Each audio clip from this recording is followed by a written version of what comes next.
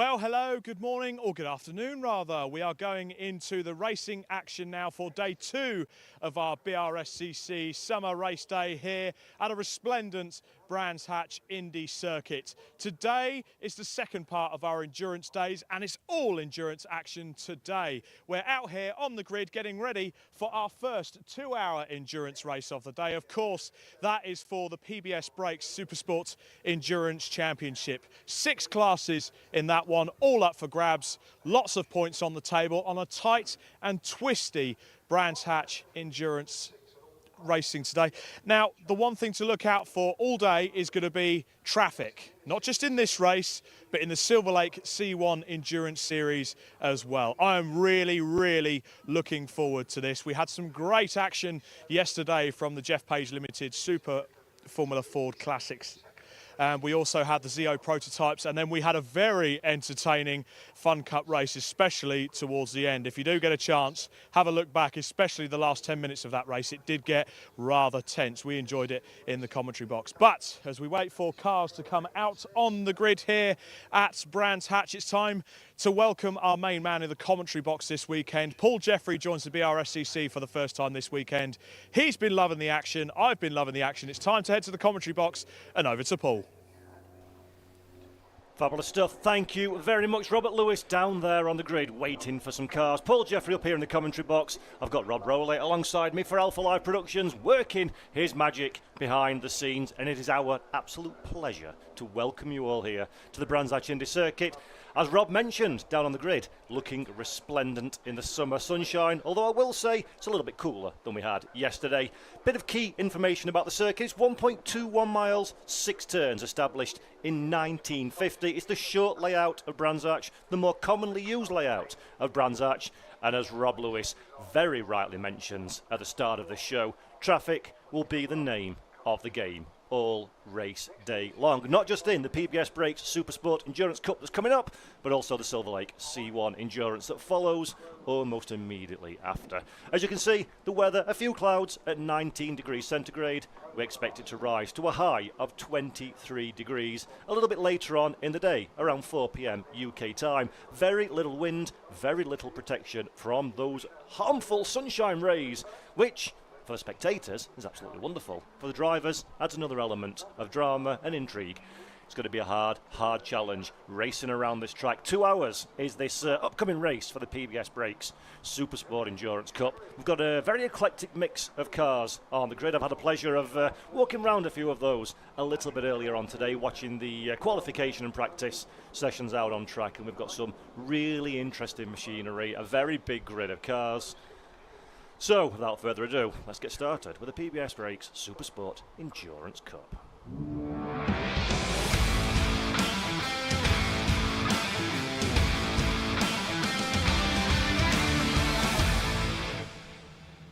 Race fans around the world, are you ready for some outstanding clubman racing? I hope you are, because the PBS Brakes SuperSport Endurance Cup is just a few minutes away. A wide variety and mix of racing cars. It's going to be a 2-hour race. There's a minimum 2 mandatory pit stops that will take place in this one. Drivers may or may not swap over during the course of the race. Maximum 3 drivers per car. A wide variety of different cars. 6 classes from Pro A, B and C, Clubman A, B and C as well. It is all based on a power to weight ratio. That means we've got a very wide variety of machinery on track. Some cars that you will recognise, some that we don't see very often out on the racing circuit, and they look, sound and smell absolutely incredible. Ever get a chance to come trackside and watch this championship in action? I do recommend you do so. In a few moments time, let's take a look at the grid and who lines up where for this first race. So, race 6, the Brands Hatch Indy. It is car number 21 in pole position. That is the McEconomy and Horston machine with a 50.896 second lap time. Molesdale and Kent line up in P2, car number 4 alongside them. Behind them even, on row 2 of the grid, is the 777 machine, piloted just by Jones on this occasion, and the 67 of McBride for company on 4th position. Row 3, position 5, car number 179, the Goodin and Greensoul machine. Hadley in 6th place, car number 22, is alongside him on the 3rd row of the grid. Moving on down to row number 4, Hinson and Edwards occupy positions 7 and 8. And then we have, and apologies for the pronunciation, Chia Grimbo in 9th alongside the McCarthy and Gardner car number 53. Mead and Hartland are row 6, car number 1, position number 11, Kuma, Simmons and Kay, a three-driver team in 12th position for car number 9. Down to row 7, 13th place. Don't have any data in that one, so I'll skip that one to 14th, and it is Rakestock in the 122. 15th place is the 232 of Dennis and Price. Then the 88 will line up in 16th, Douglas and Luke. Row number 9, car number 6, position number 17 is occupied by Lindsay, with Evans and Hart alongside in the 137 in 18th position. Rolling down to row number 10, it's a massive grid here today. It's Williams and Shears in 19th. Then the car 999, position 20, Kuma, Simmons and Kay. Then Watt in 21st, but Wyatt, in 21st. In 22nd, it's Ellis Smith, 2 off W&P in the number 83. Ferguson and Luke in the 37 and 23rd on the grid. Humphrey will start in 24th in car number 91. Row 13 is Drinkwater and Reed in the 99. Adams and Dennis in the 23 will line up in 26th position. Cresswell, Steele and Payne in 27th, car number 8. And finally, the 28th and final entrant into this race is the 123 of Miller and Adams. A 1 minute, 0.674 lap time for that particular car. 28 cars on the grid. A circuit that is not very long at all. A wide variety of machinery, different performance, different lap times that they can extract. This is going to be absolutely fantastic. A very nice lineup indeed. A big shout out to everybody watching this on the Brscc YouTube channel. I see a few chatters in there already. It's great to have you with us for this broadcast. I'm looking forward to talking you through what should be, I hope, a very entertaining day's racing indeed. Here at the Brscc, we had a great race, a great Dame fight yesterday, headlined of course by the Fun Cup Endurance 4 hours event. Plenty of great racing, plenty of great drama, and I dare say we're going to have plenty of more of the same again coming in to this race as the cars line up behind the safety car. We're about to go racing, which is going to be very, very entertaining. It's 2 hours. Sounds like a lot of time, and it is if you're not doing something you enjoy. But we enjoy this a great deal, so it's going to be very, very quick indeed. So, without further ado, everybody get yourself nice and comfortable, and let's see what happens in this race.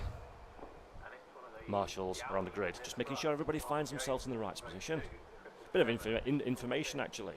Jimmy Peters Ennis has just WhatsApped me to say that Paul and Wendy Ellis Smith also did the Fun Cup yesterday. Paul and Wendy, my apologies, I didn't clock that one at the time as I was running through the grid, but yes, of course, they did Fun Cup racing, and that's what's great about the Brscc events. It's all about fun, it's all about enjoyment. The drivers get as much time as they possibly can behind the wheel, and many of these championships, of course, being endurance, you can share the cost, share the responsibility, but also share the seat time, and it gives drivers, pound for pound, so much more opportunity to be behind the wheel, to be racing. It's a club level championship, but it's very high level across the board on the whole slate of the Brscc categories of racing. So it's great for the drivers, it's great for the commentators, it's absolutely fabulous for the fans at home, because the racing almost certainly is going to be a little bit intense.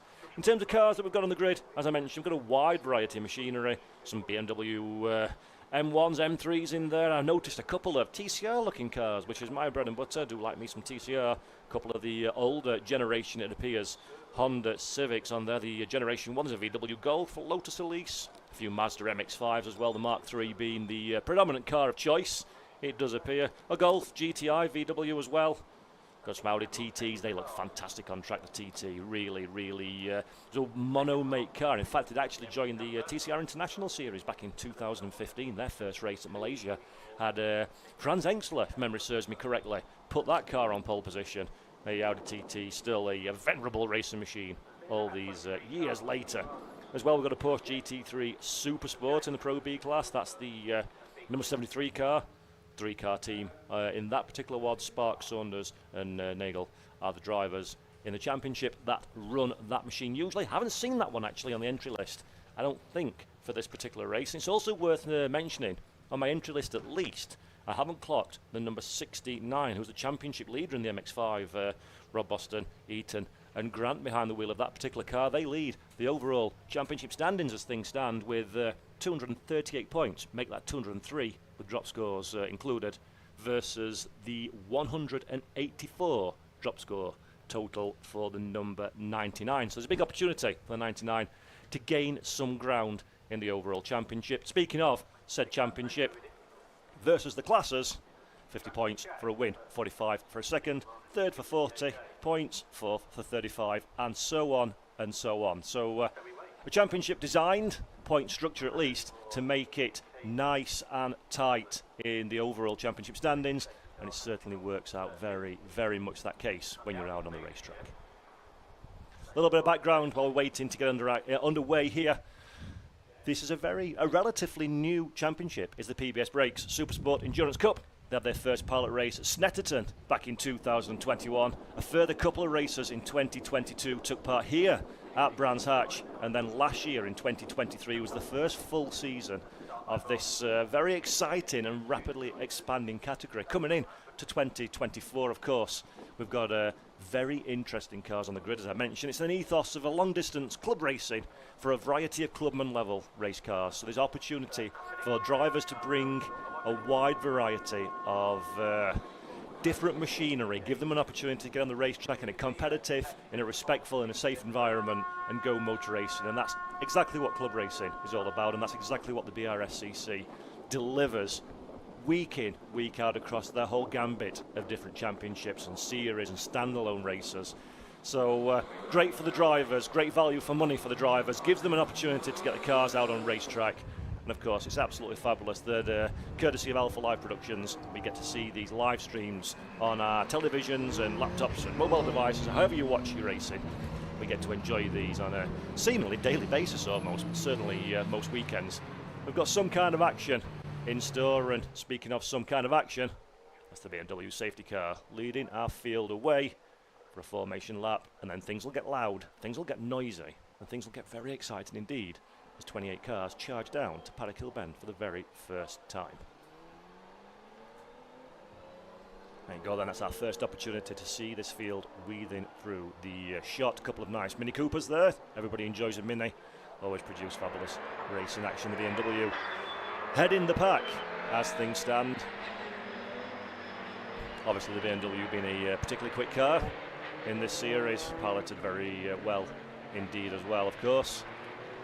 It's all fair and well having a fast car. You need a fast driver behind the wheel in order to pedal that one to the checkered flag. Staying out of trouble is going to be the name of the game. As Tezza Boy on our YouTube chat says, strap in, it's about to go down. Could not have said that better myself. Ciao Francesco said hello as well. It's great to see a few people engaging with us in chat. I'll be keeping my eye on it all the way through the course of the day, so any questions or comments, drop them in there. I'll try my best to answer them in a quiet moment. Dare say there'll be very few quiet moments, but I'll absolutely try my best. So then, folks, get comfortable, strap in. It's early in the afternoon. Sounds like a great time to go motor racing to me. Here we go then, 28 cars make up the grid of the PBS Brakes SuperSport Endurance Cup. It gets louder and it'll get faster in a few moments' time.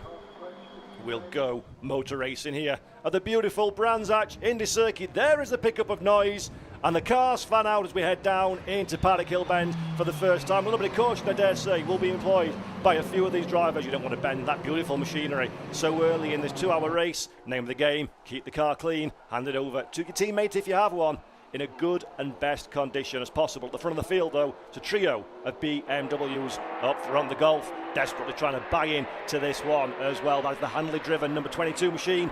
Having a look around the outside, he gets the job done, moves up into 4th place. Running down to Graham Hill Bend for the first time.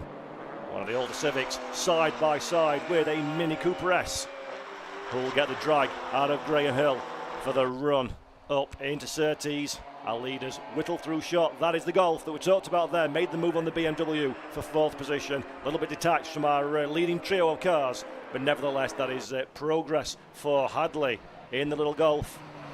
Across the line for the first time, the 21 from the 4, from the 67 at the front of your shot. That's the 63, having a look down the inside, no room into Paddock Hill Bend. That's a little Lotus Elise. Look at those two cars. The Audi TT, fabulous bit of racing machinery. The Lotus Elise having a go as well. This is the Golf now, on the move. He moved up to 4th position, not content with that one. Wants to take the 63 as well, for good measure. Not enough room on this occasion. Trying to have a look for that bottom step of the podium. Jamie Hadley doing fabulous work in the Golf so far. A little bit further down, a couple of minis side by side as well through Graham Hill. Not traditionally a passing place here at Brscc Indy. But these cars, if you see gap, as Ayrton Senna once said, you've got to go for it, and that's exactly what these drivers do. It might be clubman racing, but the passion and the desire to go quickly is very much alive and kicking. A bit further down the running order, we did have a brief glimpse then of the TCR specification Honda Civic, the Generation 1 car. Number 9, driven by Kay at this moment in time. As we whip through shot again, that's a move for position. That's the 179. As I look to the inside, is given racing room by the 6. Great pass there for the 179 Greensell. Doing good job. There is the older generation Civic that I spoke of. It's a little bit different. Maybe it's not quite within the TCR specifications. Certainly sounds like a TCR car. A little bit ever so slightly different in parts. Of course, they run in this championship to a very different rule set than the TCR specification rule set. You can make a few modifications. Cars from different generations, different eras, different championships, different countries even in some occasions. But that Civic, car number 9 at this moment in time, running in 10th position. Good bit of driving then for number 9. It's the FK2 in fact, looking at it, I think, as we head back up to the 63, once again having a bit of a battle of his own. The Golf's cleared us now, so we're dropping back a little bit. And there is Scirocco. Don't see those very often. Volkswagen Scirocco, of course. Remember the, I can't remember the year now, 2008, 2009? And they had the Masters event where a few Grand Prix drivers and famous drivers from the era had a bit of a mono make. Damon Hill made his comeback in that one. 2008, I think it was, if I remember correctly, the World Touring Car weekend. I don't quite recall, but the Scirocco, absolutely fabulous car. Didn't quite live as long as I expected it to be honest. I thought that's still an iconic shape even today. And that one's been driven with some gusto, it has to be said, in this race. It's beautiful to see the VW Scirocco in action. So, fastest lap of the race for the 21 thus far at the front of the field. We're looking at one of the older generation BMWs. That's the 179 that just shot through our shot there, the Jet Steel Racing Machine. Looking resplendent in yellow, 3.2 litres. They're running in the Pro B category. David Goodin and Nigel Greensell behind the wheel of that one. Nigel Greensell, of course, is a name that many UK fans would enjoy and recognise from the whole variety of racing, modern and historic. Matt Williams is having a cheap pub lunch, watching some quality motor racing. Not a bad way to spend a Sunday afternoon, he says, on YouTube chat. Absolutely agree with you. Have one for me, my friend. Hope you enjoy the broadcast. 1 hour, 55 minutes of racing. There's plenty of time to enjoy these absolutely fabulous cars on track. We've had some good racing already so far as a few drivers try and shuffle themselves back into position again. And up front, that's the 92.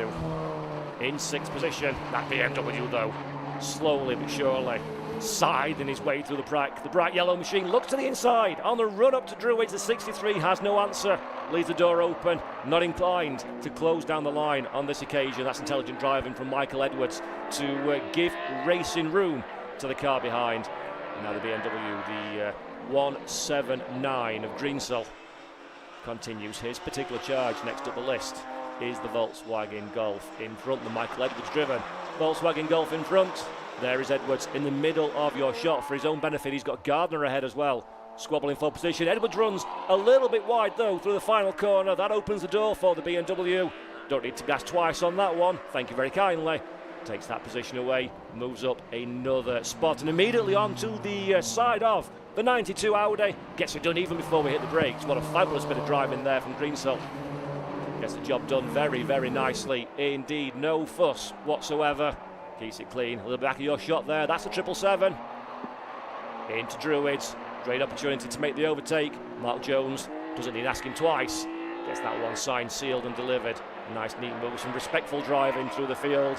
A little bit of shuffling, no bumping and boring at this stage, but a 1 hour 53-minute race. The elbows will sharpen up later on, don't you worry about that one. As now the 92's in all kinds of strife. Running a little bit slow, that compromised him. Not one, but 2 cars make their way a pass. So Chig or Imbo, I can't pronounce that. I do sincerely apologise for Sigarimbo there. Poor pronunciation from me. Must try harder next time. But the 92 need to try a bit harder as well, because they're starting to plummet down the order. That's the number 1 car now, the Mead Heartland Golf. Scirocco, trying to find a way past. Have a look to the inside, telegraph it nice and early. The 92 does not close the door. Good bit of respectful driving there. Whoa, very sideways for Michael Edwards as well. In the BMW at the back of your shot. That one's not going to help the tyres one iota in these relatively warm conditions here. Relatively early in the day at Brscc. Indy circuit, the 777. Jones, Mark Jones, behind the wheel of that car at this moment in time. Rounds the final turn. A very stiffly sprung car is that Audi TT. Looks like a real proper racing machine. That is a Renault Clio that we just saw very briefly on screen there. That's the 23. I do believe running a little bit slow, some kind of problems perhaps. So sad, so early in the race, less than 10 minutes on the clock of a 2-hour endurance race, and now the 92 once again on the inside line. He's got the Civic for company. Who's going to win up? Japanese or German engineering. The Civic has the inside line, the Civic has the advantage. And the number 9 makes it through. Beautiful bit of driving. Beautiful. Beautiful driving there. Beautiful.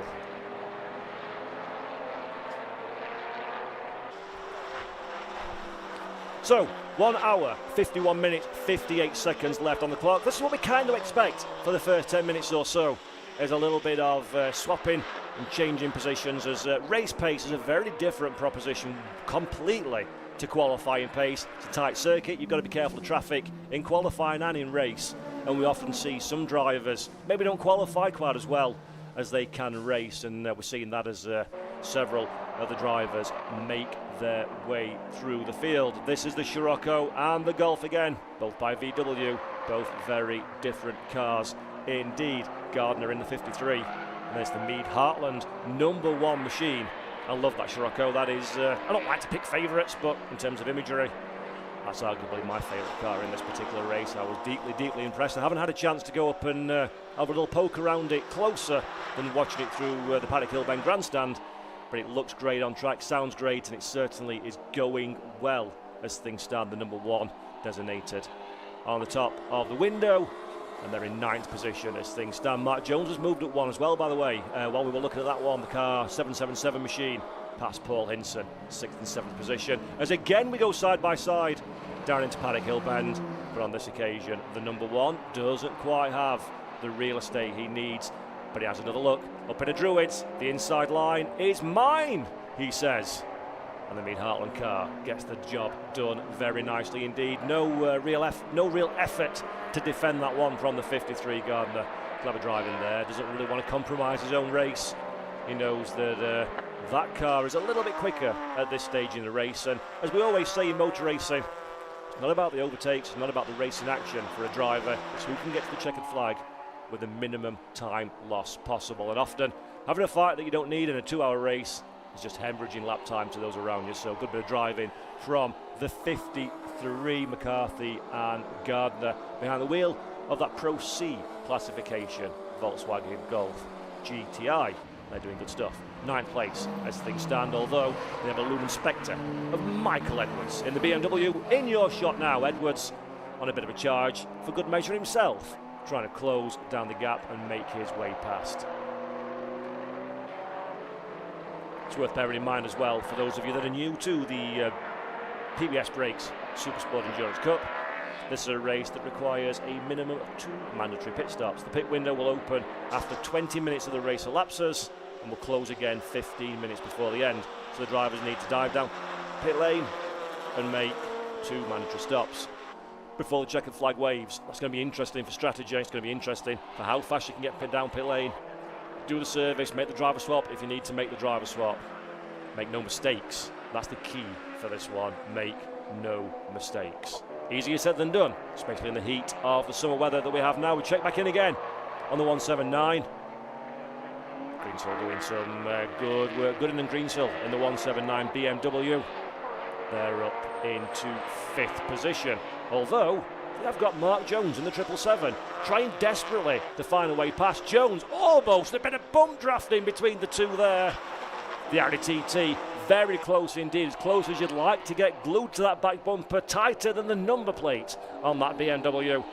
But the 777 on this occasion doesn't find the space. As I say that one though, it goes a lot tighter through the final run, down the quote-unquote start-finish straight, the Brabham straight, into the braking zone, into the paddock, hill, bend, section of corners, flames coming from the exhaust of the beam. I told you these cars look great on track, didn't I? Everybody likes a little bit of flame spitting. The inside line is covered a little bit later than perhaps would be optimal for the 179, but it's effective nevertheless. Defending on the run down the hill, you don't want to be on the inside line because that will absolutely muller your corner exit. Swiftly swoops back onto the ideal racing line, does the bright yellow machine, but this has got the air of inevitability about it, some might say. Mark Jones, most certainly ballerina-esque on his tippy toes, tries to carve out a gap on the inside gap becomes apparent, does the BMW have the GG Neddy-ups on the start-finish straight to try and stave off the attack of the Audi TT. We'll find out as we run down now. A little bit of traffic as well for good measure. That's going to bulk the 777, decisive as you like though, in a paddock hill bend. And the Audi TT, job done and or dusted. The 179 not being particularly satisfied watching that one back, I am sure. Some great racing though from the pair of them, and a bit of traffic coming into play as well, not helping matters in that particular squabble.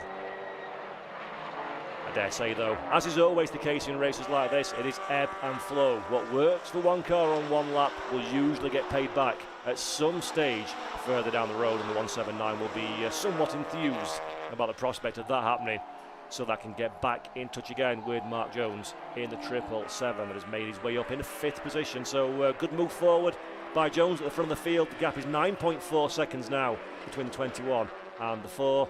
The 21 of course being the BMW 1M, the 24 being the M3, both in Pro A categories. Julian McBride in the 67 is holding on 3rd position. He's got a comfortable gap from Jamie Hadley behind. The real action though is this particular battle that we're watching now. Again, work our way through the traffic. That's one of the Renault Clio Cup machines. That's always a fabulous one-make category of racing as well, just like the Mini behind it. Some beautiful cars. I say the grid is so full of variety. It's absolutely fabulous, and massive credit to the Brscc for bringing us spectacular racing that we see here in the PBS Brakes SuperSport Endurance Cup. As I mentioned, this is round 6 of 7. On the 28th to the 29th of September, we head to the Silverstone National Circuit for the season finale of the 2024 year. I do recommend that you watch that one. The end of September, plenty up for grabs. 6 categories, 6 classes, should I say, throughout the field. And oh, here's some big drama. That's the number 1. That is an absolute disaster. That is the Scirocco, one of my favourite cars on the racetrack. The Stuart Mead, Tim Hartland driven Vogue Motorsports VW Scirocco, Pro C category driver. Not quite sure where on the racetrack that was, but it certainly looks like that is the end of their day unless they can get the car restarted. In fact, looking from my commentary box window, they have got the car restarted as he makes his way up through Surtees. So in fact, there we go. Beautiful work there from Rob Rowley on the cams. He's picking it up as it's going through shots. So that's a real shame for the number 1. That's going to hurt significantly their prospects. First car down pit lane as well. And I just saw very briefly on our screen there. So drama in the early stages. Don't like to see that one. There is the number 1. You can see it falling down the timing screens. Real shame. In fact, here we go, picking it up on camera. Beautiful stuff. me head down pit lane. You can see yourself how gorgeous, absolutely gorgeous. Look at that rear end. Absolutely fantabulous. No, fabulous, Paul. That's the word I'm looking for. Fabulous looking vehicle, but unfortunately it doesn't quite go as well. Down in the pit lane with Matt. We saw one of the pure track Renault Clios come into the pits early on. You guys have had a testing day so far. We really have, yeah. So 1, 2, 3 was down on power in quali. We changed the coils. That looks like it's going well. 23 come in there. Unfortunately, we've had a lower swivel go, so we've swapped that out between quali and the race. Tracking was out, which is why we had to start from the pit lane. We've got it out, it was still out, we've adjusted it slightly, sent it back on our way, and unfortunately McGann's obviously parked up and that's got a slave issue. We've got it already, but just got in the car to go, clutch pedal went straight to the floor, and that's that. It really is a test, endurance racing with these cars, let alone running 3. Running 1's bad enough, you know, the 3 across the board. It's certainly been a challenge this year, hasn't it? Oh, it really has. This year's been insane. It has. But I mean, the team around me is absolutely amazing. You know, we've done all of that to 3 cars with an hour. You know, and my car would have been ready to go, but the slave just went. You know, so yeah, I'm blessed with an absolutely fantastic team, and we'll keep going. We'll keep going. We will. We've got another race next month, and then we've got the big one, Race of Remembrance, in November. So we'll keep going. Come back strong at the next one. Always. Cheers, Rob. Yeah. Good to talk to Matt Dennis there. Hopefully their luck will change later on in the year. Meantime, let's go back up to the commentary box. Thank you very much, Rob, down on pit lane. Much appreciated. We're looking as we pick back up to the racetrack. That is the 22 Volkswagen Golf that we're seeing Jamie Hadley behind the wheel of the Golf, doing good work at this moment in time. 6th position where they find themselves as things stand.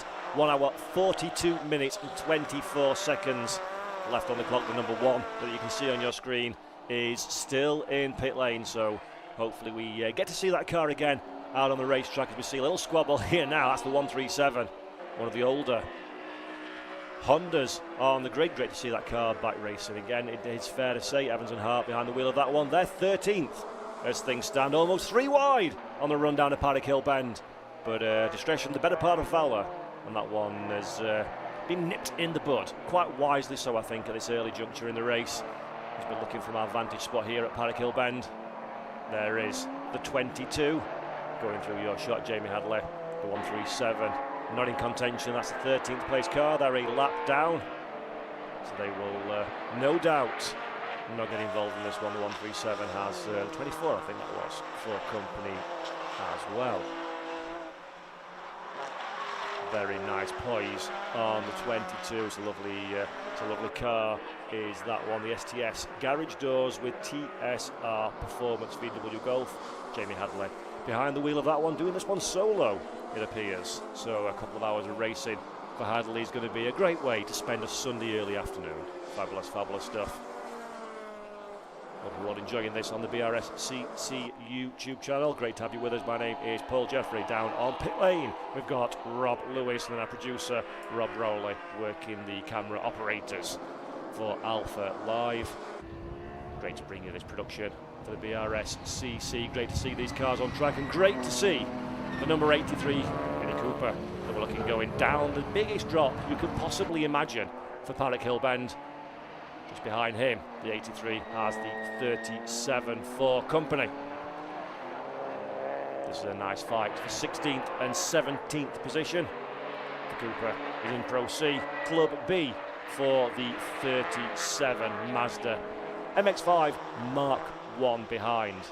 Just behind them as well, they've got a Honda Civic wanting to rudely interrupt this particular squabble. That is the 9 car, currently up in 8th position, putting the lap on these two. And this is an element of traffic that we often don't talk about, actually. We always refer to the person doing the overtake. But actually, if you're being lapped, then there's an opportunity to lose or win time with how smart you are in terms of car placement and how little time that you can give away, giving the track position to the car that's doing the lapping.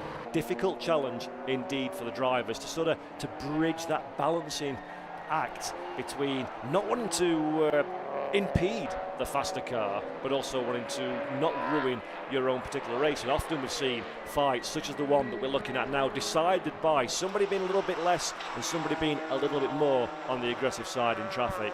But at this moment in time, the 83 is still holding on from 37 in that battle for 16th and 17th position. There is the 83 on your screen. That is the Wendy Ellis-Smith and Paul Ellis-Smith driven Fueled Up Racing SSSR Mini Cooper, the 1600cc cars in the Pro C category.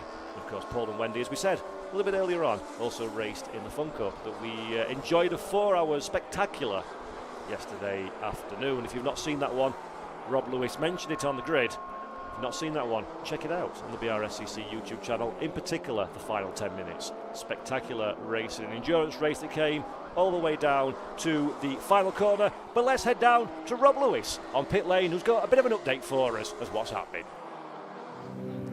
Now we have some deliberation going along around us at the moment with car number 23, according to the board up on the start-finish line. They've got a black flag. The team are just having a word with the officials, so I'll get some more information on that when it comes to it. But you saw the images of the number 1 Scirocco coming in, the Saxon Motorsport Scirocco. I spoke to the Saxon Motorsport team. They've got an issue with the DSG gearbox. It's quite a warm day today. The temperatures are up. Their DSG gearbox is overheating. They're seeing temperatures of over and above 140 degrees. In any mechanical item, whether it's an engine or a gearbox, that's not good. That's all the updates for the moment. I'm going to bring you guys a bit more. We'll get back to you.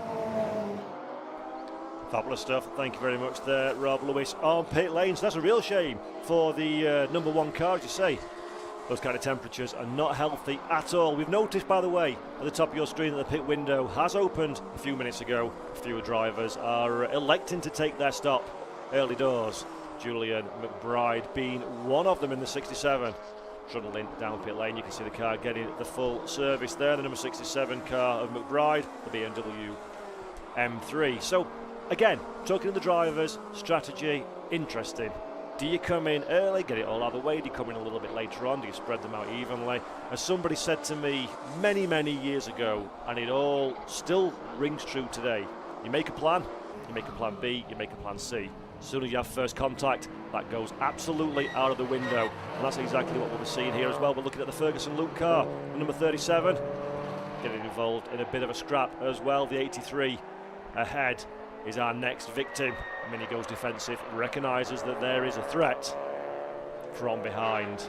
And again into Druids, cover the racing line, down the hill. It's so easy for the car to run away with itself at this part of the racetrack. And oh, there's some dramas as well. That is the 92 station, the Motor City Performance Audi TT. The engine's still running though, which is good. Rashan Tyler, Chigarimbo behind the wheel of that one. Hopefully they can get that car up and running again. We'll keep our eye on that one. That's a real shame. The Audi TT being its fair share of strife, it has to be said, in these opening few minutes of racing, the opening 24 minutes of racing to be precise. This, of course, being a 2-hour endurance race, but I think Chigarimbo may have got that one back running. I don't see it out of my commentary box window, which suggests it's pootling around somewhere, so hopefully for them, they can get that car back up and running again. In fact, it's in pit lane, you can see on your timing stack, so that's good news. They have managed to get round the pit lane. Of course, pit window's open, so this will be one of their mandated stop requirements, which is a good result. If you're going to have a problem, now's the time to have the problem. If you have it outside of the pit window, and the whole world of hurt is coming your way. So then we check back in again now on the 83. This has still been a very tasty fight indeed. The 83 Ellis Smith family thereof, Wendy and Paul, against the Ferguson and Luke Mazda number 37 behind. MX-5 Mark 1, 1800cc is the Luke and Luke Racing Mazda MX-5. Still an absolutely venerable race car. It's been around for a very long time. Races in a whole bunch of different series all the way around the world. The new ones produce some incredible racing, but even the older ones are still sensational race cars and being piloted to good effect by Scott Ferguson and Neil Luke as things stand. So here we go then. Check back in on the 83. Aaron himself, a nice little battle. The Audi TT looks to the inside, the 777.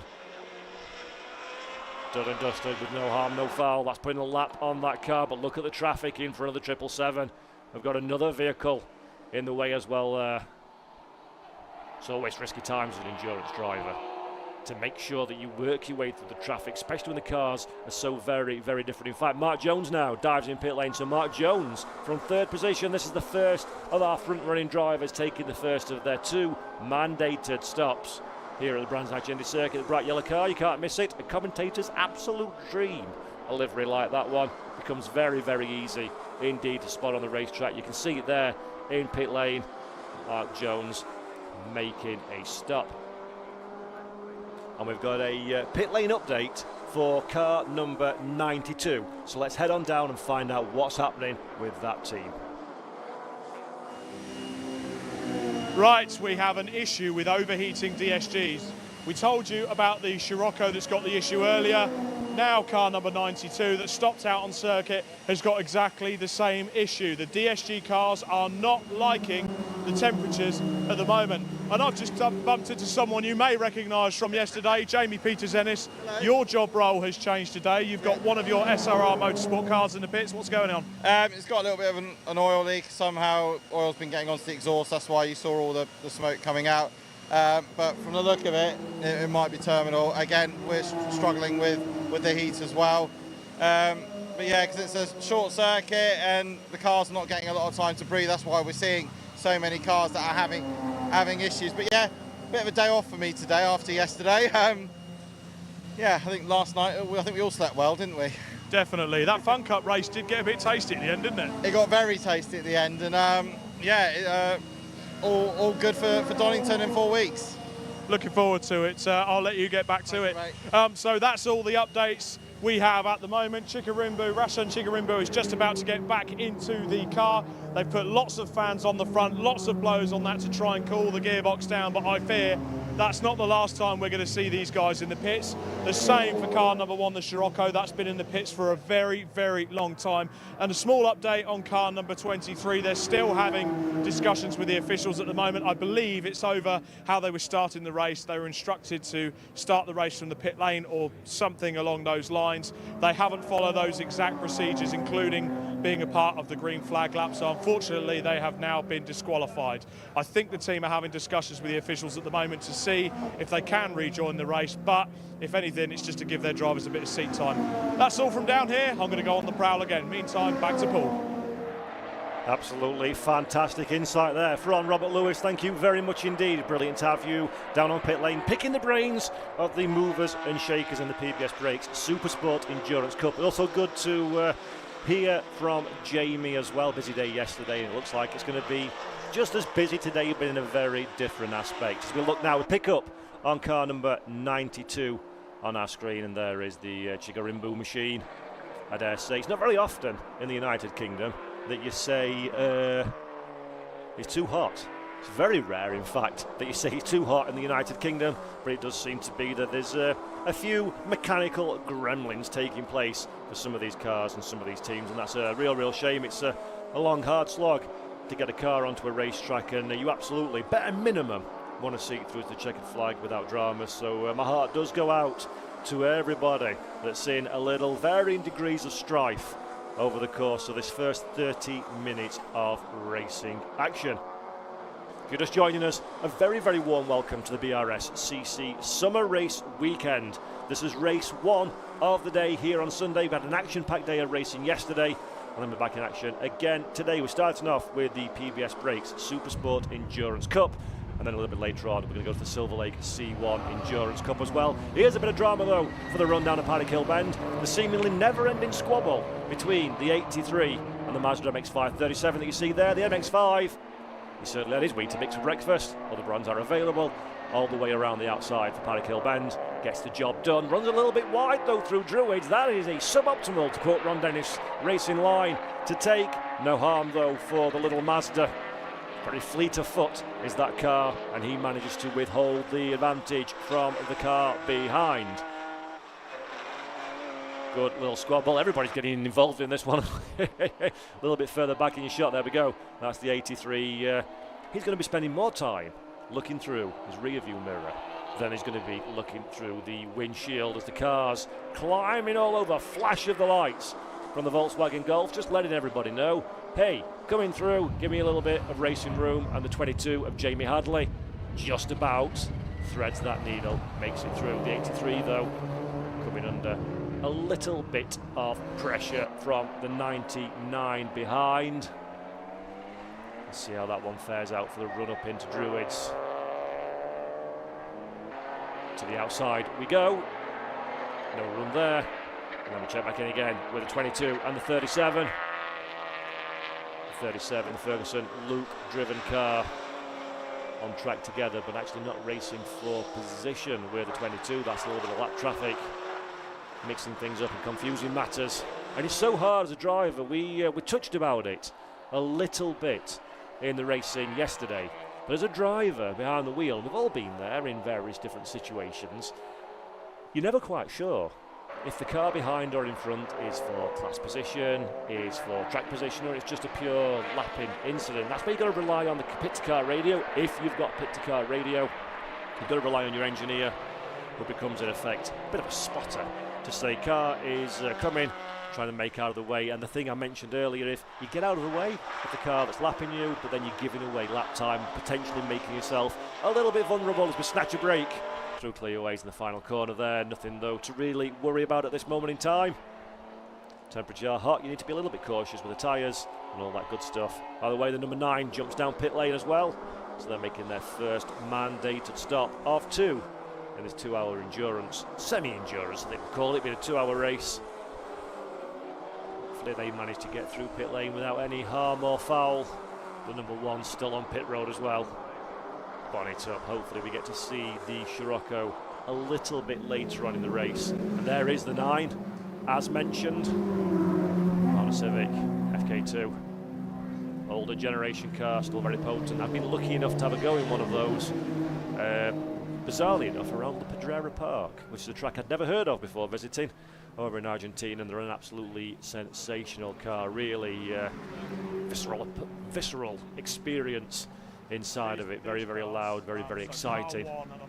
It seems like, unfortunately, he's struggling a little bit. The DSG gearboxes are overheating. They can't handle the heat. I think you heard a little bit there, somebody talking off camera about the DSG gearbox, again unable to handle the heat, so another one in a little bit of strife. Car number 9, of course. Is it number 9? I thought I saw on my screen there, but that's suggesting, yeah it is, it's the Ricky Kuma RKC Motorsports FN2 Honda Civic, the Club A category car. Not liking these conditions as things stand. 4.3 seconds, by the way, now is the gap at the head of the pack. 21 versus the 4, the car number 21 being the Kia Economy Jeff Steele Racing BMW 1M. And car number 4 being the other Jeff Steele Racing Peter Molsdale and Stephen Kent BMW M3. So it's German formation flying at the front of the field for the 2 BMWs. Third position is the 777. That is the fabulously coloured Audi TT TSR performance car of Mark Jones. And then it's Jamie Hadley in the 22. Fourth position for the 22 as things stand in the STS garage doors with TSR Performance VW Golf. There's a bit of a squibble. It's car number 4 getting himself in all kinds of fun and games up at Druids. Great spot to go watch motor racing is Druids. If you come down to Brands Hatch, you can get some fabulous photographs of the cars in action from that vantage spot. In fact, to be fair, Brands Hatch is wonderful anywhere you go. It's in a natural amphitheatre here, and it really is a great place to go watch some motor racing, and some great motor racing we have had on track. So, number 4 in second position as things stand. Slowly catching monkey though. 3.7 seconds last time around was the gap between our race leaders. 3.6 on this occasion. Last time the best last lap, 52.189 versus 52.261 for the 21. Not talking big differences, but we are slowly but surely creeping down the gap at the front of the field. The 53 Volkswagen Golf that we're looking at there doesn't need to worry about lap times. He's more interested in track position. Has a look down the inside of the 137. No answer in the Graham Hill bend. The 137 gives the racing room that he needs to give. It's not for position though, that one. That is not for track position. It is lap traffic, but you've got to be aggressive in these traffic encounters. If you're a little bit too cautious, a little bit too slow, if you're hanging back more than necessarily you need to do, it's just giving away free lap time that you can ill afford to give away. Quick update as well on the 67. That is the BMW M3 of McBride. That is the front runner of the cars that have made their pit stop as things stand. They're down in 14th position. It's the first running, shall I say, of the cars that have served their first mandatory pit stop. First of two, of course, mandatory pit stops. They've got until 15 minutes before the checkered flag to complete their two. Yay! Nice and sideways, we like that one. Hit the loud pedal, that's the way to do it, then gather it up with the steering. Beautiful bit of driving there as we focus in on the 67 that we were just speaking about. 14th place. Next up the road is the 83. They try and clear their way through, and this is going to be vital now. I'm going to keep my eye on the lap times as things progress with this car. So of course, the faster you can make your way through traffic, the more advantageous it will be for you when we get to the checkered flag a little bit further down the line. 1 hour 23 minutes then left on the clock. That's gone fast, hasn't it, folks? 35 minutes gone already as the drivers shuffle themselves around the Brands Hatch Indy circuit. Trying to buy a bit of clean air is the name of the game in this particular race. Clean air, go like stink, and then try and work your way through traffic without knocking any wing mirrors off or panels off. No scratches, no bendings. And away we go. Michael Edwards, by the way, 63, is in pit lane from 6th position. Michael Edwards down pit lane, number 63, of course, being the ES Motorsports BMW M235i, the Pro C 3-litre vehicle. Edwards electing to make his stop a little bit earlier than those around him. So that's a interesting strategic call. And the 88 as well, a little bit further down the field, the Daniel Douglas, Charlie Luke, out and about campers, Mazda MX-5, the Pro C category car, jumps in pit lane as well from 14th position. Keep our beady eyes out on those to see how that works out when the field shuffles through a little bit later on. By the way, Edwards still in 9th place. There's a good opportunity that car may possibly come back out of pit lane in a relatively healthy position. That's the 21, siding his way through traffic, touring car style. Beautiful, beautiful car, the 1M.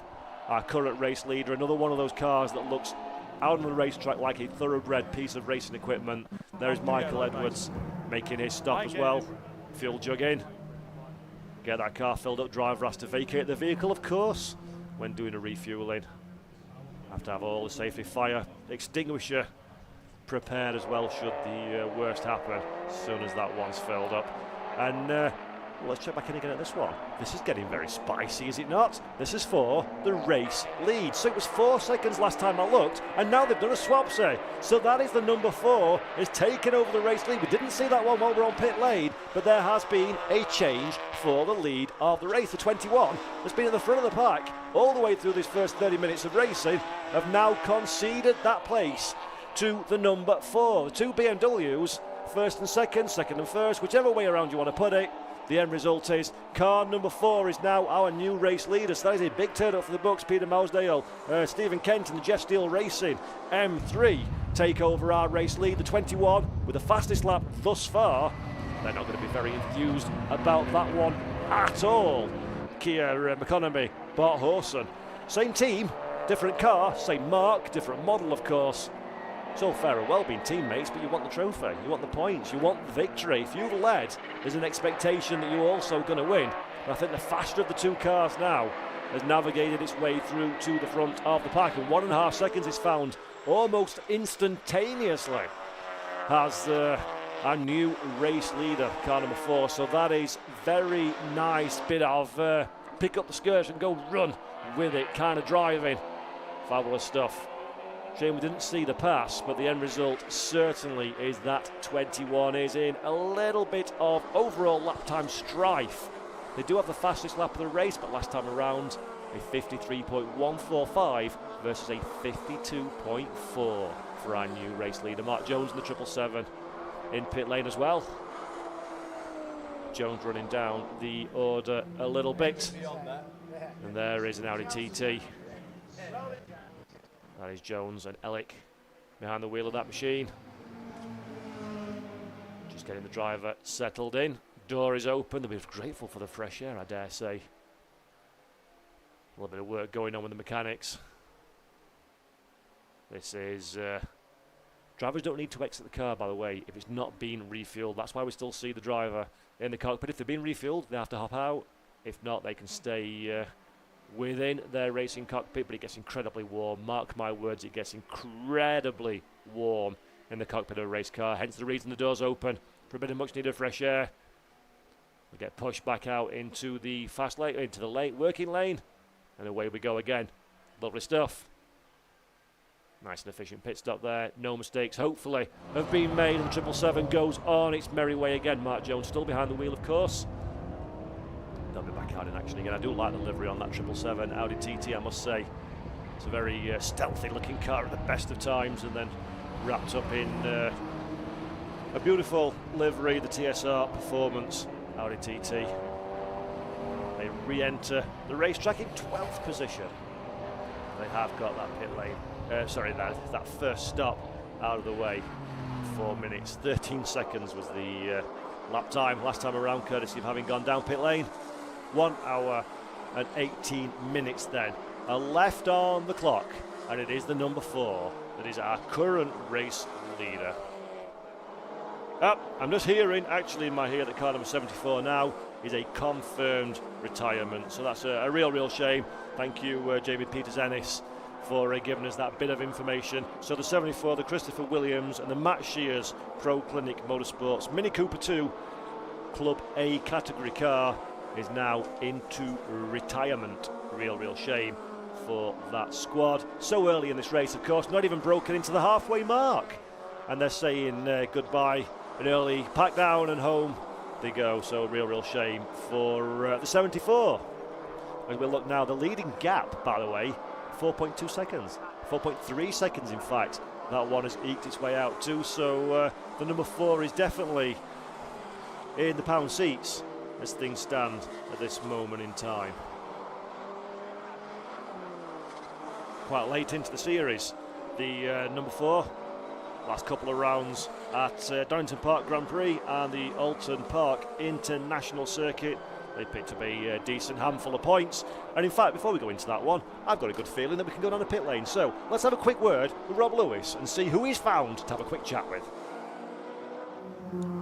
Frantic pit stop activity going on down here. We've got the Hadley Golf in for some fuel. I've got Rob's just jumped out of the car and let Mark get back in and out in the TSR Audi TT. That's a bit warm out there, but interestingly, you told me your Audi TT has got a manual gearbox, so you're not seeing the temperature issues. No, we run quite a lot of other cars, and always in these temperatures you get a lot of problems with DSGs. No matter how many water or oil coolers you get on there, you've got 10 litres of oil pumping around there, and once it gets hot, you just can't cool it down. So, yeah, that's why we prefer the manual. How was that first stint for you? Yeah, it was all right. Yeah, unfortunately, we had just a bit of a fight to get through the slower cars because we started from the pit lane because one of the other cars apparently seen a bit of fuel leaking from us or something on the green flag lap. They checked it and they couldn't find anything, so they blanked off a breather. We went out and it was fine, but I don't think we had the pace of the front two anyway. I think they were half a second or so, or a second faster anyway. So, after that opening stint, are you due back in the car, or is that it for you? Yeah, I'll get back in. So Mark's going to do the next one, and then I'll get back in for the end. So for us, we hope he keeps it on the same lap, and maybe there's a safety car, and then we can have a go at the end. Especially, I think the traffic is due to play even more of a sort of an outcome later into this race. You're looking forward to the fight? Yeah, hopefully, if there's a race to be had at the end, we'll certainly have a go. Yeah, definitely. Fantastic. Good to speak to you. Thank you. Cheers. Fabulous stuff down on pit lane. Thank you very much. As we check back into the race again, interestingly, that gap at the front of the field that we spoke about, was it 4 seconds we spoke about a few moments ago? That's now creeped up to 6.4 seconds. So the 21 could be in a little bit of drama. Remember, that's the car that's 3rd overall in the points classification. Had a good weekend, a solid weekend last time out at Alton Park. They're not going to be needing these dramas that may or may not be unfolding. Hopefully we can find out a little bit more of what's going on there, but one thing is absolutely and categorically for sure, that gap is extending each and every tour of this Brands Hatch Indy circuit. We'll keep our eye. Could be traffic, could be, but it's just a little bit of finding back markers at the wrong point on the racetrack. But it is certainly a story that we're going to keep our eyes peeled for as this race progresses. A big shout out, by the way, anybody who's joining us on the Brscc YouTube channel. Fabulous to have you with us all for the course of what should be a great Sunday afternoon of motor racing. This is the PBS Brakes SuperSport Endurance Cup. It's a 2-hour endurance race. And then straight after this one, we're going to be going into the Silverlake C1 Endurance Series. Stick around for that one. That's going to be some great racing. Bit of drama on the exit of Graham Hill. That is a slightly slow-moving Mazda. It's back on the, I think it's the Mazda, back on the racetrack again though, so no real dramas. Very, very easy, as I mentioned earlier, to just let the car run away with you a little bit. If you're a couple of metres later on the braking point, snatch an inside brake, and then before you know it, you're saying hello to Jonathan Palmer's wonderfully manicured lawn. He'll not be particularly impressed with that one if you continue tearing up the grass here at Brands Hatch. I must say, it's been thick end of 15 years since I've been to the Brands Hatch Indy circuit. Came down with my friends many, many years ago to watch some racing. I think it was DTM back in the day. It was the last one that I came to. If you're watching at home, by the way, Craig and Alex, it's hello to you. It's good to have you with us. And I must say, the track looks absolutely wonderful. It really is being turned out brilliantly. The the track itself, the facilities are great, and then all the field and all the different championships that have been involved in the Brscc really put on a spectacular show. The teams look really high quality. The cars are beautifully turned out as well. Even for club racing, there's a very high standard of preparation. A lot of care, attention and love you can see has been put into all the different classes that are taking part this weekend. It's been an absolute pleasure to be making my debut for Brscc this weekend. Really thoroughly enjoying myself. Hope you're enjoying it at home as well. Let's be checking now with the number 6. We see it on our screen. That is the Audi TT. Lindsay behind the wheel of that one. 7th place. They find themselves at this moment in time. Car number 6, Alistair Lindsay for the Motor City Performance. They're having a good run in, where did I say they were? 7th position at this moment in time. There's a little MX-5 trying desperate to get out of the way. Look at the size difference between the two as the 22 Volkswagen Golf makes its way through and onwards and upwards. The VW Golf, of course, venerable racing car in its own right. Hadley in 12th place as things stand in that car. Talking of pit stops for a moment, I briefly mentioned it, but we got sidetracked a little bit earlier on. It is the 67 of Julian McBride in the BMW M3 that is the leader of our cars with pit stops. They're in sixth position. But before we do that one, we're going to head down and have a quick word about some dramas and interesting things you might want to know. Okay, you may have noticed the Bart Horston car has dropped back a bit on overall pace. I've had a quick chat with the Jeff Steele racing crew. They're a little bit cagey at the moment. They're monitoring something. They are aware of an issue with the car. So Bart Horston is stroking it home, as they quite gently put it. And Keir McConomy is getting ready to get into the car for his stint. He's a little bit worried, a little bit troubled. I think they're going to be looking at nursing this one home to get the maximum championship points they can. For now, back to Paul. Fantastic. Thank you very much, Rob Lewis, on pit lane for finding that information out. We did sort of suggest there may be an issue for the 21, and that has been confirmed. Well, not confirmed, but as confirmed as it's ever going to be mid-race by a team, that they've got a bit of drama, and hopefully for them, they've got even more drama on track as the 99 very unceremoniously closes the door and then immediately gets out of the way again, having recognised the quicker car is on the charge. So the 21, it doesn't look particularly hobbled on track, but it's certainly not delivering the lap times that perhaps team and driver are expecting from it. Hopefully for them, though, they can hold on tight for the next hour and 10 minutes. Bring this car to the checkered flag, because as Rob Lewis quite rightly mentions, this car is third in the overall standings. If I look at the drop scores, they've got a 178 to their name, 203 for the 69 at the head of the pack. So could be a banner day in terms of points paying for this car if, and that is a big word to say, it's only 2 letters, if they can get it through to the checkered flag at a reasonable turn of pace. Doing a good job so far. Last time around, actually, it was a 52.787. So a couple of seconds away from their quickest lap of the race. Of course, getting a little bit warmer out on track. Car's getting a little bit leery, as you can see out on track, as Houston sideways through the final, long, never-ending final turn here at Brscc. And they've seen a few people in the YouTube chat saying they're thoroughly enjoying the racing action, and I'm absolutely delighted. Bryce, Tezzaboy, both posting on there that they're loving it, and I'm glad you are as well. So am I. Up in the commentary box, so are the folks enjoying the sunshine trackside as we see the Audi TT number 6 down in pit lane.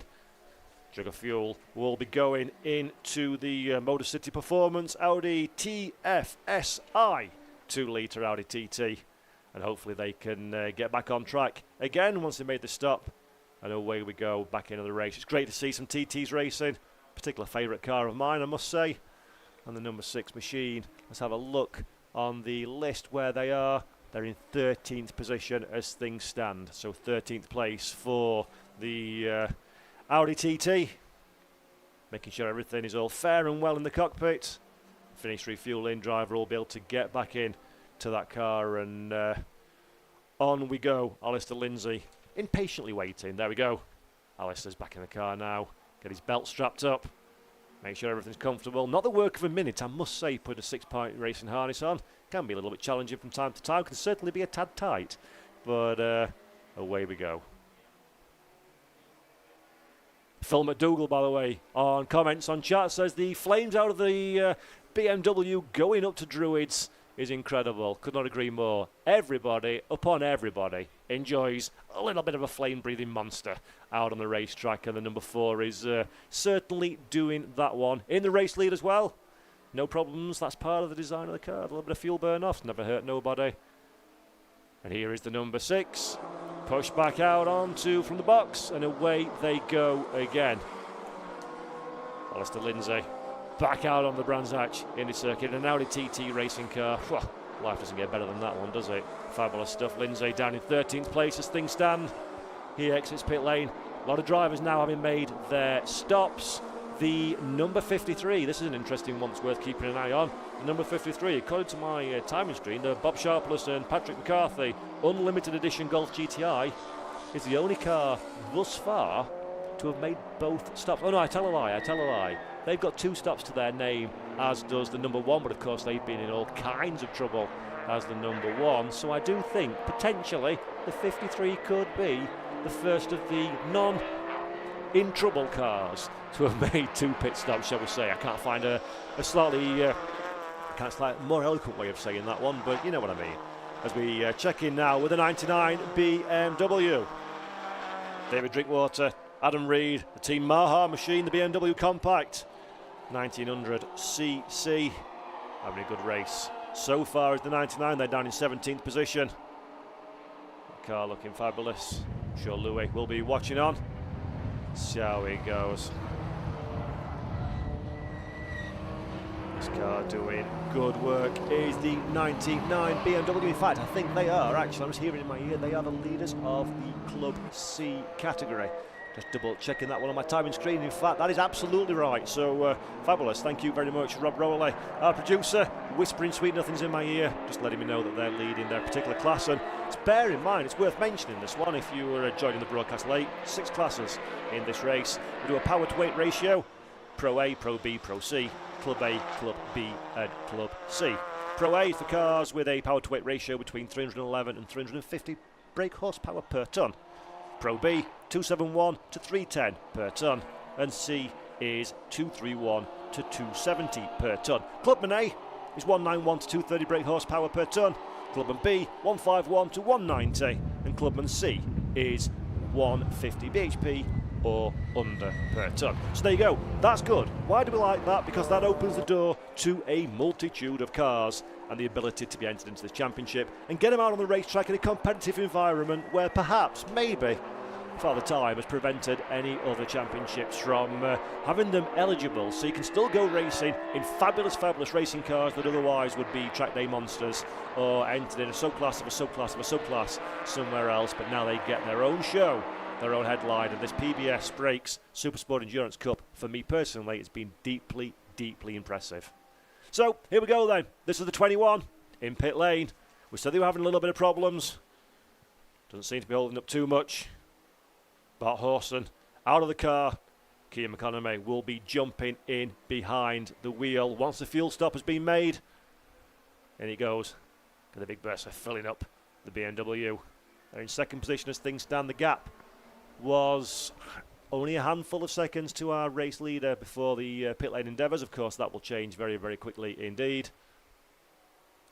Kev's Banger Racers on chat, by the way, is saying a big shout out to Leanne, who is filming today's racing for Alpha Live. So Leanne, if you're listening, stop listening and listen to your producer. But if you are listening, a big shout out to you from us all. Thank you for great work you always do, and all of the Alpha Live team do. To be fair, it's a fabulous company, great people, headed up, of course, by Rob Rowley, our producer, and then everybody involved trackside. Couldn't do it without you.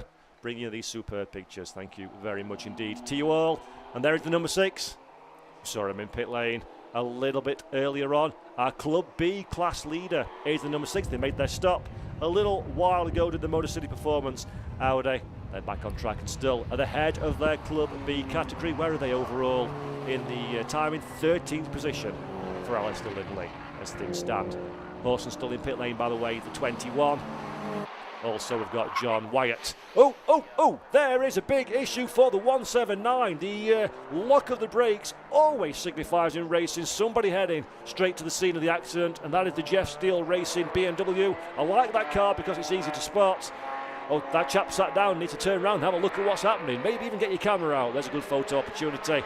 But Druids claims another victim. Waved yellow flags, of course, because we've got a stranded car. Hopefully they can extract that one from the gravel quickly, either under their own steam or perhaps they're going to need a little bit of assistance from the marshals. But the end result is still the same. The 179, David Goodin, Nigel Greensall, BMW is in a world of pain. We see it so many times here at Brands Hatch.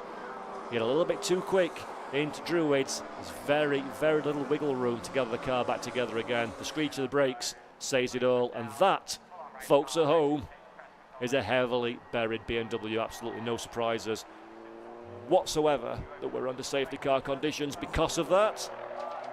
And that is our first safety car of the day here on Sunday. We had a few yesterday on Saturday afternoon, but it is now time for everybody to take, myself included, a momentary breather as we go back behind the safety car. There's the BMW. Exiting the pit lane from the other way, of course. And then he'll pick up the number 4 race leading car, hopefully, of Peter Mosdale and Stephen Kent, the Jeff Steele Racing BMW M3. And this might be an opportunity, actually, for the 21 to minimise some of their losses. They're still in pit lane in second position, the 21 BMW, and this will help no end while everybody's circulating a little bit calmer than at full racing speed. So there is the 25, a little bit of battle damage that we see on the Paul Hinson PSH Consulting vehicle that it came through your shot. So this one's going to squabble things up a little bit, isn't it, folks? A little bit of intrigue. Everybody likes that one in a 2-hour endurance race. Perfectly, well, not quite perfectly, but 60 seconds between friends, perfectly on the half-time marker. We're going to make this then 2 1-hour endurance races back to back without a break, courtesy of the safety car. And I dare say there'll be a few drivers that will be a little bit squeaky bottomed because of this one, because that closes up any advantage that you may or may not have earned or lost. We reset a little bit, some might say, and that gives opportunity. Sadly though, no opportunity for the 179 Pro A category car. Real shame, because that for me is the easiest one spot on track, based on the fact it's the canary yellow, which we always enjoy. I like a yellow car, a yellow road car or a yellow race car, and sadly the 179 on this occasion, Jeff Steele Racing, David Goodin, Nigel Greensall car, is very, very well embedded in that gravel and is out of the race. I'll be pretty sure of that one, I must say. Told you Druids on the inside was a great place to sit and watch racing.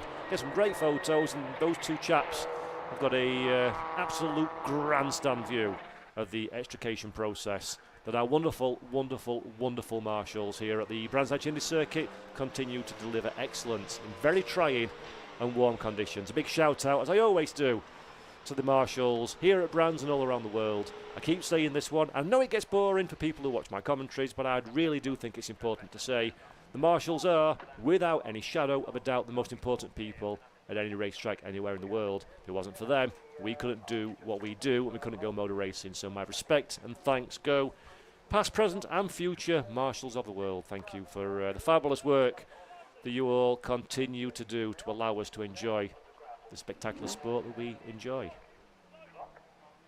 Right then, the 179 has been dragged out, which I'll be honest with you, didn't think was going to happen. It's quite deep, the gravel up there at Druids, but they've managed to pull the car out. Front splitter in shape as well. And while we're waiting for that car to get restarted, let's head back down to Rob Lewis on pit lane, who's got an interview for us from one of our drivers.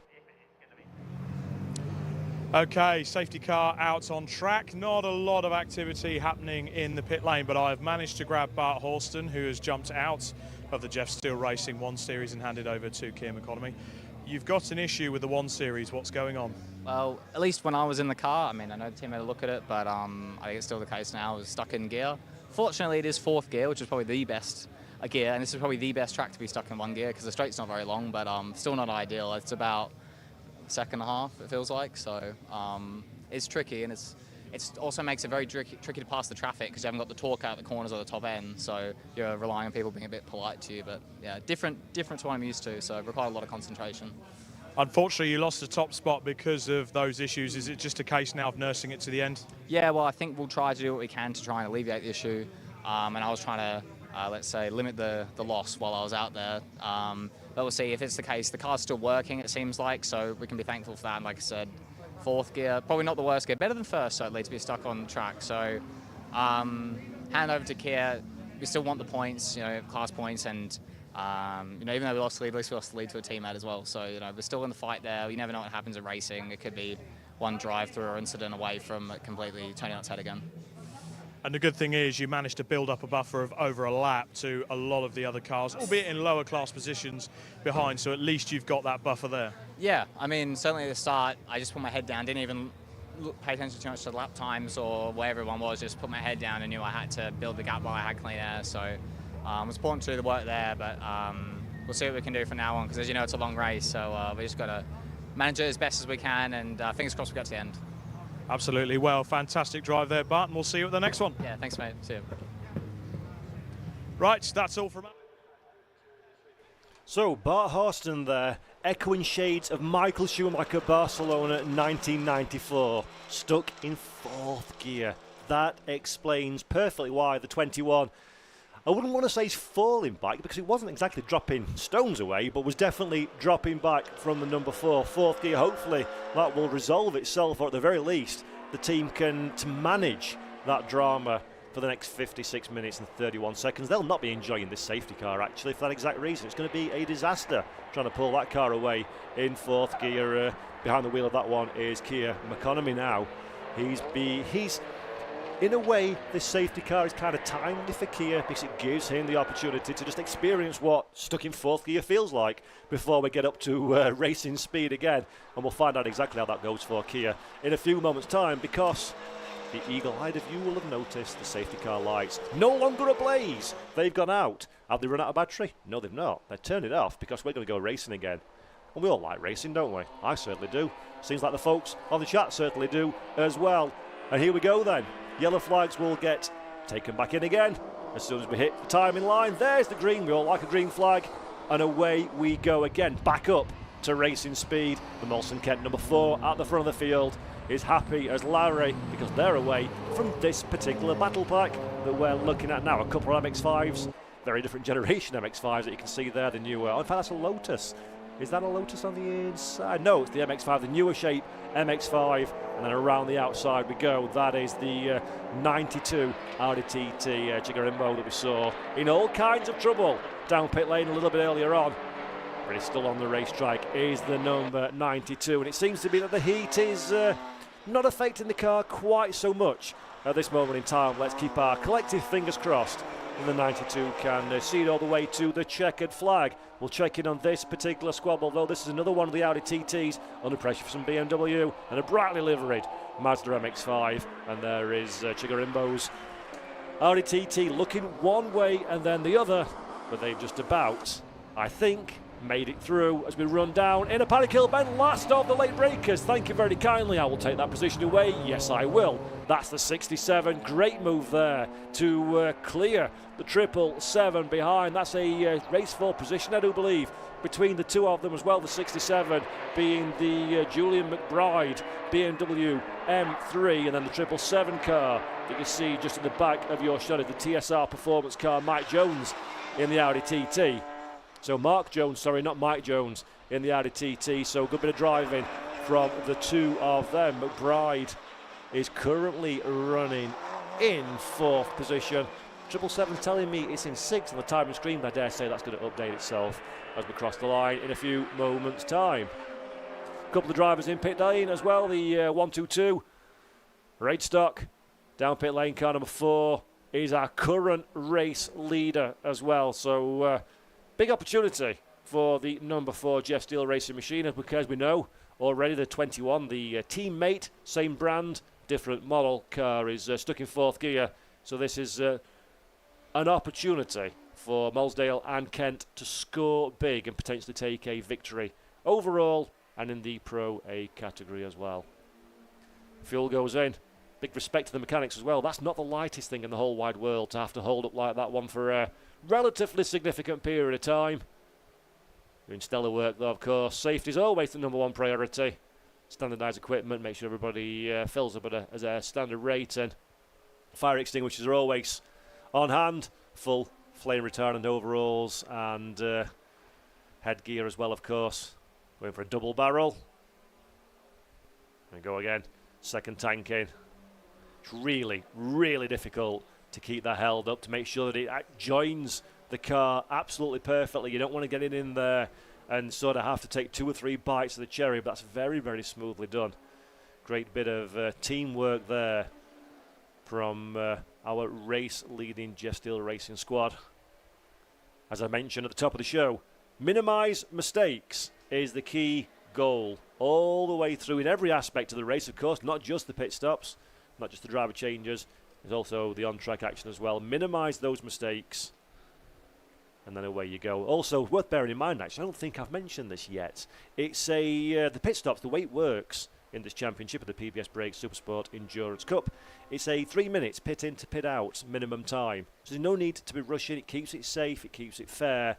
It's 3 minutes from the second your front wheels cross the pit lane entry line to the second your front wheels cross the pit lane exit line. You can do that in no quicker than 3 minutes. That takes a lot of pressure off. Fueling obviously is a relatively dangerous pastime in motor racing. It's always a fear of drivers is fire, of course. So whatever we can do to minimise the risk factor. We don't want people to be modifying things to make it quicker. We don't want people to be rushing and causing all kinds of dramas and strife on track. And I think that's a very, very intelligent regulation. I'm impressed by that regulation, actually.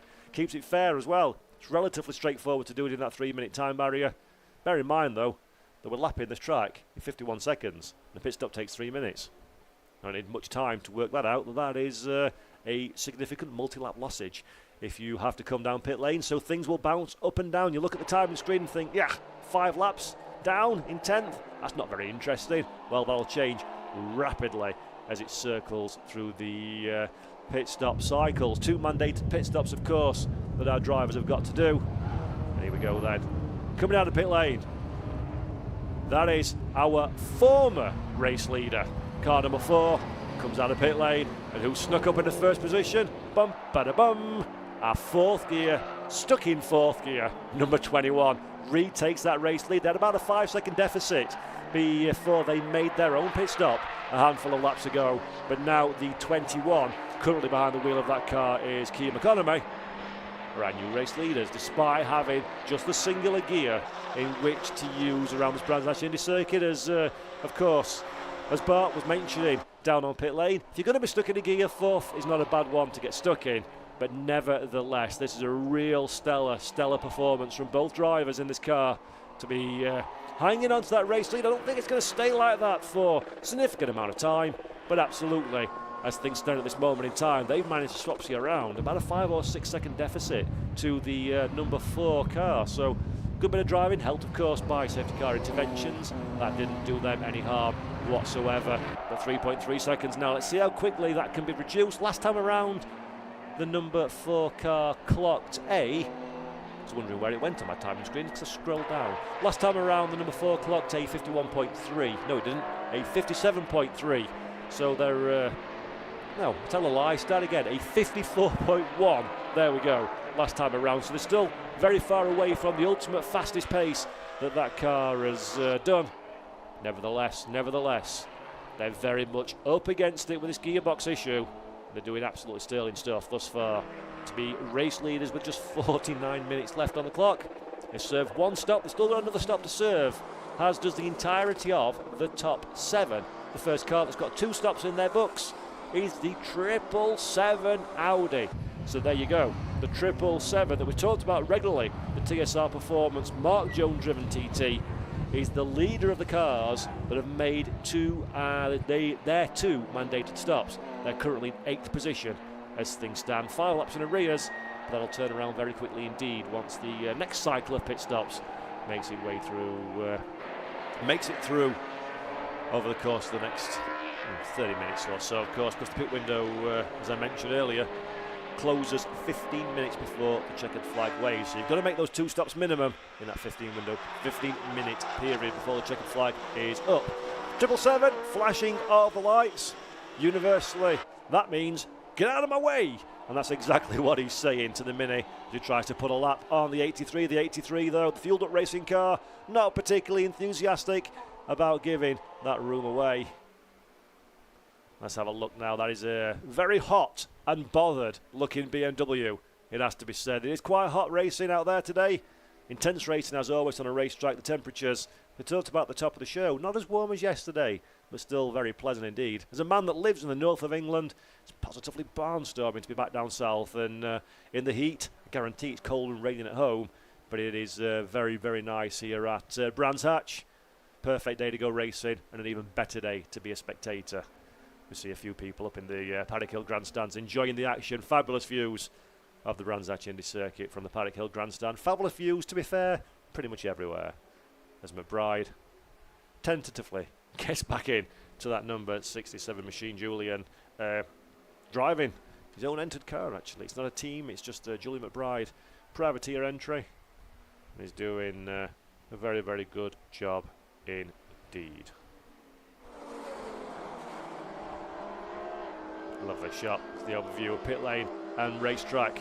Not a million miles away, that camera, from my commentary position.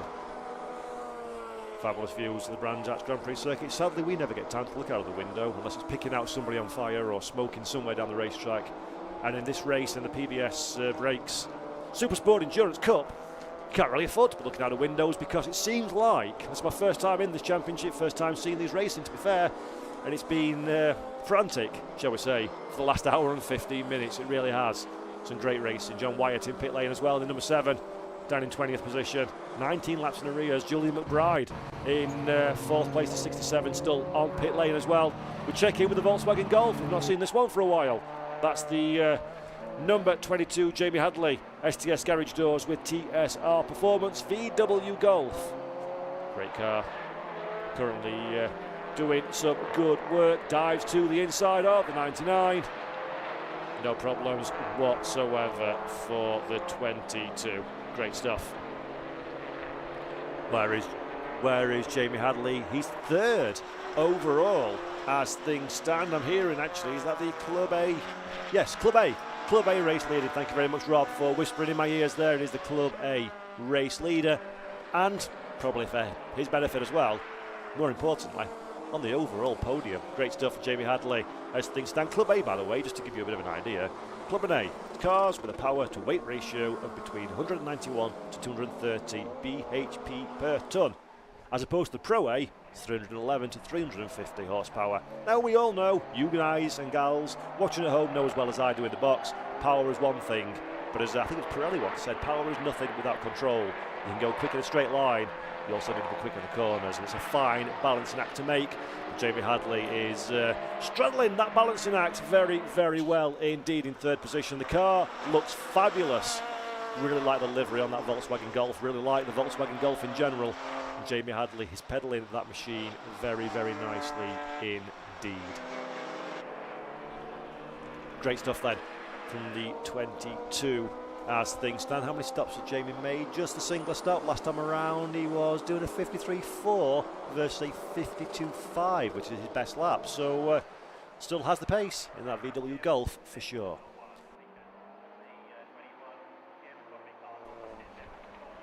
Heading up into Druids then.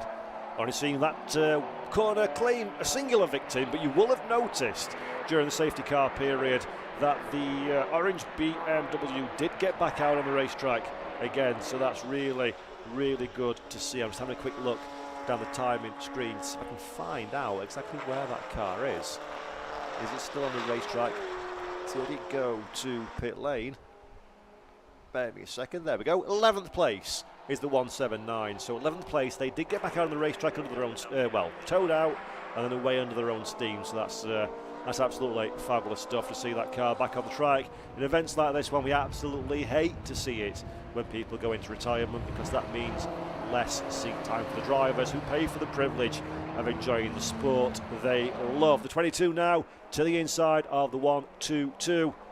That is the 122, the Pro C leader so far in this race, and in overall 5th position. So Radestock doing a great job, doing a grand job, it has to be said, in the 122. Matthias Radestock and the ES Motorsports Lotus Elise. Nice to see a Lotus Elise on track as well, isn't it? Very different aerodynamic profile. The two cars ahead, it has to be said. A little bit of a mini sports car. And then you've got the big old Mini. Well, big for a Mini. It's big for a Mini anyway, compared to a 60s Mini in front of it. And then there is our race leader, almost having his front end snatched away, desperately, trying to claw his way through the traffic in that 4th gear. That is still some absolutely fabulous stuff. 2.8 seconds, by the way, is the gap. I am keeping an eye on that one and will let you know if that one gets a little bit closer. In fact, 4 seconds now on the line, so traffic has been mighty helpful for the Kia economy-driven Jet Steel Racing BMW 1M. Remember, if you're joining this one late, in fact, it's worth mentioning, that car was nearly race leader, dropped into 2nd position, then started hemorrhaging lap time over the number 4 ahead of it, and then we found out why as our roving reporter, Rob Lewis, down on pit lane, managed to find out that it's stuck in 4th gear at this moment in time. New driver behind the wheel now. It doesn't seem to be doing any harm whatsoever, as Kia economy is doing sterling work in that car, keeping it in and around the 4-5 second marker, the gap between the two Jeff Steele Racing teammates in 1st and 2nd position, both in BMWs, but different BMWs, the M3 versus the 1M. And there we go, there's another BMW that we saw briefly diving down in the Paddock Hill bend and then up through the other side. Beautiful shot, this one. I love this shot at Druids, iconic at Brands Hatch. And then we're charging as one into Druids. That's the 67 that you've got eyes on there. There is the 179 I was speaking about a little bit earlier on as well. They found themselves into the set gravel trap at Druids, but managed to get dragged out. Still in 11th position is the 179. Let's have a quick look where they are on the timing screens in terms of Club A class. 2nd, 3rd, 4th. They're 4th overall in the Club A category, it seems. But obviously they need to serve their pit stop 3 minutes. That's going to take at a bare minimum. And that's still great. It's grand actually to see that car still on the racetrack. So it's always nice. It's always reassuring when you can pull a car out of the gravel and go racing again. It'll be a little bit second hand underneath, I'm sure. But that's nothing that the team can't put right in the months gap between this race and then the season finale on the 28th of September, well 28th to 29th of September should I say, at the wonderful Silverstone National Circuit. Slightly smaller than the International and the Grand Prix layout, but it's absolutely categorically one of those layouts where you just can't fail but have a sensational race. So I'm looking forward to catching that one as well. We'll go back with the 67 for a few moments. dramatically liveried BMW is the 67 car. That's the Julian McBride vehicle. Another one of those drivers that's in the pointy end of the championship. Julian 4th in the overall standings, and in Pro B he's the classification leader in the championship. 176 points in class, including drop scores, versus 168 for the 50 car behind. So 67 having a really sterling day, 5th position overall, the leader of their respective category. Pro B, really good stuff from Julian. As things stand, the car looks good. More importantly, in a race like this one, looks pretty clean as well. So he's done good work to stay out of trouble while still maintaining a fairly hefty pace on track. Speaking of fairly hefty paces on track, by the way, our race leader's now gapped to 4.9 seconds. 4th gear, ain't no problems for us. He doesn't seem like that BMW's working well out there on the Brands Hatch Indy circuit, and credit where credit is due to Kia McConomy behind the wheel, who's certainly doing a fabulous job.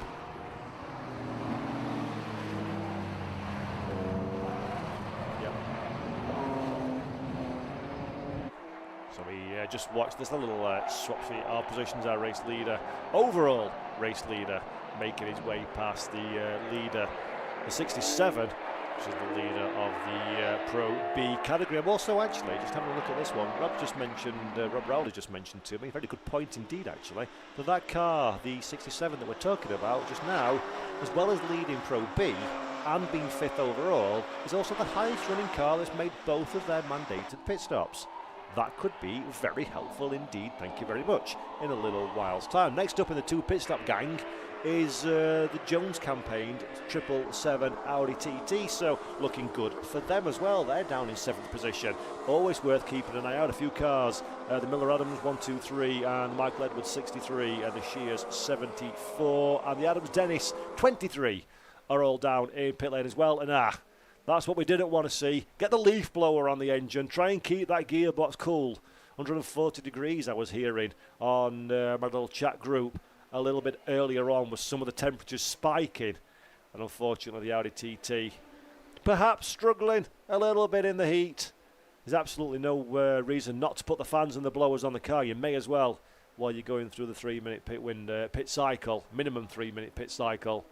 But I do think that car is wilting somewhat in this warm weather, and that's a real shame. It's a lovely car, and we always like to see the more competitive people on the racetrack, the better. Well, we've got a momentary lull in proceedings then. It's my wonderful opportunity to say hello to everybody watching on the Brscc YouTube channel. Great to have you with us. To say a big thanks to down in pit lane, we've got Robert Lewis bringing us all the news and the stories. Rob Rowley for Alpha Live is our producer today, and he's the one that's calling the shots to bring the pictures on the screen. My name's Paul Jeffrey. I'm in the commentary box, waffling nonsense for 2 hours as cars go fast and loud around the screen. It's our absolute pleasure to be with you today, all weekend long. We've been here at the Brands Hatch Indy circuit as we do the Brscc Summer Race Weekend.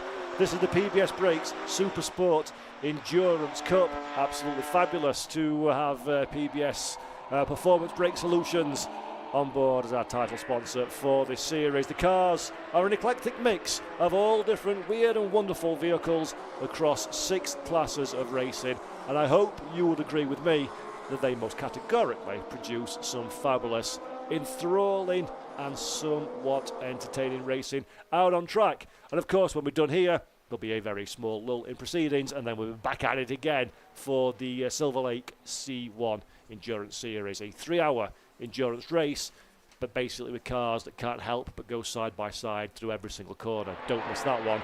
It's going to be an absolute cracker. So, back to the action once again then. And here we go. Almost 3 wide. For the 179 deciding that Golf is maybe just a little bit of a bridge too far in that particular move. We'll get the inside line and then wind it away to the outside of the circuit, hopefully using the power of the BMW to drag us alongside for the run down in the Paddock Hill Bend. Exactly what is happening. That BMW, in fact, actually has enough power to get the job done before we even get to the braking point, which is exactly as a driver what you want to do. You don't want to be side by side at the braking point if you can help it, because that just magnifies the amount of risk that you're putting yourself and your car under through Druids. hasn't been entirely successful, that corner for this car. Today it was stranded about half an hour, 45 minutes or so ago, but thankfully that's back out on the racetrack and doing a very, very good job indeed. The 179, let's have a look, 14th overall. They're in the Pro A category though, and I think they're definitely in the top 3 or 4 of Pro A. Yeah, 4th position in class as things stand, so it was well worth extracting that car from the gravel and continuing on your merry way. You never know what happens in motor racing. You've got to get to the checkered flag in order to get the rewards, and that's great stuff. In fact, on topic, we have got an update from Rob Lewis down in pit lane on the car 179. So, perfect timing. Rob, over to you. Okay, I've just spoken to a little bit of an embarrassed driver of car number 179, the yellow BMW that went off into the gravel. All it simply was, as he hit the brake pedal, he caught a little bit of the throttle as well. Gave him a bit too much enthusiasm into the gravel, just overstepped that little bit too much. These cars are still being driven so hard and to the such fine margins that a little mistake like that can cost you a trip into the gravel. The 1 Series is still going by with the limiter whacking away on the main straight, so I can only guess that it's still stuck. There we go. It is still stuck in 4th gear. You can hear it every time it goes past. Hopefully they can still sustain the pace of that car going towards the end of this race. Keir McConomy is going to be driving the wits off of it. He needs those championship points to keep them at the top. For now, back to Paul. Fabulous, thank you very much. Rob Lewis on pit lane. Speaking of said car banging on pit limiter, now we can see the gap. It's no longer measured in seconds. You don't even bother measuring it in tenths. You can measure it with your eyes. This is the fight for our race lead. Both cars are campaigned by Gestiel Racing, so they are, in effect, despite being in different models, team mates. There's not going to be too hard a fight between the two, but the 21 starting to succumb to the pressure now, having been stuck in 4th gear for pretty much the duration of this race.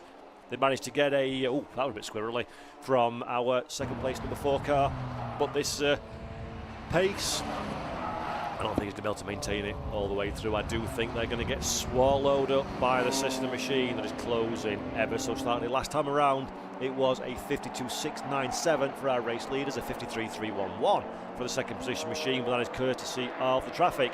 Being stuck in 4th gear, unable to shift up or down, it means you can't really do the optimal manoeuvres in traffic, so you're going to pay the price even harder than you would do under normal conditions. There we go, look, the launch out of the corner. You can't cog it down a gear to get a good run. You've got to rely on a little bit of people playing ball with you in the traffic. You've got no real wiggle room for things to go wrong, and this car is mighty, mighty vulnerable. And as Rob Lewis down on pit lane mentioned, it's a very, very good point. Being stuck in 4th gear, traditionally you'd want to be in 5th for the run into Paddock Hill Bend before cogging through the box.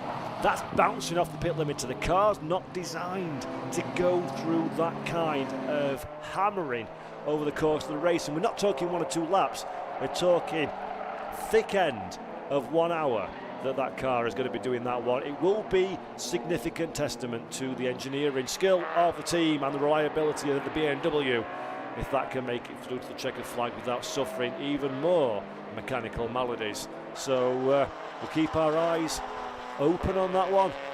Hopefully they can make it to the checkered flag, and for their sake, hopefully they can make a race of it as well at the front of the pack.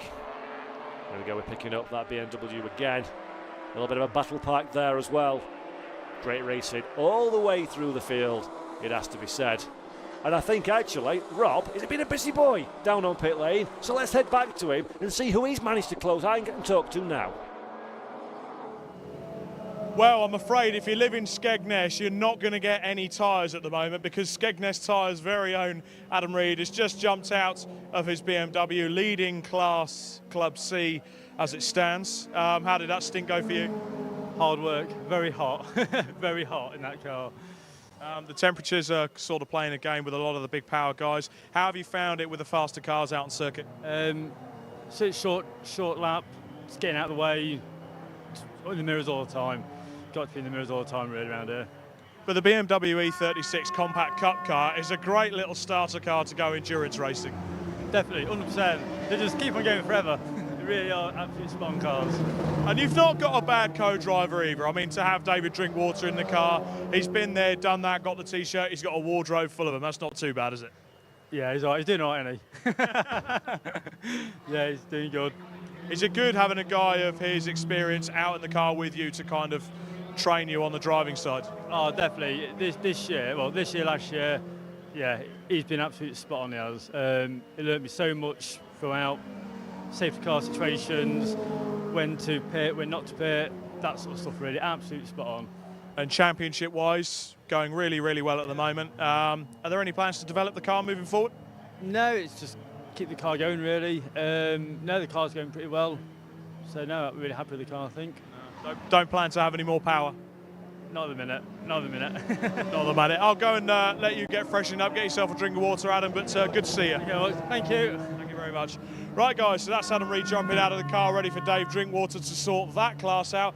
Lots of pit stop activity still going on. In fact, we've got a few behind us. We've got a Clubman B car number 91 in the pits, and we've got the Hadley Golf car number 22 in for their respective pit stops. We've got lots of blowers on the go at the moment. The conditions are hot at the moment. And the thing is with Brands Hatch, you don't have any room to cool the car down. It's all go. You're either on the power, nice and hard, you're turning in, you're on the brakes, you're using everything. It's such a tight to go circuit. You've got no time to rest, no time to relax. You've got no really long back straight just to let the air go through the coolers. And to top it all off, you've got to deal with all of that plus traffic. So yeah, this endurance race really is hotting up as we come to the conclusion. It's time, commentary-wise, to head back up to the commentary box. It's back to Paul. Wonderful, thank you very much indeed, Robin. Here is the fight for the race lead. So we see the 21, the hobbled number 21 BMW teammate, Gestiel Racing teammate behind. That is the number 4, goes for the launch. We think about defending into Druids. Will we close the door? Yes, we do. The 21 shuts the door but runs a little bit deep. Can't use engine braking because he can't change down the gears, but he does have the inside line for the run down into Graham Hill Bend. And number 4 gets a little bit squirrely on the grass, on the gas even, not the gas, and he goes to the inside again, using the punch of that car. He's got a full box. He can use whatever gear he wishes, and that works very nicely indeed. It was a game defence by the 21, but unfortunately it was very much a case of, with the mechanical issues that they have got, it was only ever going to go one way, and now's the time to dive down pit lane, and that's exactly what they do to make their final mandated stop of the race. Just over 15 minutes to go until the mandatory pit stop window comes to its conclusion. But that was a wise bit of driving there. Heads up driving from the former now race leading car number 21. Pass has been made. The inevitable conclusion has been drawn. Get in pit lane, serve that mandatory stop. Momentum is over and done with. So great bit of driving, clever bit of driving there, and absolutely, categorically and well and truly Kia McConaughey, and also of course Bart Horston, that initially received the problem in his first stint.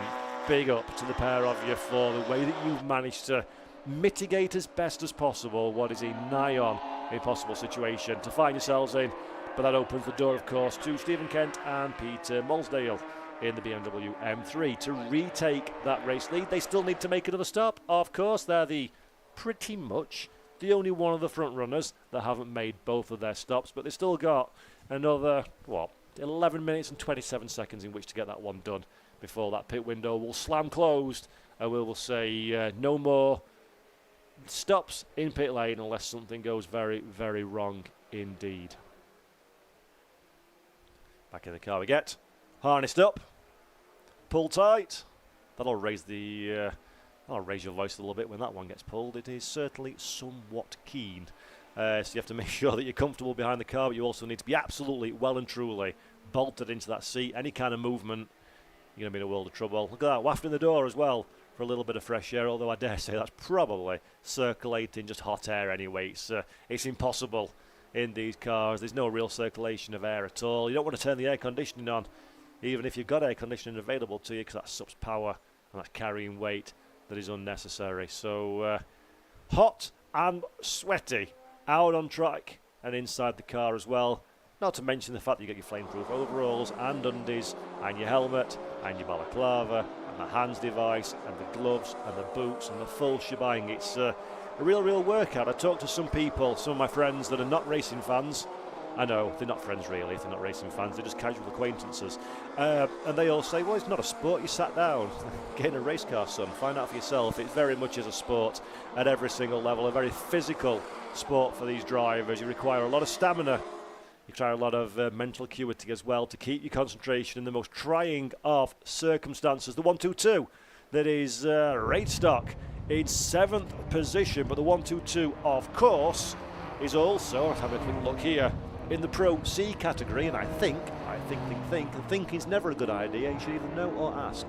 I think they're the leader of the Pro C class. Yep, I have confirmed they are the leaders of the Pro C class. So absolutely sterling work for the little Lotus. Fabulous stuff. Good job it's not raining, otherwise that would have rusted, being a Lotus, but it's a fabulous car. I joke, of course.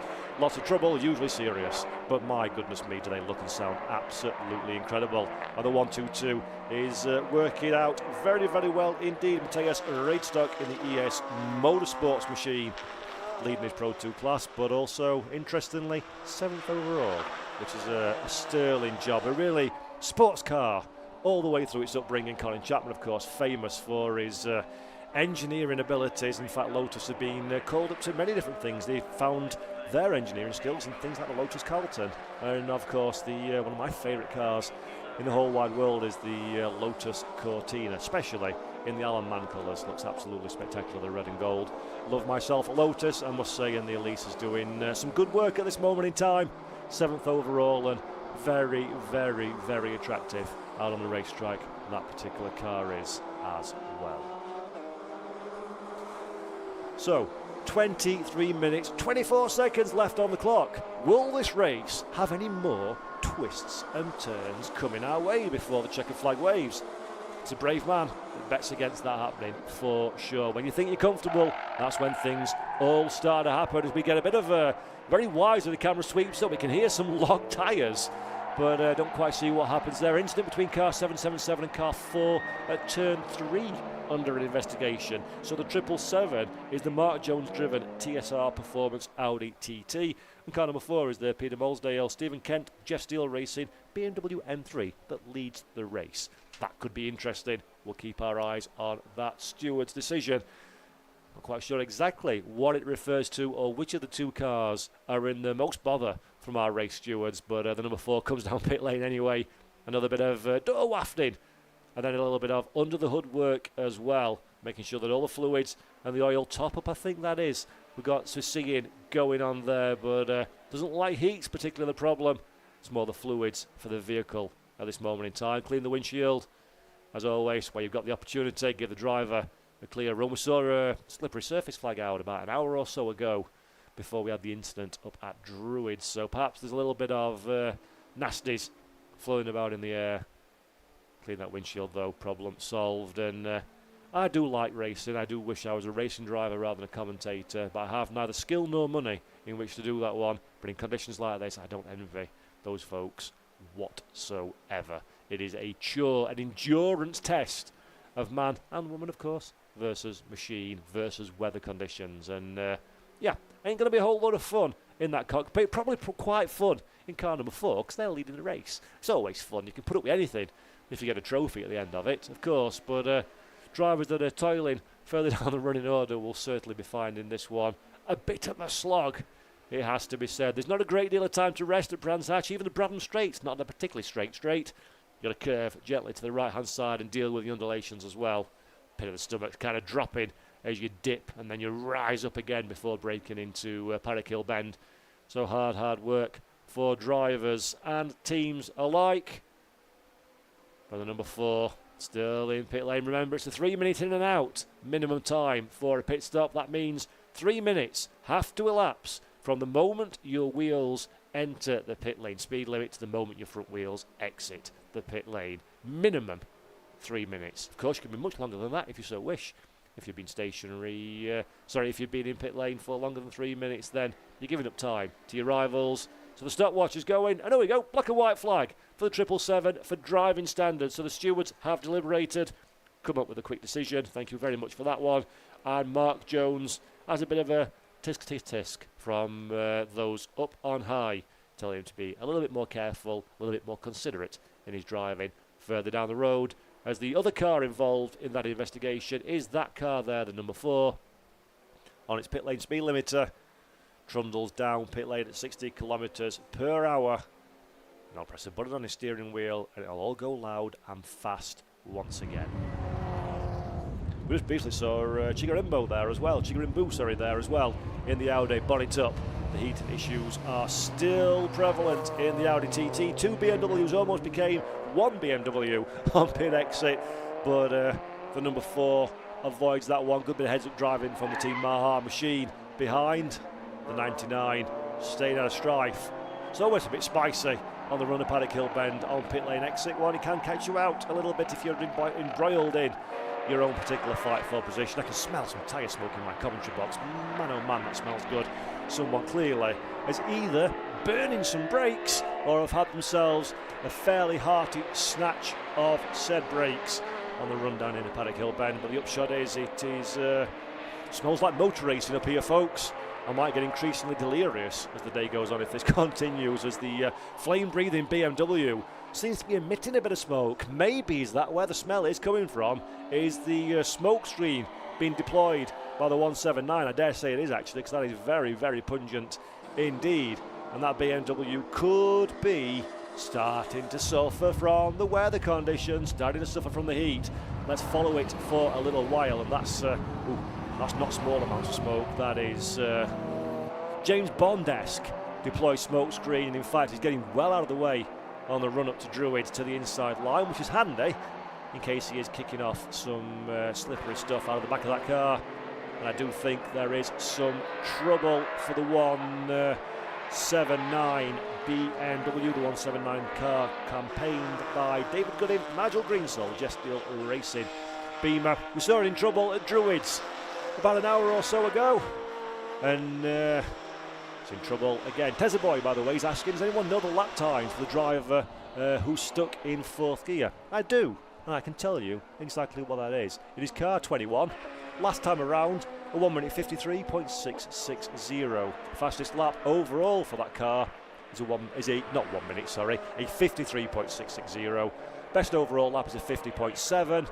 To put some context to it, our race leading number 4 last time through did a 53.3.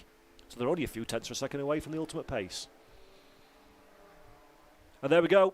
The smoky BMW comes into pit lane, and I think with 17 minutes 25 seconds left on the clock, unless that's a quick fix, that could be the end of the day. Mechanics checking underneath the car, making sure that theoretically we have gone through the gravel at Druids here and then been pulled backwards out of it. There could be a little bit of bodywork or something, fouling something there, and that's what the smoke's causing. Doesn't have to be mechanical in terms of mechanical moving parts. Could very well have been a little bit falling off here, there and everywhere, and that's where the smoky smoke is coming from. Does seem to have reduced slightly the smell in the commentary box, so hopefully they can work out whatever it is that's wrong, put it right and get out on track once again. They're in 9th position overall, as you can see in the time and stack, 4th in class as well. Just dropping down to 10th position, of course, because they're stationary while everybody else is going like the clappers around the racetrack. So difficult day for the 179, it has to be said. 1 minute 25 seconds then left to go before the pit window will close. But I'm looking at my timing screens, and I think everybody's made their mandatory minimum 2 pit stops. The car with the most number of pit stops, the highest placed car that's done more than that one, is of course the BMW that we were looking at momentarily in pit lane.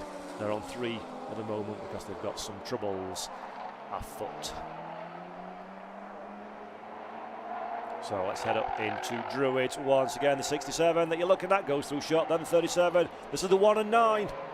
Wants to make it the 9 and 1. It does make it the 9 and 1. The Honda through to the inside.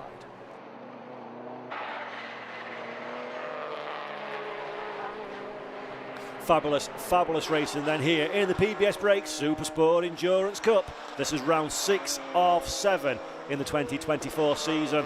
That car has the number 1 emblazoned on the side of it. It is, of course, a very beautiful Volkswagen Scirocco. More trouble than you can shake a stick at that car has had to undergo over the course of this race.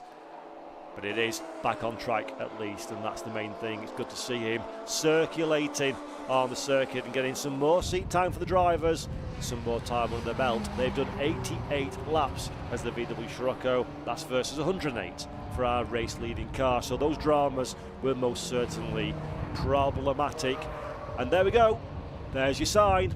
Pit window has closed. Race control has spoken. Everybody's made their stops that they need to make anyway, so nobody's going to be falling foul of trying to leave it a little bit too close to the bone.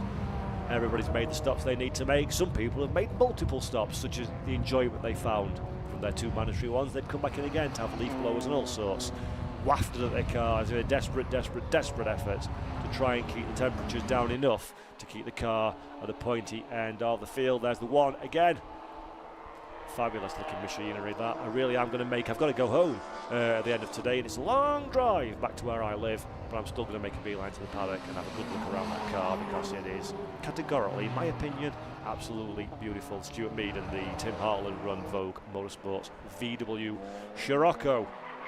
Really wish they were still racing, really do. They're fabulous. One make championship they had for a short period of time. Both road and race cars. Never had quite the life expectancy I thought they would have done when it was launched. It was quite the iconic car to bring the Scirocco name back. Brave from Volkswagen. They brought it back though, and in fact some can argue they improved significantly on the original. But unfortunately the market didn't seem ready for it, and very quickly as it appeared, it disappeared again. What are we looking at here? That is the number 7 BMW Mini Cooper S of John Wyatt, the John Wyatt Jewellery. It's the F56 model, the 1998cc car. It's in Pro C category. Is the Mini. Let's have a quick look. I've just lost him actually. My time's going off. Forgot his number, but we've moved away from that one now. So there we go. There he is again. It's number 7. Thank you very much there for Rob whispering in my ear as I make a bit of a boo-boo. Where are they? 20th overall in the race at this moment in time, but it's good to see the gold liveried Mini out on track. It's fabulous car there. The Will Make Mini Racing Series, of course, is absolutely wonderful throughout the world and UK as well, and those cars pop up here, there and everywhere, and they pop up in very fine style. Great cars. Where are they in class? Pro C. 1, 2, 3, 4, 5. While I'm counting, I've got a better idea. Let's go and talk to a man that speaks more sense than me. Rob Lewis, down on pit lane. Let's have a quick word. You saw the images of the yellow BMW M3, the Jeff Steele Racing Run BMW M3. I had a brief word with Nigel Greensall, who has decided to retire the car from this race. It looks like when the car went off into the gravel and was towed back out, it's knocked a fitting on the differential that was for the oil cooler, so it was slowly emptying the oil out of the diff onto the exhaust. Better to call it a day and come back stronger next time rather than break more bits on the car. For now, back to Paul. Brilliant. Thanks very much, Rob Lewis down there with the update. We did suspect that something was rubbing that shouldn't have been rubbing, or something was slightly out of place, and that has been confirmed by the legend that is Nigel Greensall, of course. So real shame. Good that the car got back on track following its momentary trip to the beach, but unfortunately that has proven terminal. The test of time waits for no man and waits for no machine. And sadly, you can't go forwards and then backwards through gravel without some kind of damage, and the BMW comes to a halt. I did my counting while Rob was talking, by the way. The number 7 BMW Mini, I know it's a long time ago, we talked about it now before the interview, but they are 6th in class. So there you go. I started, so I shall finish. I did some quick count on the timing screen, and there we go. So, can you believe, folk at home, that we've been watching this motor race for 11 minutes short of 2 hours? Yes, it's gone fast, hasn't it? I thoroughly enjoyed it. This has been my first exposure to the PBS Brakes SuperSport Endurance Cup, and I want more. This has been really, absolutely, well and truly tremendous racing from a whole bunch of different cars, drivers of all different ages, skills and experiences, and it's never, ever let up for even 1 moment for me to start reeling off facts and figures and statistics. I haven't had time. Too much going off on track. Brilliant, brilliant stuff from the championship, from Brscc and the drivers and teams involved. We're taking a look at car number 8 at this moment in time. Darrell Cresswell, Timothy Steele and Wes Payne for the Break Dancer Racing. It's the Mazda MX-5 1600cc Club C car. And where are they in the running order? That is car number 8.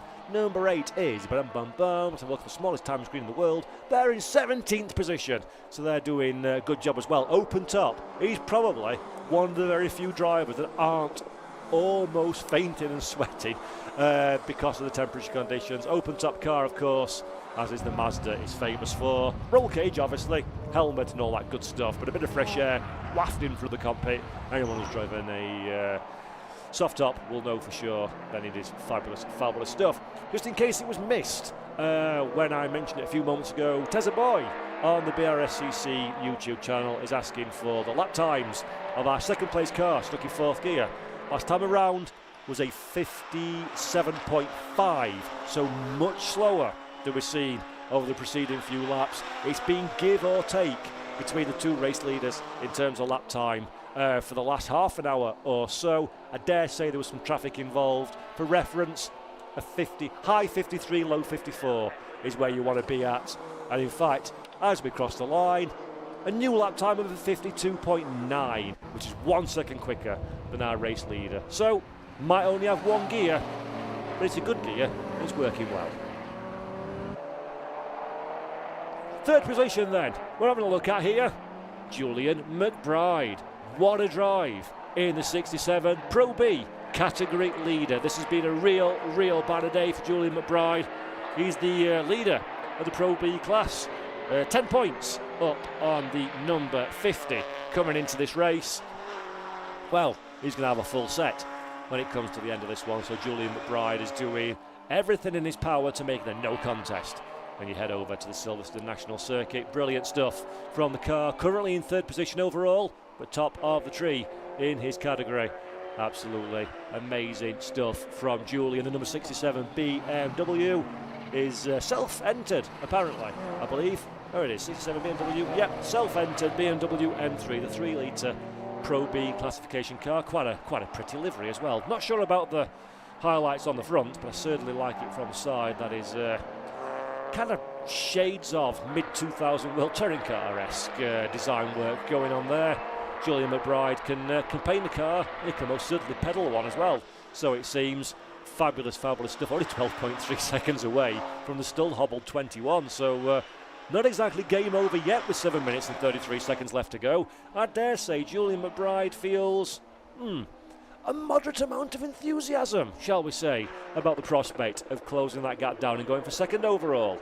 If he possibly can, of course, leading his class, so no need to really panic a great deal about climbing up through the running order, but hey-ho, it's well worth it. Whoa, whoa, whoa, sweet child of mine, what's going on there? That is a mother and father of all tank slappers. That's a Mini in the gravel. That's not the gold number. Oh, it is indeed. That is Wyatt in the number 7, 6th in his class. Was running well overall as well in the lower reaches of the top 20. It went left, it went right, it went left, it went right. It stopped in the beach is the end result. Doing his best impression of the driver of the Playdays bus. Seesawing at the wheel.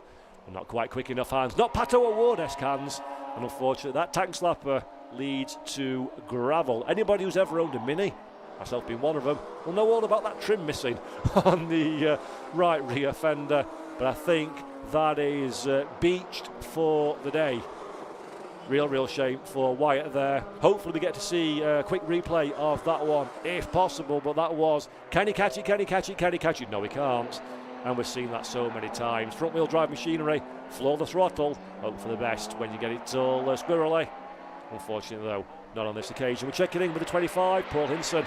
Saw very briefly on screen there as well. He's in 5th position overall, leading his particular class. And then this is the number 21. 4th gear is all he's got behind the wheel of that car at this moment in time. Mechanical maladies falling their way, dropping from the race lead, falling back heavily in the early stages in 2nd position. They managed to get on top of that one and they're now driving very, very well. Schumacher 94, Barcelona-esque, stuck in 4th gear, and still not a million miles away from the conversation for the race lead, but they'll be taking minimal risk into Team Jeff Steele Racing cars. No need to do silly things and charge your way through the running order when you don't need to. 2nd position will do very nicely indeed. Thank you very much for the 21. They're 3rd in the standings heading into this one. 178 points, including drop scores, versus the 203 from the absent number 69. So it's going to be a very hearty day. Our race leader in the car number 4 is all the way down the running order in terms of championship points, having not contested each and every round. They only rocked up for the last couple. Very nice style as well, it has to be said. But it's going to be a good day if they can hold on for our 2nd position car. Not a great day for number 7 though. Didn't want to be ending the day with a lift from a tractor, but that's exactly what it's going to be as they went off Skidley in the final corner. And out comes the safety car again. See, we've got a wild collection of cars in this one. We've even got a BMW safety car at the front of the pack. Very pretty looking car as well, I must say, as he picks up our race leading pack of vehicles. And I think, what have we got on the clock? Let's have a look. Where does it say? 4 minutes 25 seconds in this race. Ain't no way that car's going to get pulled out of there and go racing again in that kind of time frame. Maybe. I mean, the marshals here are absolutely exceptional, so wonders could be worked. But youch, if you're a team, you absolutely hate to see your car being dragged through the gravel like that. It really is. Mechanics look at it and think, oh, every inch that gets through the gravel, that's another hour that I need to stay behind and clean it up and fix it up and get it ready to take home and go racing again. Speaking of which, while not a great deal's happening, I will do a call to action, if you may indulge me for a moment. The PBS Brakes SuperSport Endurance Cup, it began in March at the Silverstone International Circuit. Then in April, we headed to the Snetterton 300. May, we visited North Yorkshire at Croft. In June, my favourite place in the whole wide world, Donington Park and the Grand Prix layout. Then July, we came to Alton Park. We're here at Brscc this weekend, and then we finish off our year at the Silverstone National Circuit, weekend of the 28th to the 29th of September. If you fancy watching these cars, if you're enjoying this broadcast, first and foremost, I'm delighted you are, but mark my words, trust me on this one. Watching these trackside is absolutely marvellous. It really is. They're fabulous. The entire package is great, but these cars are particularly wonderful, I must say. So if you've got nothing to do the weekend of the 28th and 29th of September, and you want to go to the home of the British Grand Prix, Silverstone, to the National Circuit, recommend you do it. Brscc put on a great show. Get there. Watch these for yourself. It's absolutely fabulous. It really is fabulous to be trackside. And the Silverstone National Circuit, unlike the Grand Prix one, you can actually see the cars more than 400 miles away. So you can get really up close and personal and see the drivers working hard behind the wheel. Thoroughly recommend you give it a go if the opportunity presents itself. And of course, the Brscc put on pretty spectacular racing weekend of activity, it has to be said. This weekend we've had yesterday the Fun Cup, the Zio prototypes, had some Pragas on there on track. We've got the Formula Ford Super Classic 9399s. They were absolutely sensational, it has to be said.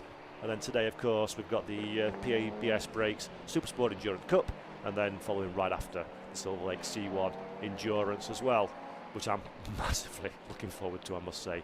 So yeah, kicking around 28th, 29th September. Come down, say hello, watch some racing. Absolutely fabulous.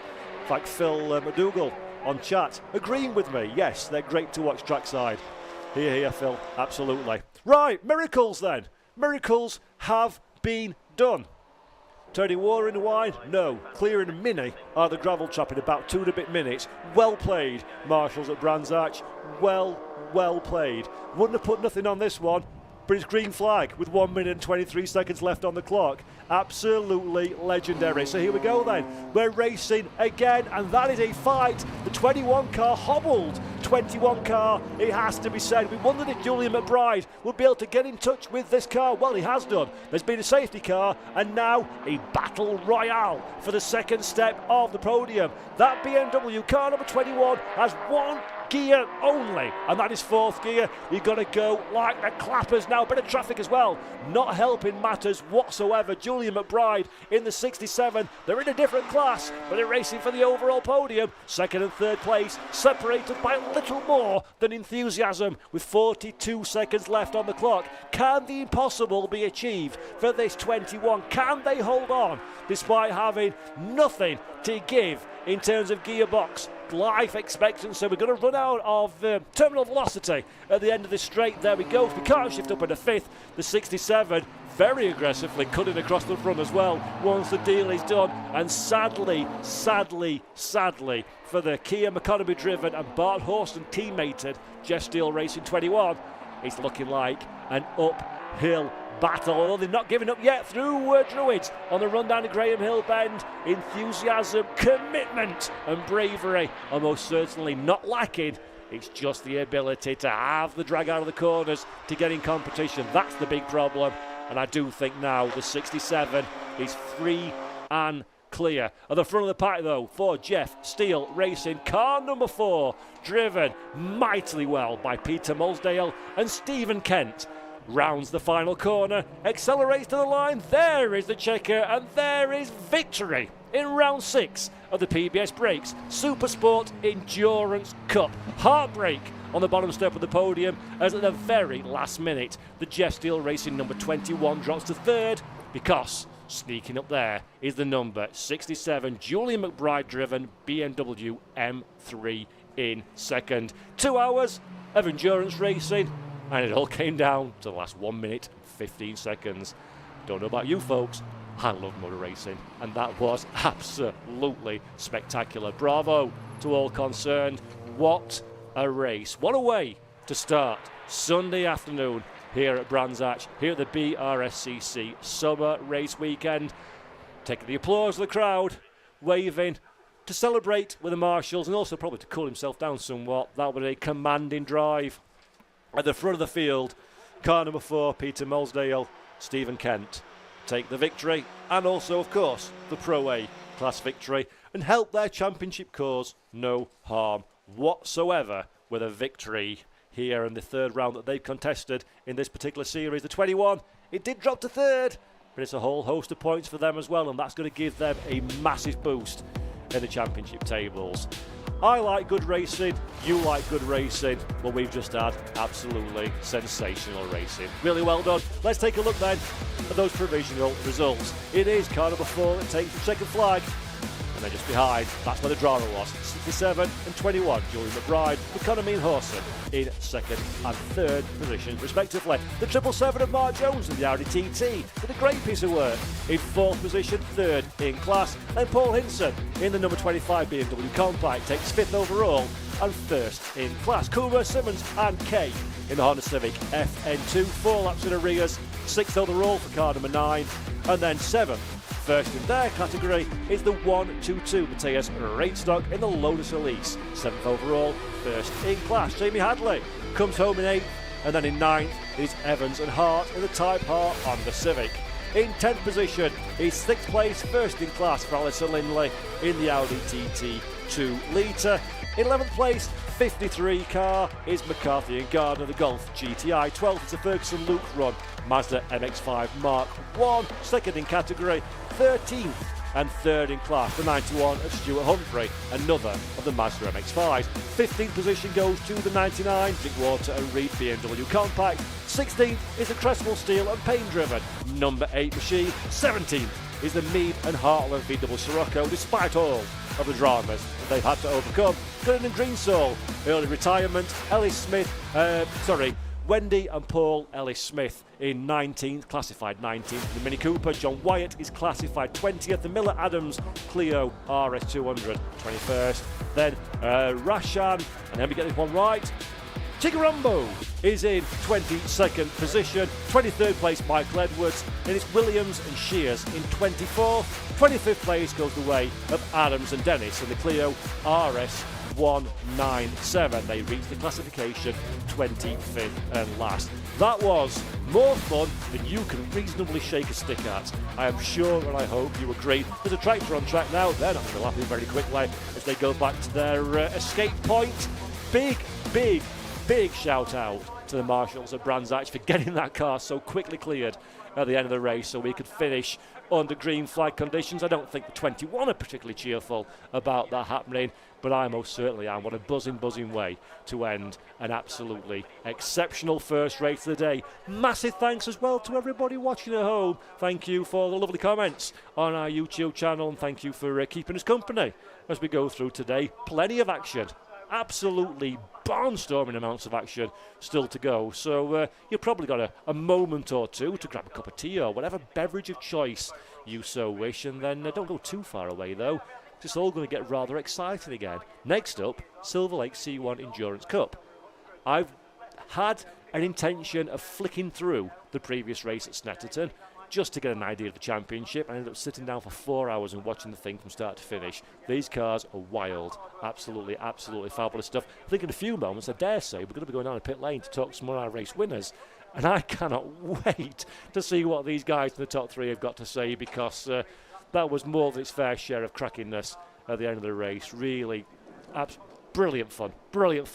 This series, these racers are just sensational. And that was the Brscc SuperSport Endurance Cup, round 6 or 7. Remind you again, of course, 28th, 29th of September for the Silverstone National will be the season finale of this category. And if Brands has anything to go by, I reckon that's going to be an absolutely must-see experience.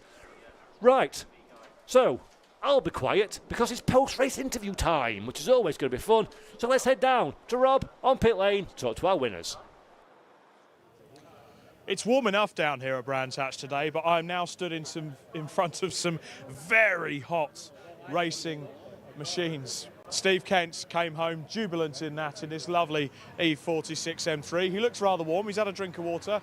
Steve, great race, 2 hours. That must have been grueling. Well, I only did the second hour, of course, because Peter did the first hour. But yeah, it was hot. It was really hot. A lot of concentration, but yeah, you win, so you can't say anything else. That one series was particularly potent, but was hampered a bit today and got you the victory. What were the other issues you had out there? Oh, I think it was just the temperature. The temperature really takes it out of you as a driver. Obviously takes out the tyres, but that's the same for everyone. But yeah, it was just keeping on the black start, keep it nice and smooth, don't go crazy, and keep chugging along. And yeah, it's endurance racing. Superb endurance racing. Peter, let's bring you in here. A great start to the race for yourself, and obviously you're able to kick back and watch nervously as the win was brought home. How was it for you watching in the garage? Yeah, it's never easy, is it, when you've done the first stint, sitting watching, and anything can happen. And you know, as Steve said, it's so hot out there, and when I brought the car in, it was hot, the tyres are hot, so...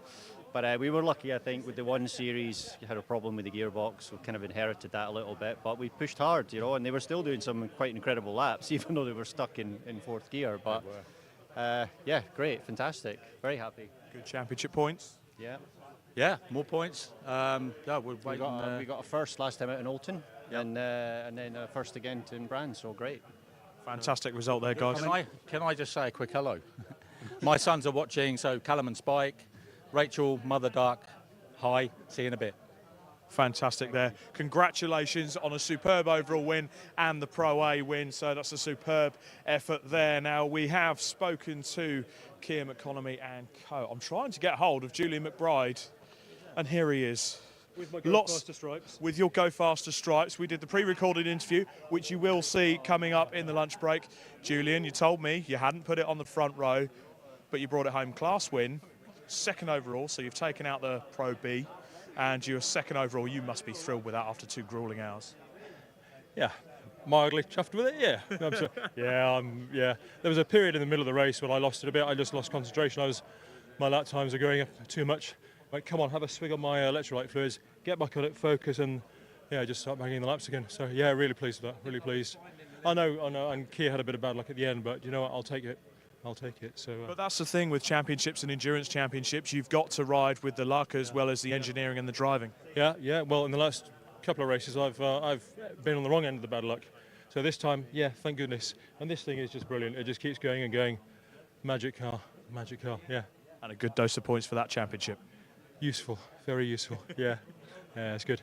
Yeah, happy. Very good day. Very good day. Fantastic. Julian, as always, an absolute pleasure to speak to you. I told you we'd be speaking to you at the end of the day. That's your Pro B winner, Julian McBride, and second overall. A superb effort from them. That's Joshua Barrett, just getting ready, set to interview on the circuit comms. We're going to go down to the club class now because I've got a very happy chappy here. I've got a pair of happy chappies here, actually. I'm going to start off with David Drinkwater. We spoke to Adam Reed when you took the car earlier. Club C win, you must be thrilled. Yeah, that's good. So good lot of points there. Fastest lap as well, so happy with that. Really happy with that, and you're on double duty today because you've got to go and jump into C1 now. Yeah, and they're making me start as well. So literally, a couple of hours in the C1. Couple of hours in the C1 to end the day. More importantly, good points for that championship. Yeah, mega points. I think because George isn't here, we may be P1, but I'm not sure. And then I think it comes down to Silverstone, so we'll see. Title fight down to the wire. Yeah, last round, and I think obviously Julian will be in there as well because I think he's up with us. So yeah, that'll be good at Silverstone. And Adam must be absolutely thrilled. He's a great little driver, isn't he? Yeah, he's all right. I made him do most of it for. I think he did an hour and a half or something similar to that because obviously we're doing the second race later on. I thought let him do a bit more. Fantastic, great result, David. Yeah, cheers, man. Thank you. Right, so that is your Club C winner. Now, I want to talk to this man because when you saw me, your fists were pumping. You were loving that. Paul Hinson, class win, Clubman A. The car was making some funny noises. You haven't had anything your own way. You've got some mechanical issues. Yeah, we had a nightmare actually. I flat spotted the front tyres going into Paddock Hill Bend after 30 minutes, which started bouncing a lot, and I rid the curbs too much. And after an hour, it felt like the rears were on like square tyres. And I think I've broken the drive shaft partially and the bearings inside. So I backed off middle of the race because Adley had gone. I thought, no way he's going to start, I was not going to catch him. Then all of a sudden I saw him in the pits for 2 laps. So I just started trying to get faster and faster and faster. But literally the car was shaking for an hour. I think I've lost my fillings today. but to get the win, unbelievable. Unbelievable. And more importantly, good championship. I've said this to a lot of our drivers today. Good dose of championship points. Yeah, well, I've had 2 DNFs this year, so I was sort of getting a bit away from them. But a class win today gets me right back in the championship, and I think I might have got the class championship today as well because I was 50 odd points ahead, and I don't think anyone can beat me in the last round now. So I need to look at the points, but that's why I was pumping because I was so happy to get that today. And the great thing is as well, your overall finish. I mean, upper end of the top 10 in a car that's in the Clubman A class. It's a great drive as well. Yeah, I mean, I think without the mechanicals, we could have been P3 or above maybe because I was losing a second a lap easy for a good hour. So, that could have been 30, 40 seconds up the road. And I just got caught behind the safety car one as, on the first safety car. So I could have been ahead of that in another lap. But I'll take the class win. Thank you very much. Absolutely, you'll take the class win there. Congratulations, Paul Hinson. Fantastic win there. Let's grab a couple more drivers there as we just slip our way past Charlotte White, who's working hard as part of the ops team for the Brscc. Alistair Lindsay. Now, we're going to hear from this man as well on the pre-recorded interviews later on during the lunch break. Alistair, fantastic result from you. That plucky TT bringing it home to a class win. Yeah, it was a really, really hard race. We were managing the temperature on the gearbox all the time. We were right on the limit, so we had to keep slowing down, getting fresh air to try and come through it. But yeah, the plan we talked about earlier worked, and it was an interesting race, an exciting race, and we got a P1. So it was an overall fantastic weekend. Good dose of championship points, and those Audi TTs are great endurance race cars, aren't they?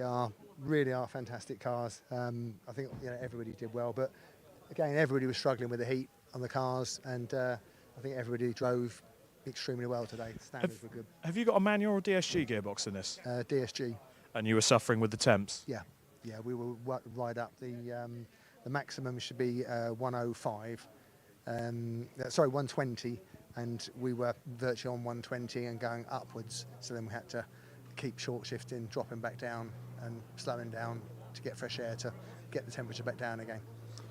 Wow, and to bring it home with a class, that's got to make it so much more satisfying. It's great, and Mark was on the radio. He was telling me what pace we needed to do to try and stay ahead, even with a safety car pit stop, because the second place car pulled in just before the safety car, so it got quite a good pit stop, but we still managed to keep our lead and bring it home in pole position. So, What can I say? Superb teamwork. lovely. Thank you very much. Congratulations there. And there's Mark, the race engineer. Just a bit of embarrassment there. Part of the race-winning team. I'll grab a word with you actually, because in an endurance environment like this, it's much more than just the driver; it's the team as a whole. Oh, most certainly. So as Alistair was saying, DSD temperatures was really high, brakes high. So I was constantly pacing him, seeing where the other cars are and telling him what pace to go. Then we would make a gap, we could back off, cool it down, and then we could go again. And we was doing that constantly. I feel like I've driven 2-hour endurance for how much effort went into that. I think the mental strain must have been absolutely crazy. I was looking at the time thinking, please end. It's exhausting just studying, looking at the time. Fantastic, great result there for the team, and well driven, Alistair Lindsay. Now, last and certainly not least, Mr. Radstock, how are you? You've walked away with the Pro C win there, fantastic effort. Yeah, it's been a long time since I've been on the top side of the podium, and yeah, I didn't do any testing here. I haven't been here for a year. I just turned up for quali this morning, and car ran flawlessly. Not super quick, but I think just kept it very consistent, and tried not to make any mistakes. So. These little Lotuses are great little endurance race cars, aren't they? Absolutely. Things can go wrong with them, right? the saying has some truth to it. But my team, from ES Motorsport, they prepped the car fantastically. It ran, no issues whatsoever today. So the plan is more rounds later on this year, more points, get that championship? I'm not actually racing for the championship. It's too stressful. I just take it one race at a time, right? So, and not think about championship points. Just go for the win every time. Okay, so let's change that slightly. Next race, you're going to have some fun. I always have fun. Congratulations on a superb class win there. Now, that rounds out all of our class winners, our many class winners from a brilliant 2-hour endurance race there from the PBS Brakes SuperSport Endurance Championship. We're going to have a little bit of a lunch break. I'm going to go and get something to eat, but don't go away. We've got some interviews from this wonderful paddock earlier on with some top-level drivers, some of which didn't make it onto the podium interviews today. So stick around and listen to those interviews. I'm going to have a quick bite to eat, and then I'm going to make myself ready because we've got Silverlake C1s coming up. We're going to have a pit lane walk around. I'm going to get myself in the assembly area. We're going to hear from some of the drivers, and we're going to sit back and relax as we watch the 3-hour race unfold. I cannot wait for this race. I normally cover the C1s, everyone knows that, and there's something about Brands Hatch Indy that just lends it to these cars. We've got just over 25 cars in this race, or we should do, and I'm looking forward to the action. But let's cut across to those interviews and let's get ready for the C1 race later on. It's a beautiful Sunday morning here at Brands Hatch, and first of all, we've got the PBS Brakes SuperSport Endurance Championship. We're going to have a word with a few of the competitors. I've come down to see husband and wife team, Pure Track Racing. They brought 3 beautiful French cars out this weekend. We're not going to ask how the Megane went in qualifying. There's a bit of repair work going on behind. Sarah, you're out in the Clio. How's it going? Maybe don't ask about that one either. What happened? We've got a steering or suspension issue with it, so you brake and it's trying to throw you off track and a bit of a knocking noise. So, yeah, we're going to try and fix that one. That's probably the better of the 3 currently. It kind of shows just how tough this SuperSport Endurance Championship is, really. It's very hot today as well, so it's very stressful on the cars. And it is tough. The competition's really tough, and you're throwing everything at it just to get those extra bits, which sometimes doesn't always come to plan. Now, Matt, running 3 cars in this series across different classes, how much does that affect the strategy for the whole team? We just need to look at it. Luckily, we've got the drivers. We talk about all 3 cars before the race as well, so we know we split the strategy. So we've got enough team, luckily enough, that we can double stack, which is fine. But we do look at strategy, so we're only boxing 1 car at a time, so we can maximise it if it needs anything. If you get a puncher or something, you can change a wheel, so it's just a case of just communication with the guys, and everyone knows what's going on. They do. So now the elephant in the room, there's a dusty Megane behind you with a bit of a broken rear light. What happens? I'm driving with Graham today. He just wanted to go out and do 3 laps and then just let me loose in the car. In Class A today, we've got some real tough competition. We've got 7 cars, and on paper, that's probably the slowest one. and he's put me in the car, went out there, didn't feel right, come in, suspension change, felt great, went out again, sitting 5th in class, I believe, come back in, tyres were overheating, let the tyres down, went back out, set at 54.8, so it's good pace for the Meg, got up to 4th in class, going into pay it, car felt on rails, hit the brake pedal, straight to the floor. So yeah, it wasn't... Worst place to have. It was not nice, no. So literally I managed to just get a bit of lock on and just caught the rear end as I skirted down the tyre wall down Paddock Hill. We did see during the Fun Cup race yesterday there was quite a bit of pad knockoff around the circuit. Could that be a contributing factor? It could well be. We're going to pull it out, obviously. We're going to get everything off, check there's no gravel in there and stuff like that. We'll have a look. We'll probably change the pads and discs as well on the front, just as a precaution. We will. So, but yeah, we've only got an hour between race and quali, so that's tight, you know. And finally, Sarah, what brings the team, the family, back to the SuperSport Endurance Championship? It's very friendly. Everyone's very friendly. I mean, we've got the most amazing team, but likewise, all the other competitors, we're really good friends with all the drivers that are actually in our classes as well. And if there's a problem, like yesterday I had an issue in scrutineering, one of the teams was over trying to help me. So it's just that whole family unit, and that's what racing's about as well. Sarah was here yesterday, setting the cars up for today, and half the team was up at Silverstone running 3 cars in Club Sport. Well, we had a great result. A great result. So busy weekend for us. 6 cars over 2 days. No rest for the wicked, eh? No, definitely. Fantastic. Thanks for chatting to us, guys. Cheers, guys. Cheers, Rob. Thanks, guys. Thank you. Thank you. Wonderful stuff. It's always great to hear from the characters and personalities behind the scenes, and there are so many characters and personalities throughout the grid, throughout the field, throughout the entirety of the Brscc. Full slate of events that we host all around the United Kingdom, of course. Summer race weekend here, and these are pre-recorded, so we spoke to, or Rob, should I say, spoke to some of the drivers from the PBS Break SuperSport Endurance Cup race that we have just seen, and even qualifying doesn't necessarily mean that your car is going to come back all in one piece, so it's a real effort for all the teams to prepare, race, compete, and then keep running repairs. All of these cars and teams going throughout the race, and as we say there from Sarah, there's been a fair few problems that they've had to overcome, but overcome them they most certainly have. And the aim of the game, it was mentioned already in that set of interviews, it's about having fun. It's a family atmosphere here, people look after each other, they help each other out. It's all about getting as many bums in seats on racetracks as you possibly can do to give you maximum seat time, maximum value for money, and maximum enjoyment. I dare say, though, when we're talking about maximum value for money, that segues me in nicely to this next event that we've got coming up. It is the C1, Silverlake C1 Endurance Cup. These are for the Generation 1 Citroen C1s. They're small, they're cost effective, they're not massively powerful, but goodness me, do they make absolutely sensational racing. It really is an absolutely incredible 3-hour race that we've got coming. So I look forward to that one. So before we do that, though, I am going to segue again out of the conversation I would have said and to have a look at some talk that we had with Rashan Sigarimbu earlier on today. So let's head over and hear what he's got to say about things.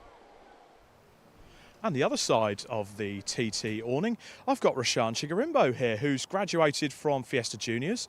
Rashan, great to see you here with the Audi TT this weekend. How's your weekend at Brands gone so far? So far it's been quite good. We was here testing on the Friday in the car because we've made some new changes to go in upper class from Clubman B to Clubman A, so we've got more power. So we're just here Friday so I can get used to having a car with more power to adapt my driving to it.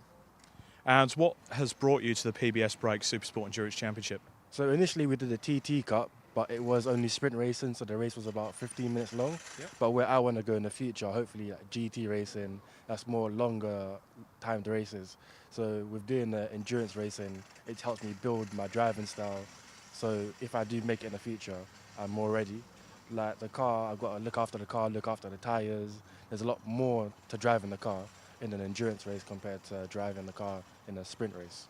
So do you feel like you're learning a lot more in an endurance racing environment? Yeah, a lot more, because you've not only got to just look after the tyres, it's about you as well, mentally be there for the whole 2 hours, rather than in the 15 minutes I can switch off just after 15 minutes, but this I can't really do that. So I've got to make sure I'm concentrating, looking after the car, giving good feedback to the team over the radio so they know what's going on with the car as well. Bit different to the Fiestas, these, aren't they? Yeah, a lot different, a lot more power as well. So I've got to make sure that I'm concentrating on what I'm doing. Absolutely, and obviously you've come to the Endurance Championship to learn more about endurance racing. What's the paddock been like for you since you've sort of arrived? The paddock's been very friendly. Everyone here has got a smile on their face, which is a good thing to see. No one's miserable, if you can say that. But yeah, everyone's all smiling, everyone's happy, everyone's all friends. It's like a big family that races on track just for fun. Absolutely, and of course racing would be possible without any sponsors. Who have you got sort of backing you to get you in the car? I've got Tyler's Consulting, that's my biggest sponsor. They've paid for pretty much most of this as well. And obviously my mum and dad putting money into it as well, so you can't not say thank you to them as well. Fantastic. Great to chat to you, Brscc, and good luck later. Thank you. Thank you. Thank you.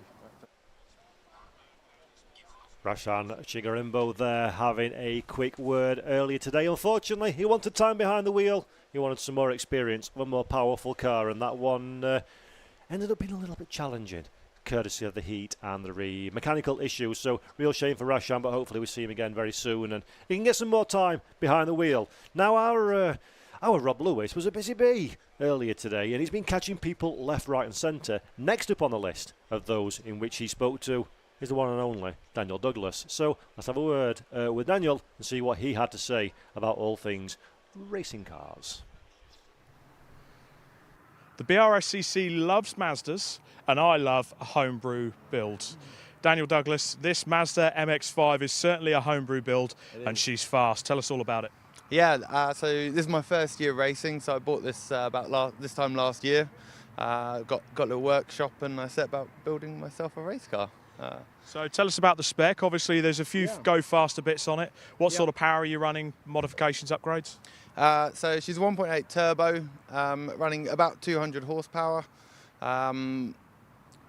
She's got a roll cage and seats and an extinguisher and an engine, a wing on the back and a bit of aero on the front that hopefully maybe makes some difference. And that's about it really. She's got no ABS, no power steering, no frills or anything. No frills or any bits, proper raw race car. Raw race car, yeah, that's it, yeah. So what brought you to the PBS Brakes SuperSport Championship? Yeah, cool. So these guys, Scott and Neil, they've been racing in the series for about 2 years. I think they hoped I'd become their mechanic. So they brought me on a track day to kind of get me into the idea. And I loved it so much I went out and bought a car. You got the bug from then on in? I got the bug, yeah. So looking into the race today, how did qualifying go and what are you thinking going into the race? Yeah, so qualifying went really well. I've had diff troubles on testing on Friday. We ended up spending half the day changing a diff to an open diff, and then I spent all of yesterday rebuilding something, so I've got a limited slip again. And that seemed to do well. New tyres, and I set my personal best on Brands Hatch, so that's nice. Doesn't sound bad at all then. Happy with that. And the great thing about Brands Hatch Indy, it's a very tight, twisty circuit. Power is not so much an issue here. It's a great handling, well set up car. Yeah, I don't know if she's well set up, but we'll try and go around the corners as quick as we can. Thanks for talking to us. Good luck today. Cheers. Thank you. Thanks, mate. There we go.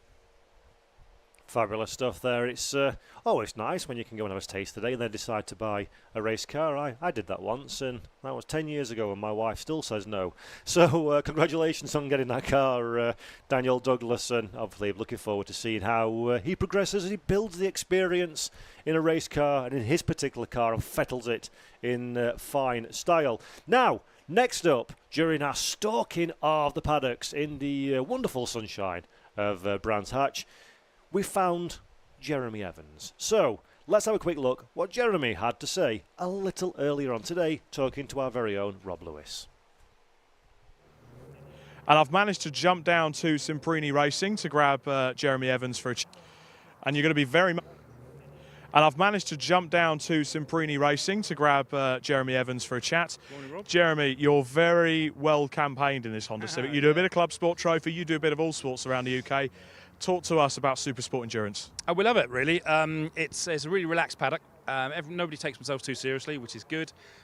Massive variety of machinery that's out there, so we could be racing against BMWs, Renaults, Lotuses, Lotus, whatever they are, and other Hondas. It's a really good mix of cars in the paddock. Nice, friendly paddock, and yeah, it's when you got an hour each in the car, certainly get to know your car a little bit as well.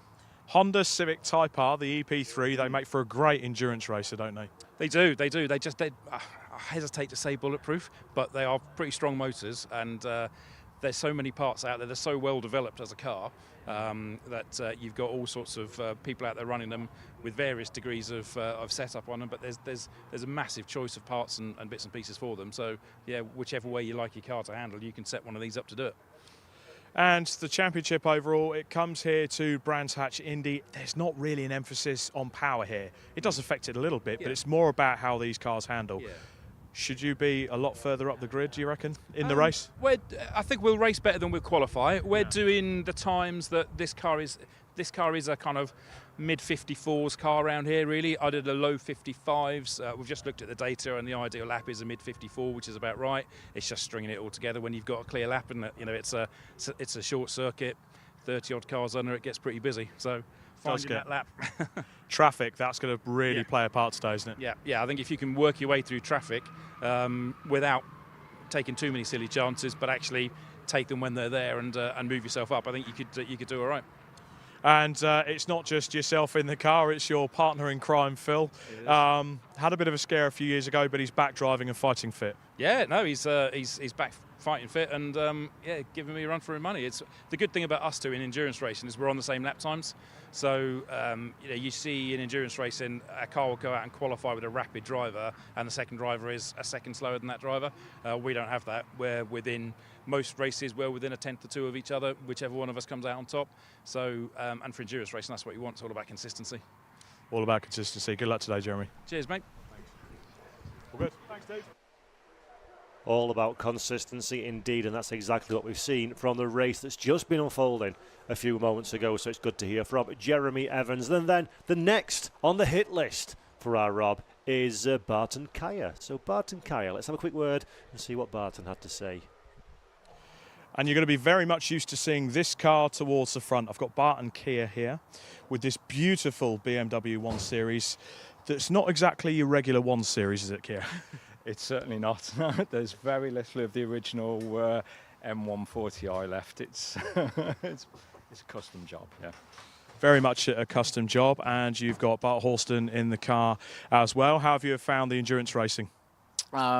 Really, let's say educating for me, like good coming from lots of sprint racing and short 20-minute races. It's nice to have something a bit different to learn a lot of the skills, I want to develop in my career and get better at. And it's also, good to get back out on the British tracks and be able to, help and develop Kia at the same time. So it's a win-win for me. And Kia, a 2-hour endurance race, but you're doing it around the Brands Hatch Indy. It's such a short lap. Going into the race, you guys are in a great position to take overall honours. What's going to be the key part of the race? Is traffic going to be an issue?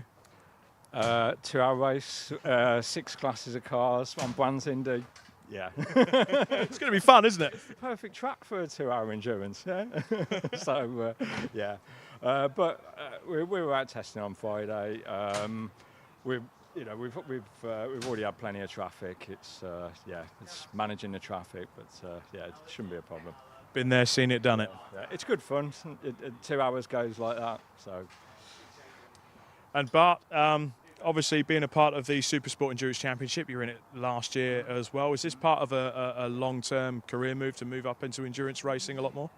I certainly know it's a personal goal of mine to step into doing the big endurance races around the world, like Le Mans, Daytona, and things like that, and racing championships like DTM and GT World Challenge and WEC. And yeah, it's a fantastic opportunity for me to, like I said, develop my skills, but also try and help Kia here and see how we can help each other out, and also support him in his effort of trying to take the championship this year. It must be quite satisfying having a brilliant driver coach like Bart behind the wheel with yourself, helping develop your talents. Yeah, it's been good. Yeah, we work well together, and it's been great. Fantastic. Well, you've qualified really well. You're up there right at the front. Thoughts on today's race strategy-wise? Is there anything different you're playing? Anything unique? Nothing crazier since we had the really good rule change this year that we can't really pit under safety car too much. Or it's not advantageous to. It means that it's a lot easier for us to plan out our strategy. And generally we like to give ourselves a 50-50 split so we just get an equal share of the driving time. But there's always playing around with trying to, we can't pit under safety car or this and that, and also try and help the team out and not try and make it too busy with all the cars they're running this weekend. And more importantly, bag the points. Absolutely, yeah. There's a championship to chase out there. Well, thank you very much for chatting to us today and good luck. Okay, thanks, Rob. Thanks, man. Yeah. Fabulous stuff there. For some reason, I wrote down Bart and Kia rather than Bart and Kia. That was Bart Hawson and Kia McConomy, of course, in the Jeff Steele Racing BMW. Sorry about that, chaps, but good to hear from both of them nevertheless. And we've certainly been busy with these VTs. I'm not sure if we've got another one coming. I'm just going to check that one in a moment. But our Rob has certainly been busy down on pit lane, and I think actually he's caught somebody else, I've been told. So let's have a look at who Rob Lewis managed to catch a little bit earlier on today. And it's time to talk TTs now. I've got Alistair Lindsay, who's here this weekend. You've just qualified first in class for the Brscc SuperSport Endurance Championship. Alistair, Audi TT, they're proving to be very good little endurance race cars. Yeah, this we started off in the TT Cup, but the car, it was just a competitive field, very competitive, where you couldn't really move forward easily, and the races were only 15 minutes. So we wanted to go to an endurance race. So we had to do quite a bit of work to the car, fitting the grills in, putting more cooling in, etc., so that the car isn't overheating. We still have to monitor carefully on the dash the gearbox and engine temperature, because it's still not really ready for long-term endurance races, which we'll work on next year for the winter. But agility and speed, everything, you can see there's class is above us, class A, and so there's a lot of faster TTs with bigger turbos, but they're still the same chassis, everything's the same on them, and they're really, really reliable, great cars. You've clearly got the speed because you've qualified first in your class. What's the strategy going into the race? Well, I've had 2 seconds and a third, so I'm obviously looking for a win. Don't want to give it the kiss of death. It's consistency. We've got our pit stops down pretty much that we're about 5 seconds over, which is good, because better be over than a drive-through penalty. So it's just consistent laps. That's the main thing, not to be overzealous on it. If we've got to take time getting past somebody, we will do, because we know we're competitive. So I'm a single driver, so we think it's going to be about 118 laps. So there's a lot of time to play games to catch up and make sure that the car's kept running reliable and that the temperatures are good. Fantastic. And what brought you to the PBS Brakes SuperSport Endurance Championship? Basically that, because it's endurance. I used to race in Brit car years ago, which was obviously a longer race, and the 15-minute race is just, you're hardly warming the car up and it's finished. The 2 hours is really good. People that want to go with 2 people and split the cost, you can do, or 3, so it's great. But I myself, I like doing the 2 hours myself. I'm getting a bit older, as you can see, less hair, but it's good for me for my keeping physically fit, and it's a good mental challenge to keep the car going. And for 2 hours is a long time. You can see today, even in qualifying, there were 3 or 4 or 5 cars which didn't make it, and so preparation is the key. The team are absolutely fantastic. Motor City Performance, they really prepare the cars well. And so it's just consistent lap times. Keep it within the same second each lap, and if we're a half a second quicker over 118 laps, we should do okay. But it's motor racing, so anything can happen at any point. Most definitely. Alistair, good luck today. Great. Thanks very much. Cheers. Bye. Fancy going front? Alistair Lindsay there, and next on the list is Paul Hinson. And certainly one of the most entertaining drivers in the field, I think, that always punches well above his weight. Paul Hinson, great to see you back in the BMW. Yeah, thanks very much. Yeah, it's been a good season so far. We're leading our class by sort of 50-60 points. Hopefully we can get the class win this season at this track if possible. But I always love brands. I spent most of qualifying going sideways through Paddock Hill and sideways through Clearways. So I think my record was like 3 seconds sideways going through Clearways this morning. So yeah, really enjoyed it. There's something that's quite spectacular about your driving. We've seen that in the past. Does the car lend itself to that? I think so. I think we've got a lot of power in the front with it being a 3 litre, and we've lined it so much it's really light at the back now. And Robin Welsh helped us set the car up, and it's just to get it on the limit, you have to have it moving all the time, constantly, whether it's the front end, the back end. And I've been driving it for 10 years, so I know it like the back of my hand. And I don't think I want to move cars, so I don't think I'll ever have a car that's as entertaining as this to drive, to be honest. Absolutely, and Brands Hatch Indy, it's a tight, twisty circuit. You're obviously enjoying yourself. Doesn't really emphasise on the power, but on the handling. Will that help you get even further up the grid? Yeah, I think so, because we've had a lot of high competition coming into the championship this year, and the gap to me and the guy in first place is 4 seconds at normal tracks now, so I'm really struggling to compete this year. But we come to Brands Hatch and I'm less than 2 tenths behind him, so it's a proper driver's track, and power doesn't matter as much, so all I've got to do is launch it into that first corner and keep him behind for 2 hours.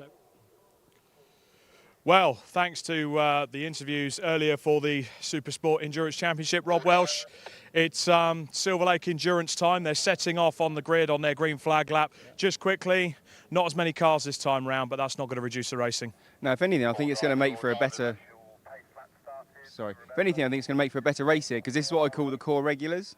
So they all know each other. There's a lot of, good camaraderie in the paddock. The C1 paddock's one of the most friendly paddocks, as you know, that you'll ever come to. And these guys are going to race really, really close. I suspect at the end of 3 hours, and you can call me on this at the end, I reckon we're going to have at least 5 cars actually racing for the win after 3 hours. That's my prediction. Let's see what we can do.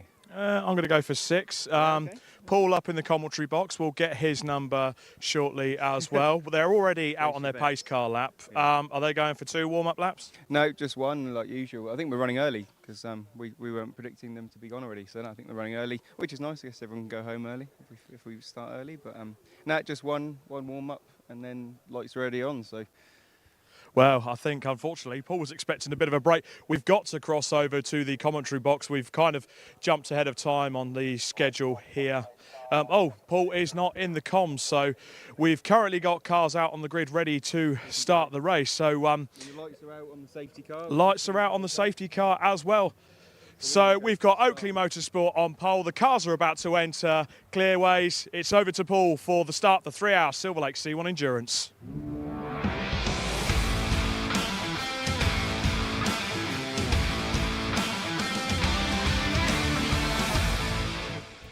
Ladies and gentlemen, boys and girls all around the world, watching on the Brscc YouTube channel, welcome.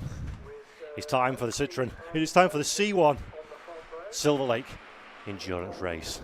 This is going to be beyond spectacular, I'm absolutely certain. Right, let's get ready to go racing.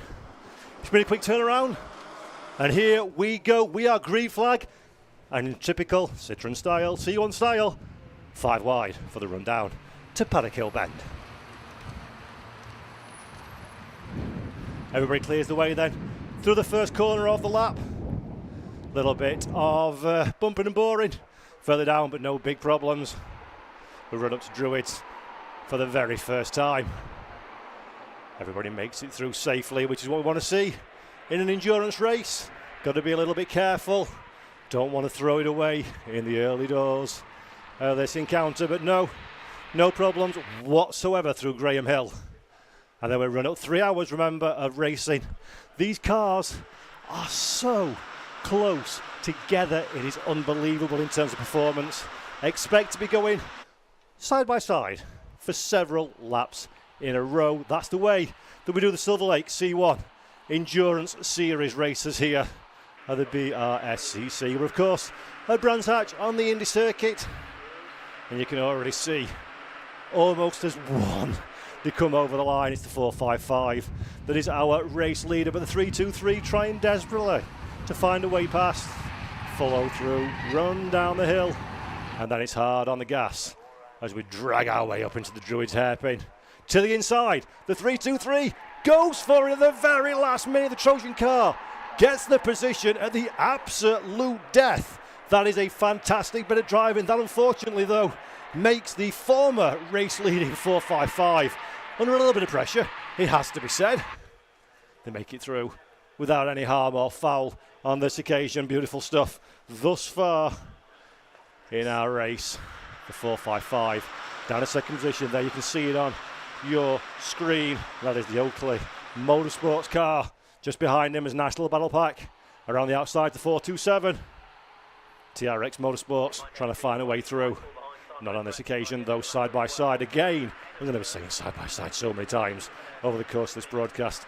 I'm absolutely certain these cars, this championship, are just sensational. Over the timing beam again.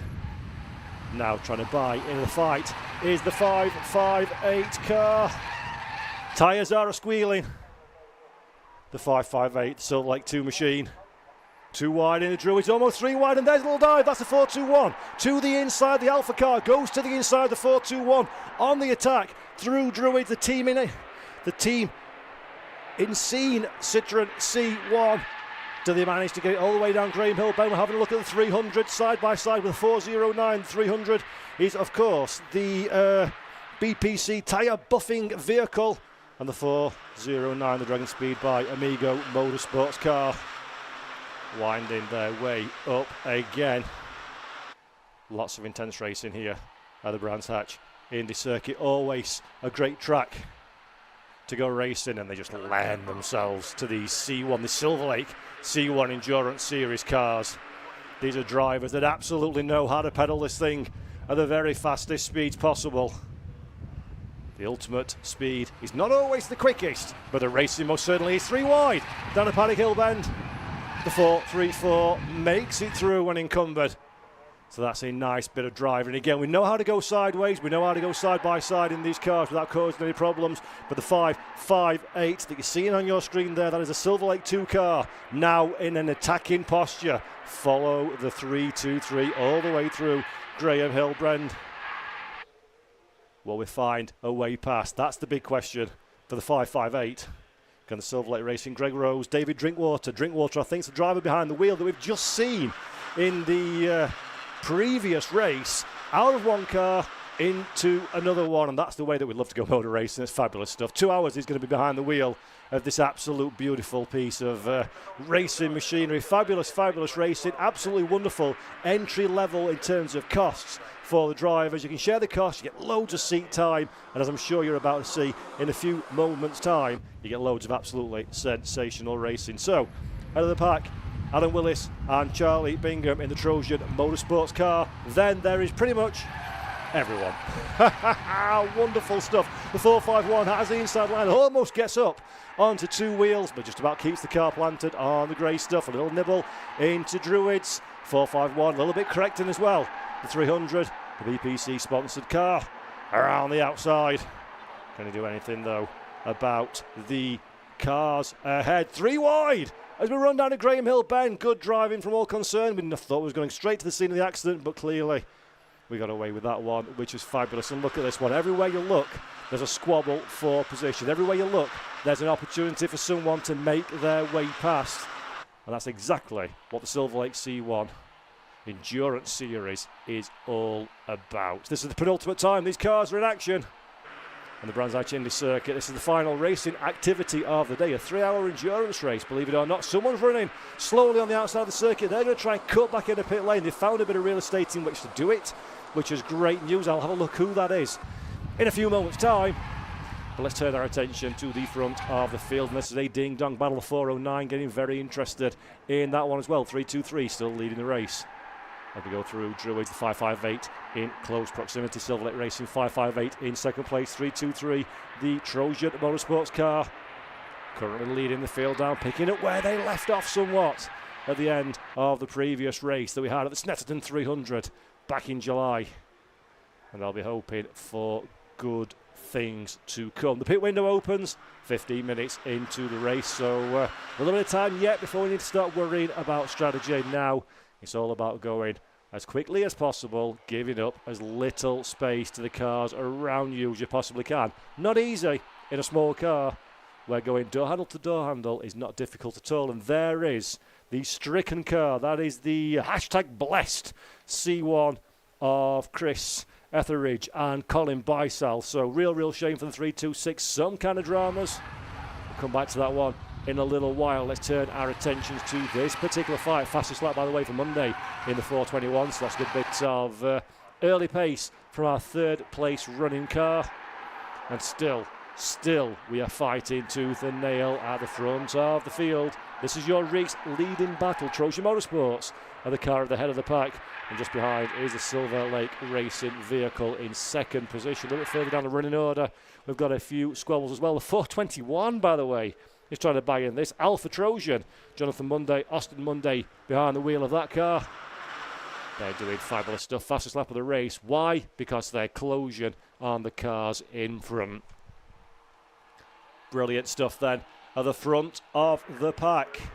Just like we ended last time at Snetterton. We pick it up again at Brands Hatch. Big question is, does everybody have enough fuel in the car to make it to the checkered flag? We saw that one last time as the Bacon Racing squad forced to make a late pit stop caused by that low fuel. That opened the door to our current third place finisher, third place runner and fastest lap holder, Alpha Trojan, that took a late race victory. They'll be hoping for more of the same, but this time get it done on track with passers. And here we go then. This is the charge. Silverlake Racing still about half a car length would that be between these two warring vehicles now as we run down into Graham Hill Bend. Be careful not to use too much racetrack. No, we don't. There's the switchback manoeuvre that we're looking for. Fabulous stuff. The 323 knows when he is cooked. Can't do anything about that one. Trojan Motorsports, that opens the door to Alpha Trojan as well. So the 323 momentarily into second position. He settles back down to third place now. 421 up into second position. Good bit of driving, good bit of heads-up driving from Alpha Trojan there to minimise problems and drink water using his experience, I think it's fair to say, is David from the previous race. Straight back in it again. Doesn't need warming up, that's for sure. Might take him a few laps to remember which car he's in. He definitely doesn't need warming up. Great stuff from our drivers here. Charging uphill already. We're starting to get a little bit of traffic.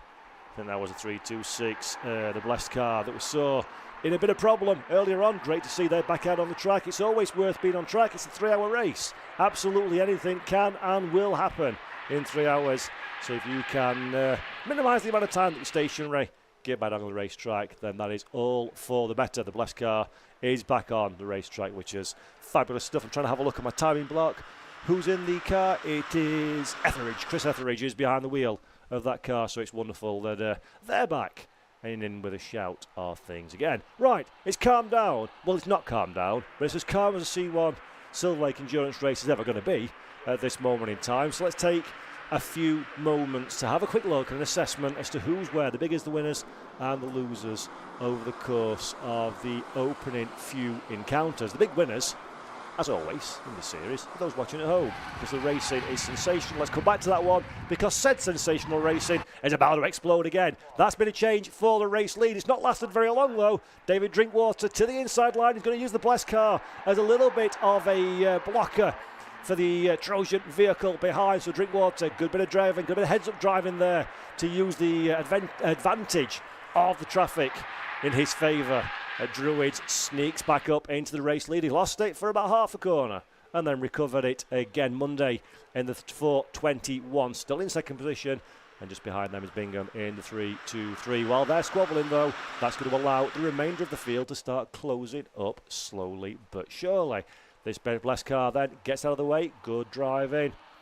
Sensible driving, in fact, actually, because he's minimising his time loss. He'll try and sneak into the slipstream, which are, mark my words, critical in these cars, and he'll hope that the front three can drag him round to competitive lap times and let him close back up to the back of the field following the pretty foray into pit lane a few moments ago.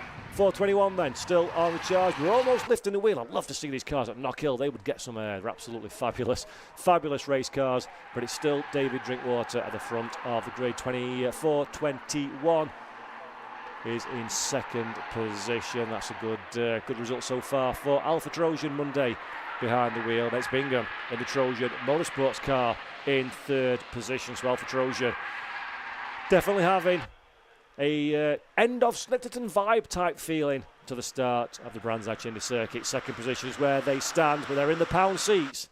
Still got 2 hours even and 48 minutes left on the clock. If you're just joining the Brscc YouTube channel, big hello to you all. My name's Paul Jeffrey. Down on pit lane, we're going to have Rob Lewis. Our producer for Alpha Live today is Rob Rowley. It's our pleasure to welcome you along to the Brands Hatch Indy circuit for what should be a fabulous way to end what has been a sensational weekend of motor racing here on the behalf of the Brscc. Here's a little squabble that you like to shake a stick at. That's the 392. Around the outside goes said 392. 7th position is where they find themselves. Still can't find enough real estate to insert themselves in. Why? Because there's 2 C1s, nose to bumper. The longest C1 in the whole wide world. We go down the inside with a 423. Will there be enough room left? No, not quite on this occasion.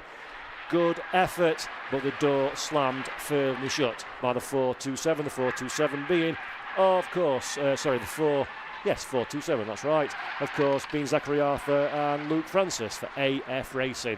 So they're having a very valuable start to their race at this moment in time. 6th position, Francis behind the wheel on this occasion. Ringing back to the front of the pack though, and it is still David Drinkwater that heads the cars over the line. Drinkwater rocking car number 558, just behind him the 421 of Monday and the 323 of Bingham in 3rd position. As you were then, as we start another lap. Great stuff from all of our drivers as we head down in a paddock hill bend. Panicking for a second there as I momentarily lose pictures, but they're back again, which is good news. So, big question I asked myself in the Fun Cup race, when do we start driving like it's an endurance race? I was warned in the Silverlake C1 endurance, never. It is just a long sprint race, these cars, momentum cars, side-by-side action cars, all the way through the field, and that's exactly what we're seeing right here and now. The 451 just about holding on in 12th position. They've got a lot of cars for company though, currently driven by Brown, and then we've got Livesley in the Brimstone racing car just behind, and then Amigo Motorsports, Hickton in 14th position. So that's a nice little fight that is going on there as we take a look at the field, winding their way through again. These may be small cars. These may be cars that aren't quite as quick as everything else on the calendar, but what they lack in outright straight line speed, they more than make up for it in the fact that they are so raceable. The racing always is absolutely incredible at Brands Hatch in any car, to be fair, but in the Silverlake C1 Endurance Series, never more so than in these vehicles. They're mighty, even though they only pack a very small punch. And if you're interested in getting in touch and getting involved in the Silverlake C1 Endurance Championship, I do implore you to reach out to the organisers. It's a great championship, very cost effective, a lot of time behind the wheel for the drivers to enjoy, a lot of opportunity for the drivers to get seat time, to get racing activity underway, and to really enjoy these very, very small cars. The engines, the gearboxes, they're as standard from Citroën. There's nothing that you can do to change them. Not one of those cars that you can throw money at in order to get the result, to get the speed, to get the performance, to get the pace that you want against your rivals. You go in, the differentiator is how hard you work as a driver. The differentiator is how well you execute your race weekend. And the key selling point, of course, for the championship is the fact that the racing is absolutely sensational. So, here we go then. We're still in the early running of this race. 15 minutes has elapsed thus far. The 558 from the 421 and the 323 Trojan Motorsports with Bingham behind the wheel are your top 3 runners as we come down into Paddock Hill Bend once again for our race leaders, and it is beginning to build ever so slowly at the front of the pack. So the drivers, it's an endurance race, it's 3 hours. Let's remember that. It is 3 hours long. You don't want to go great guns straight away. Keep the car clean. Keep the car out of trouble. Don't do anything silly is the name of the game. I'm looking at my commentary box window and I can see the 392 it is coming out of pit lane. So the 392, of course, is the 392. Alistair May and Christopher Park's Quattro Formaggio vehicle. They're out of pit lane, so hopefully that is not going to be too much of a problem for those drivers as we rock into this race. Something that's worth bearing in mind, by the way, I need to mention this one. It's been quite a tight turnaround from the last race to the to this one. So tight, in fact, I had to sprint to the bathroom before we came back on air, which is why I started somewhat out of breath when we begin this one. But the way that this works, it's a Citroen C1, the Generation 1 car, 998cc, 3 cylinders, unaltered engine. It's a Citroen or a Persian or a Toyota unit, produced between 2005 and April 2014. It's a standard C1 transmission box, pre-May 2014, at 940 kilograms is the weight of the car. OEM or KYB front struts and rear dampers, Apex 70 2400 spring sets, C1 Racing Club supplied lower front wishbones, drive shafts, track rod extenders, and then a Powerflex front wishbone. Rear bushers are also permitted. So basically, technical speak aside, what does that mean to the layman? I'll tell you what it means to the layman. It means these are very, very standardised cars. It means these are cars that you don't have to throw tons and tons of money at to get out on the racetrack and go racing, and that is absolutely fabulous, because that's just what you need as a driver. Share the cost with your teammates, get maximum amount of seat time, and as you can see on screen, we've got a couple of technical difficulties here that we're just overcoming as we speak, and then as you can see on screen, these cars are raceable. Very, very raceable indeed. It's all about how hard and fast you can drive as a driver. You've got to be consistent. It's a momentum car. You want to carry the speed through the corners, but you also need to know where to take the risk, where to take the problems, where to make the moves. Not easy on paper when everything's so similar to each other. Not easy at all, because you can be the differentiator between success and failure, and that's the big thing. That's the big thing that we need to look out for. If you do a good job and your team executes a good performance, then you are absolutely golden in the race. So 2 hours, 41 minutes, 15 seconds on the clock. The 558 is still our race leader from the 323, and the 434 finds themselves in third position. Gaps, yeah, barely even worth talking about. That's how close they are.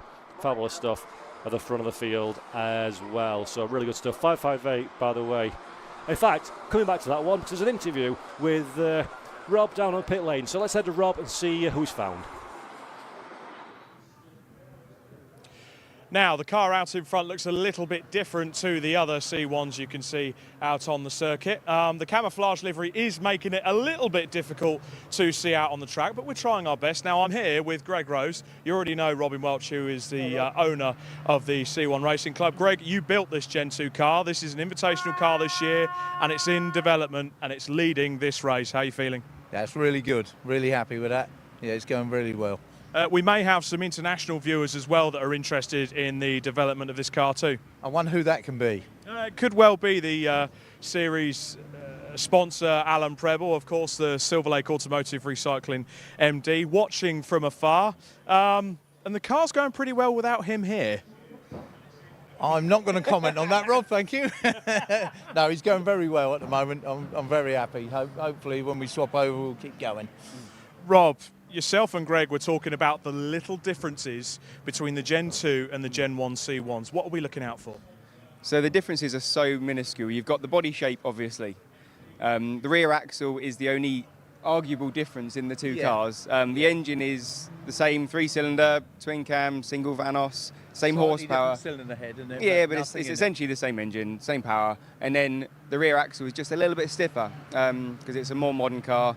So there's not a lot between them, but it's really nice. Me and myself and Greg were just watching then, and there's nothing between them. You look at the fastest lap today, Alpha Trojan on a 2:04.7, and David's done a 2:04.9 in the Gen 2 car. So it's slower, but you could argue that is just because he's in a tow. There's nothing in it.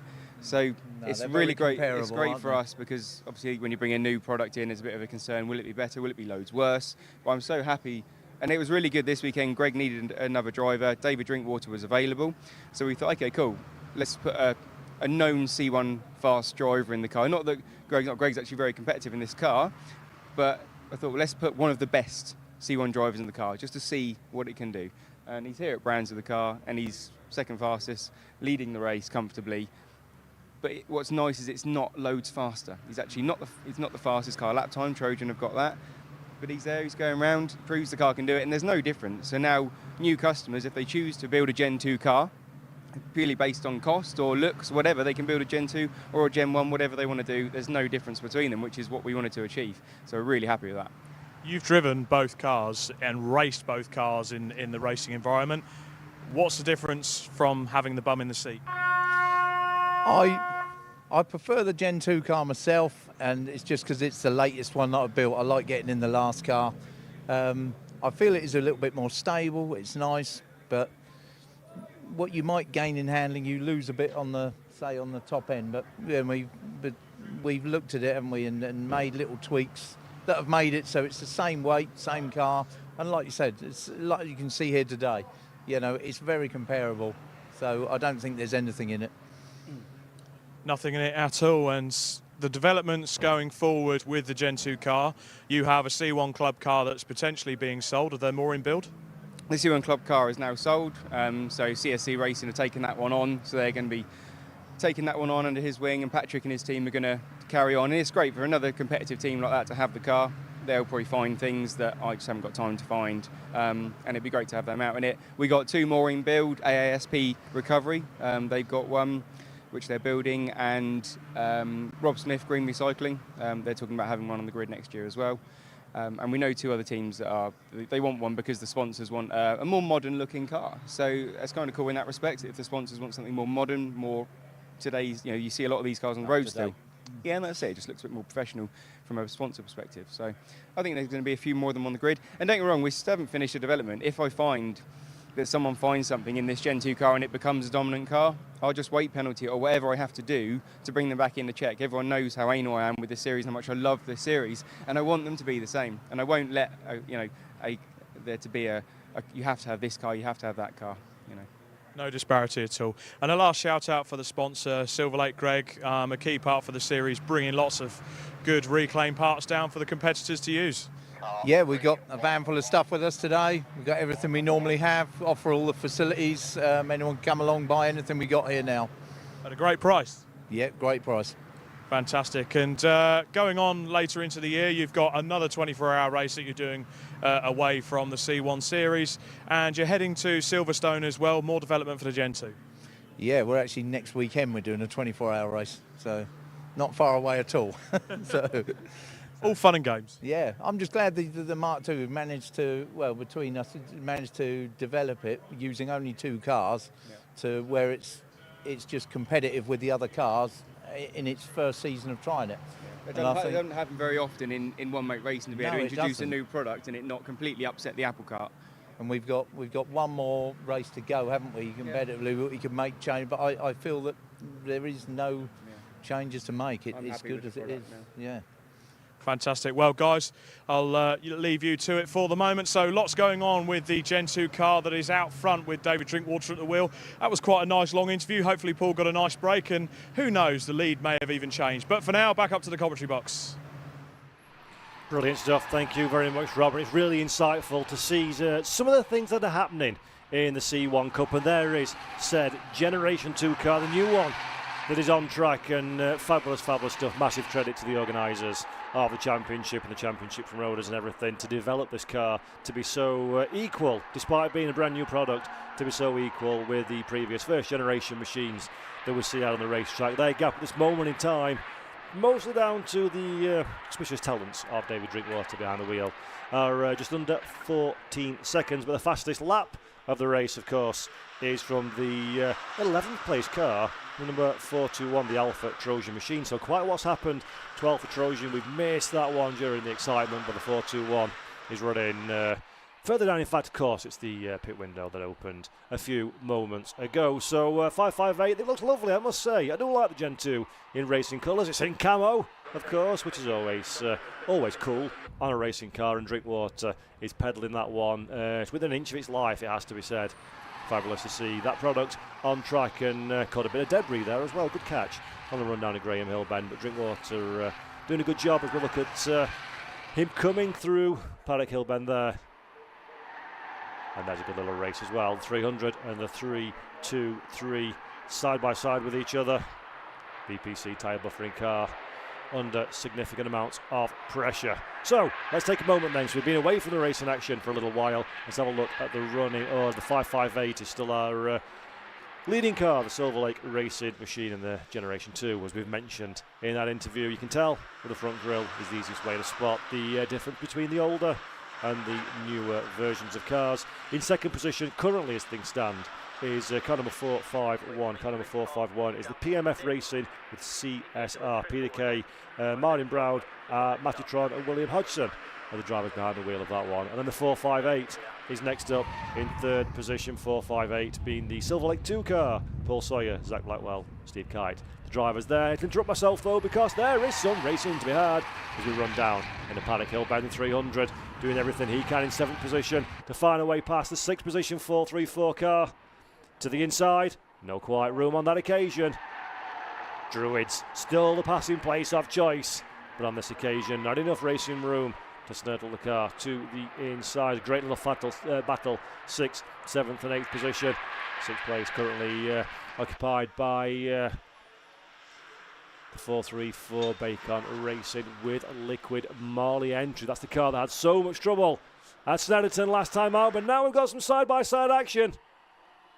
Can we make it all the way through? The Liquid Molly machine is leading that little pike. It's coming vulnerable as well, though. Trojan can't quite find a way past BPC, desperately climbing all over the back. If he could extend the height of the car, he would go over the top of him, given an opportunity. But on this occasion, he can't quite find enough real estate to insert that vehicle into. Looks to the outside line.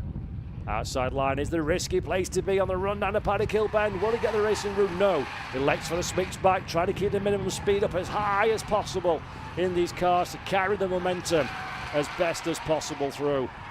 But on this occasion, not quite enough room to get the deal done. And don't forget, this is an endurance race, contrary to how the driving appears to be very, very sprint race-esque.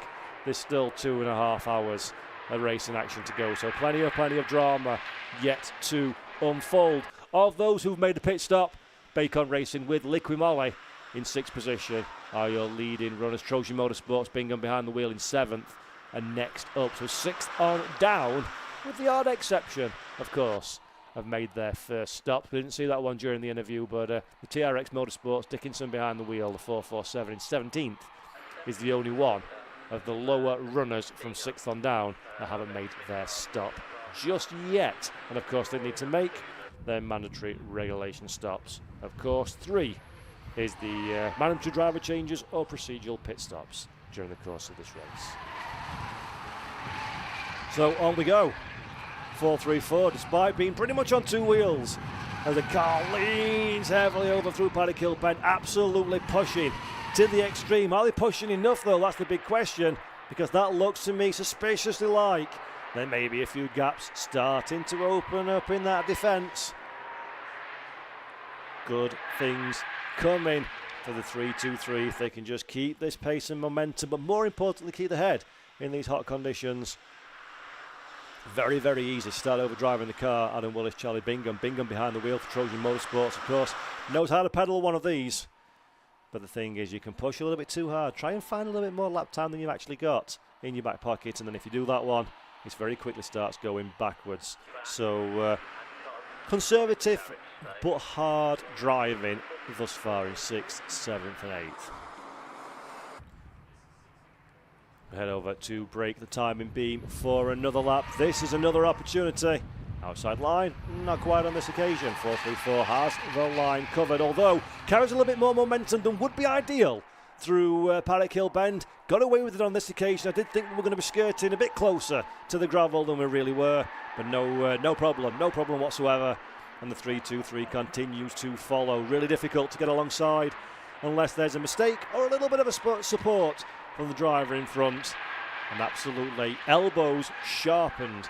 I can guarantee that one from these C1 drivers. They'll be sharpening those elbows, because if you need to go past somebody, you need to be a bit enthusiastic with it, shall we say. Enthusiasm, yeah, I'll settle on enthusiasm. That'll work for me. That's a much politer way than saying give him a bit of a shunt up the rear and push him wide. No, enthusiastic. So the 323 has a slightly better capability of getting it down to the apex. Tries to go for the switchback and keep the car underneath. Not enough overlap though. They're almost identical in terms of performance. barring who pressed the loud pedal a little bit earlier than the other driver. So can't quite get alongside at the moment. The 434 still has the line. Doesn't feel the need of the liquid moly car to defend the inside line. Just wants to carry the speed to the middle of the corner. Monday has the fastest lap, by the way, in the Alpha Trojan, so the quickest lap of the race for our 9th place runner, and that's a dive! Now that is last of the late breakers with a cherry on top, but too much speed into the corner, so it worked, but only for a few tenths of a second, and now there is big pressure from behind the BPC, the green car.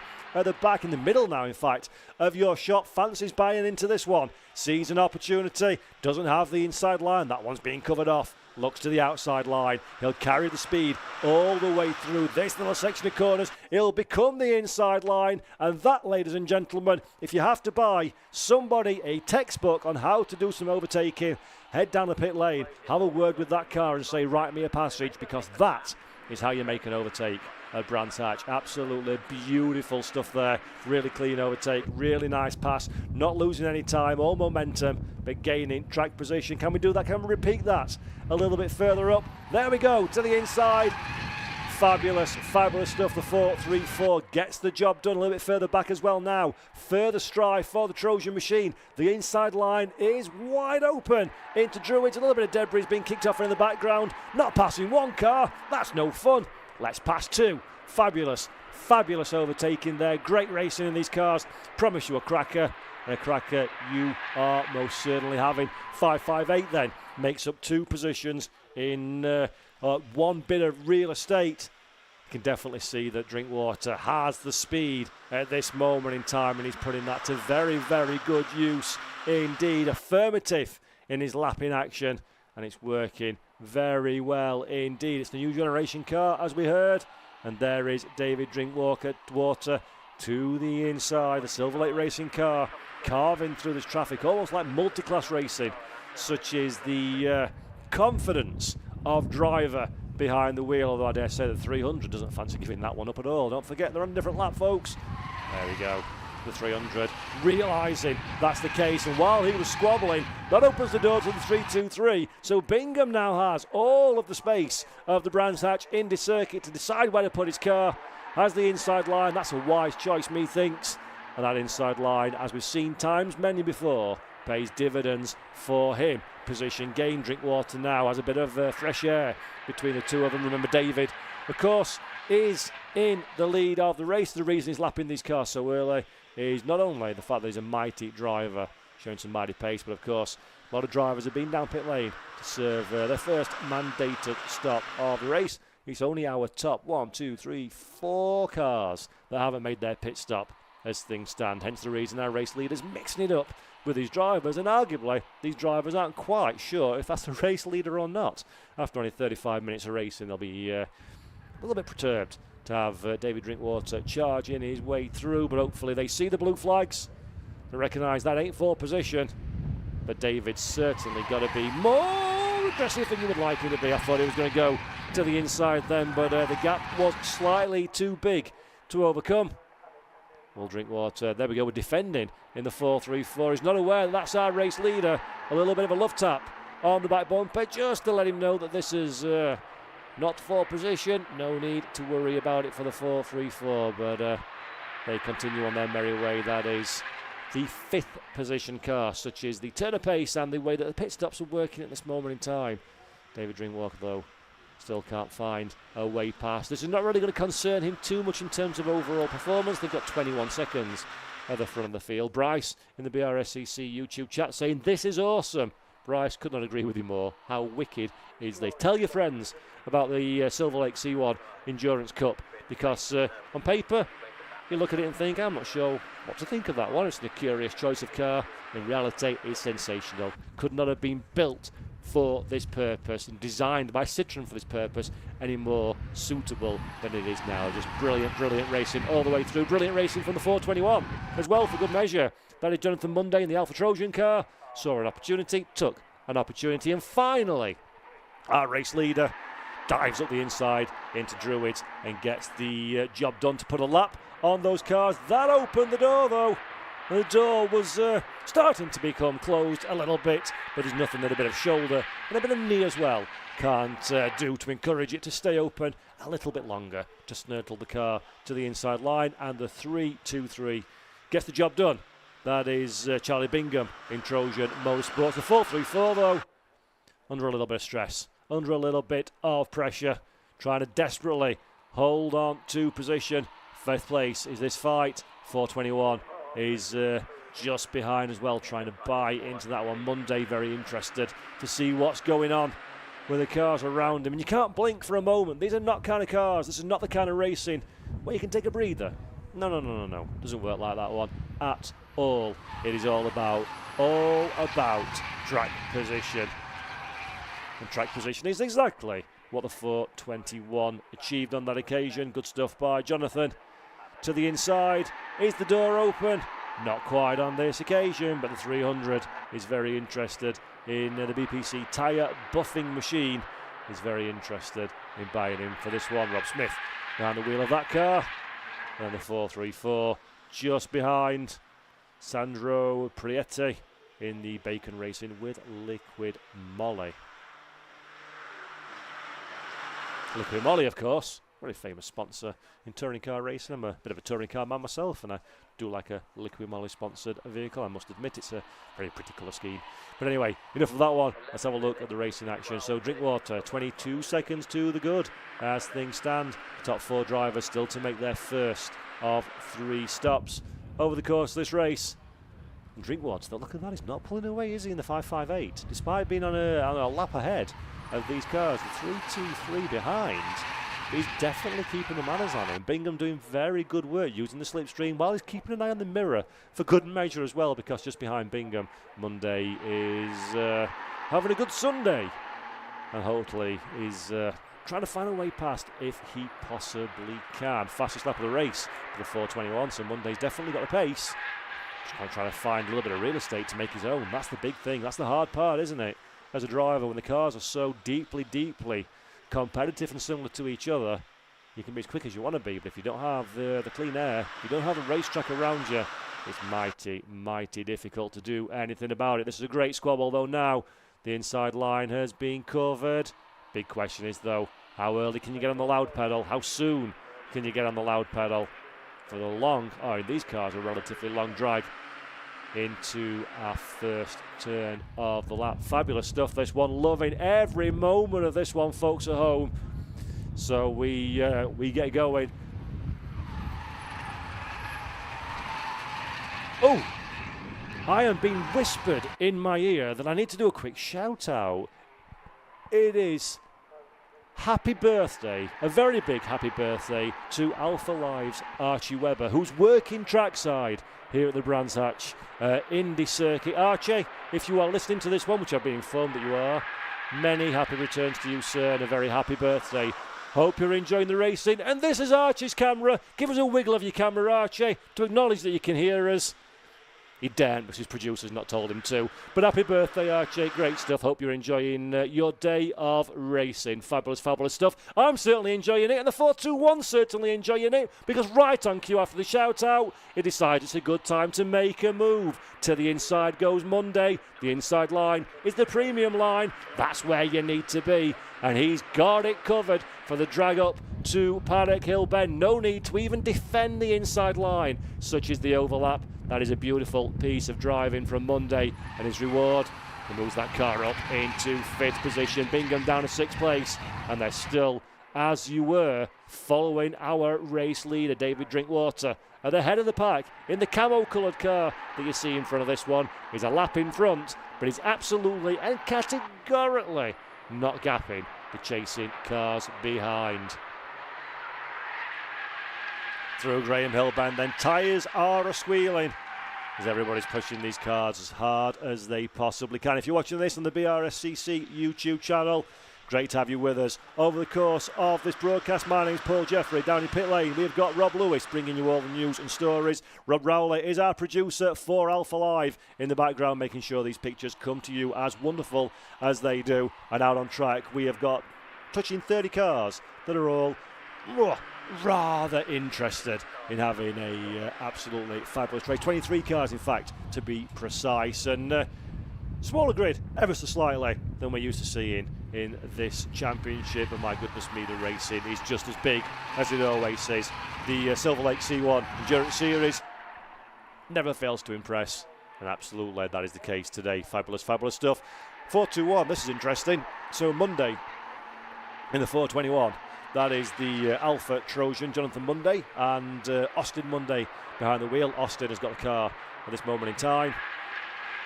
Is he getting a little bit held up by our race leader? That's a very distinct possibility. Let's remember David Drinkwater, the race leader, he's a lap ahead of these cars, but he ain't pulling away. Black and white flag, by the way, we'll come back to that one.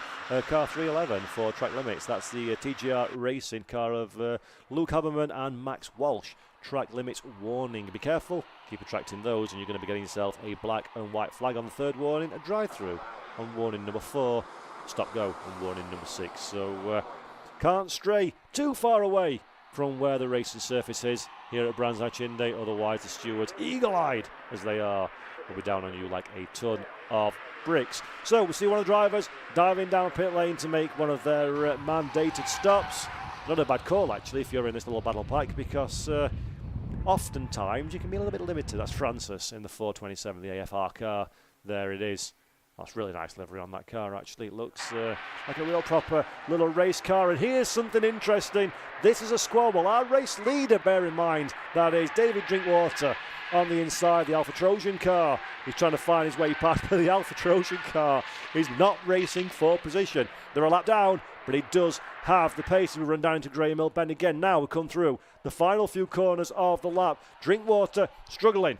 The Silverlake car struggling for pace in comparison to those around. He gets pushed a little bit wide. He's not going to be too concerned about this one because he is a lap in front, but he could very easily get wrapped up in somebody else's incident. This is a new generation car, a development car, so to speak, of the Gen 2 Citroen C1. You can tell it's a different body shape, but under the hood and under the bonnet is very, very similar indeed. And pace-wise, it's bang on the money with the Gen 1s. And there we go. That is a overtake, but not overtake. What do you call an overtake when it's actually not an overtake, but it is an overtake? I don't know. I can't wrap my head around that one. It's too hot, and the day has been too long to work that one out. And the 421 eventually makes his way past, not for position, but it's to give him some clear air in front and start to push. Can he move away from the David Drinkwater-driven Silverlake Racing entered Generation 2 car? And while all this is kicking off on track, we're going to head down to pit lane. Rob Lewis has an interview for us. So let's head down to Rob and have a quick word with somebody on the page. Well, there's some well-behaved drivers out on the track so far. There's a lot of pit stops have been completed, and if the safety car were to come out now for whatever reason, it would really give the advantage to those who have completed their first stop already. However, on some different business, I've got Gracie Mitchell here with me that's driving the Dragon Sport by Amigo Motorsport car. Gracie, at Snetterton, you had quite the impact when you had a sudden brake failure in the car. You bounced back, you raced in the Fun Cup yesterday, you're fighting fit. How's it going today? Really good, obviously, from when we were last out in the Citroen C1 on Friday testing. We've definitely made up a lot more time just from jumping back in it after the Fun Cup and into qualifying this morning. Obviously, the team managed to put it on, I think it was P8 and P10, and that meant that we were included in the random grid decider, where we were actually placed third. So Oren, our teammate in the 381 car, obviously he started. And we've already done our dummy stop. Obviously, he's still out at the minute, I'm out next. And I think we're running about 14th, 15th. Obviously, it's changed around a lot more now that people have started to make them stops. But so far, going so good. Great experience for you. Yeah, no, definitely. I think being able to do the endurance races, especially at the big tracks as well, it gets you out and gives you a lot of track time, as well as kind of being able to learn a lot more and getting used to the front wheel drive, because obviously before I've only really ever done rear wheel. But no, it's definitely great that we can get on the main tracks and for so long as well. So are you doing this as a programme for the rest of the season? Are you looking to jump back into it with Dragon Sport next year? Where's this looking for you? I think we're obviously looking to still do a couple of more rounds this year in the C1, and then I think we are going to look at maybe something to do with the Clios next year, obviously with the programme. I think obviously with myself outside the programme, I am kind of looking to jump into the Ginetta GTP Championship, which obviously I am looking for sponsorship for that this year, in hoping to find some sponsors for the 2025 season, obviously with McKenna driver development. So hoping something comes off, but so far really happy with how the driver programme's going with Dragon Sport, and just see where it takes you really. As for today, the race, are you taking the last stint? You bringing the car home, or are you in the middle?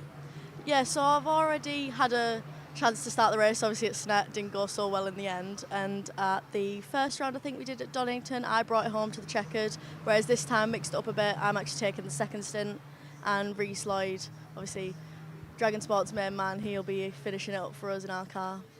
Fantastic. Great to see you back in the C1 paddock, ready and fighting fit after a bit of an instance at Snet. Yeah, no, definitely hurt more than the roll here a few months ago, but no, came back stronger than ever. Luckily, it hasn't really scared me, to be honest, and I'm looking forward to get back out. Fantastic. Good luck. Thank you very much.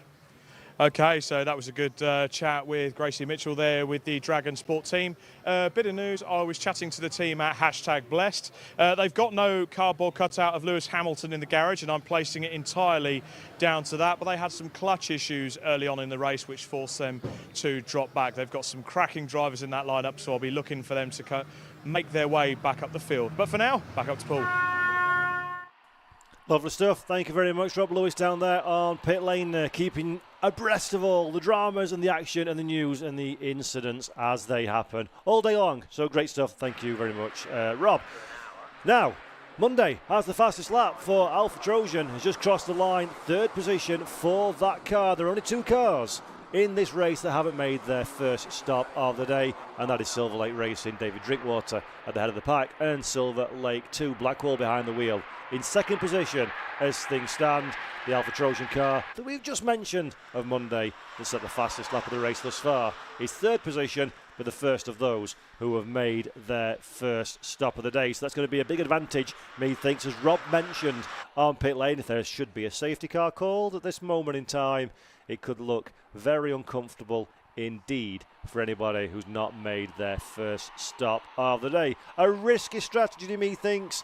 Already in qualifying that we saw somebody go off in a paddock hill bend in quite a big way that would have been a safety car in racing conditions. So it's certainly an ever-looming spectre in the background, the possibility of safety cars when there's so many cars on the grid in such tight and compact racing as this. Very, very easy for things to go very wrong indeed, very quickly indeed. So risky business for our top two. In third position, sitting pretty as things stand, is the Alpha Trojan 421 car. Austin Monday still behind the wheel of that one.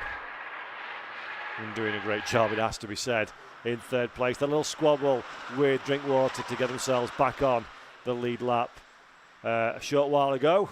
It's kind of paid dividends, actually, because look at the gap that there is between the two of them. There's a healthy 3 or 4 car lengths, which is absolutely nothing. That wouldn't have been very uncomfortable in the passenger seat in a road car if you were that close to the car in front. But when the margins are so fine here in the Silverlake C1 Endurance Series, it's almost night and day 4 car lengths, and that would be satisfying, I think it's fair to say, for the Alpha Trojan team to have gapped our runaway race leader, it has to be said, David Drinkwater, at this moment in time. But the prophecy of the Gen 2 and the Gen 1 cars being equal in speed seems to be coming true, because Drinkwater absolutely cannot keep to the pace of Austin ahead. Pit lane for the 386, I think that was on the timing screen there. Could have been 389, not quite sure. There we go. The 338, wrong altogether, Paul, well played. The 338, that's the Brimstone Racing car, Jeremy Crook and Alec Livesey. Alec is behind the wheel at this moment in time. They head down pit lane. But there, that's the second stop for that car. Let me just check that one out, actually. The 338, yes, second stop for this car. So hopefully that's no dramas. Hopefully that's more strategy than anything else, but I very much doubt it. It looks like there's some kind of shenanigans. We'll come back to that one though, as they're pushed back out and away they go. That car running in 15th position as things stand, so still very much in a comfortable place in the field, a competitive place in the field, ensconced as they are well within the top 20 as things stand. Pit lane at last for our race lead, and the 558 is down pit lane, slows to 30 kilometres per hour. Feels like walking pace when you've been out of the racetrack, but Drinkwater from a comfortable and commanding race lead in a Silverlake even racing car, likes to come and make his first stop of the day with 2 hours 8 minutes on the clock. This is a nice battle that we're looking at now in the Druids. You got your money's worth if you've sat at Druids this weekend, haven't you? There's been some real good action up there and through. In fact, I don't know why I'm called in individual corners, because there's been real good action all the way through the field, and there it is again in a Graham Hill bend at the bottom of the hill. 301, 381 even, trying desperately to find a way past. And as they go through almost as one, it is the 381 that is the leader of the pack, respectively speaking. Hickinson behind the wheel of that one. The 455 is the car that has just been liberated of their position even. That's the Oakley Motorsports machine. Saying 8 on the timing stack, but it's 9 in reality. And there we go. Update in the battle for 8th position. Buying into this one as well, deciding, boys, you're having a lot of fun. I fancy a piece of this one as well. It's the 409. The 409 are Dragon Sport by Amigo Motorsports. Very quickly gets involved as well. 2 teammates into team play? Absolutely not. No time for any of that kind of tackle. They're racing very hard indeed. Fabulous racing here. We've almost broken into the first hour of a 3-hour endurance race. You wouldn't know it was an endurance race, would you? Well, looking at the action that we're having out on track, it is frantic from beginning to end. Here we go again then to the top of the circuit. 381 still leading this little battle pack of cars. And we see running through the very top of the circuit, there is the formerly occupied by David Drinkwater number 558 car. Came in from the leader, fairly comfortable lead courtesy of the way the pit stops work. David, I think, has jumped out of that machine and we'll be doing a swap. Say the 558 drivers lined up for this one are David and Greg Rose, of course, for Silverlake Racing. We'll find out when the timing screen clears itself up as to where they find themselves. And everybody cycles through their pit stop. Everybody now, with the exception of the 442, have made their stop. So Mears in the 442 is still circulating, having yet to come down pit lane. And what we're looking at here, there we go. That's David. That's a 458, of course. My apologies. The car that's currently leading the race. Silverlake 2. Confusing me there. Very similar liveries, of course. Paul Sawyer, Zach Blackwell, and Steve Kite behind the wheel of that one. They inherited the lead when the 558 came in. But obviously, they're now in pit lane as well, so they will drop down the running order. And it's now at the head of the pack. This car, the Alpha Trojan, that you're looking at. And they behind the wheel as things stand, and they've got a relatively clean 3.8 second gap to the 3-2-3 behind the Trojan Motorsports. You've got Trojan in the name of your team, you're probably going to have a fairly reasonable day, and that's proven to be the case so far. Alpha Trojan and Trojan Motorsports in first and second position respectively as things stand. Then the 432 is in third place. The 432, the Rab Sport racing car. James Hitchin, Gary Mitchell and Daniel Kell are piloting that particular car. Hitchin, it appears, is the one that's behind the wheel as things stand.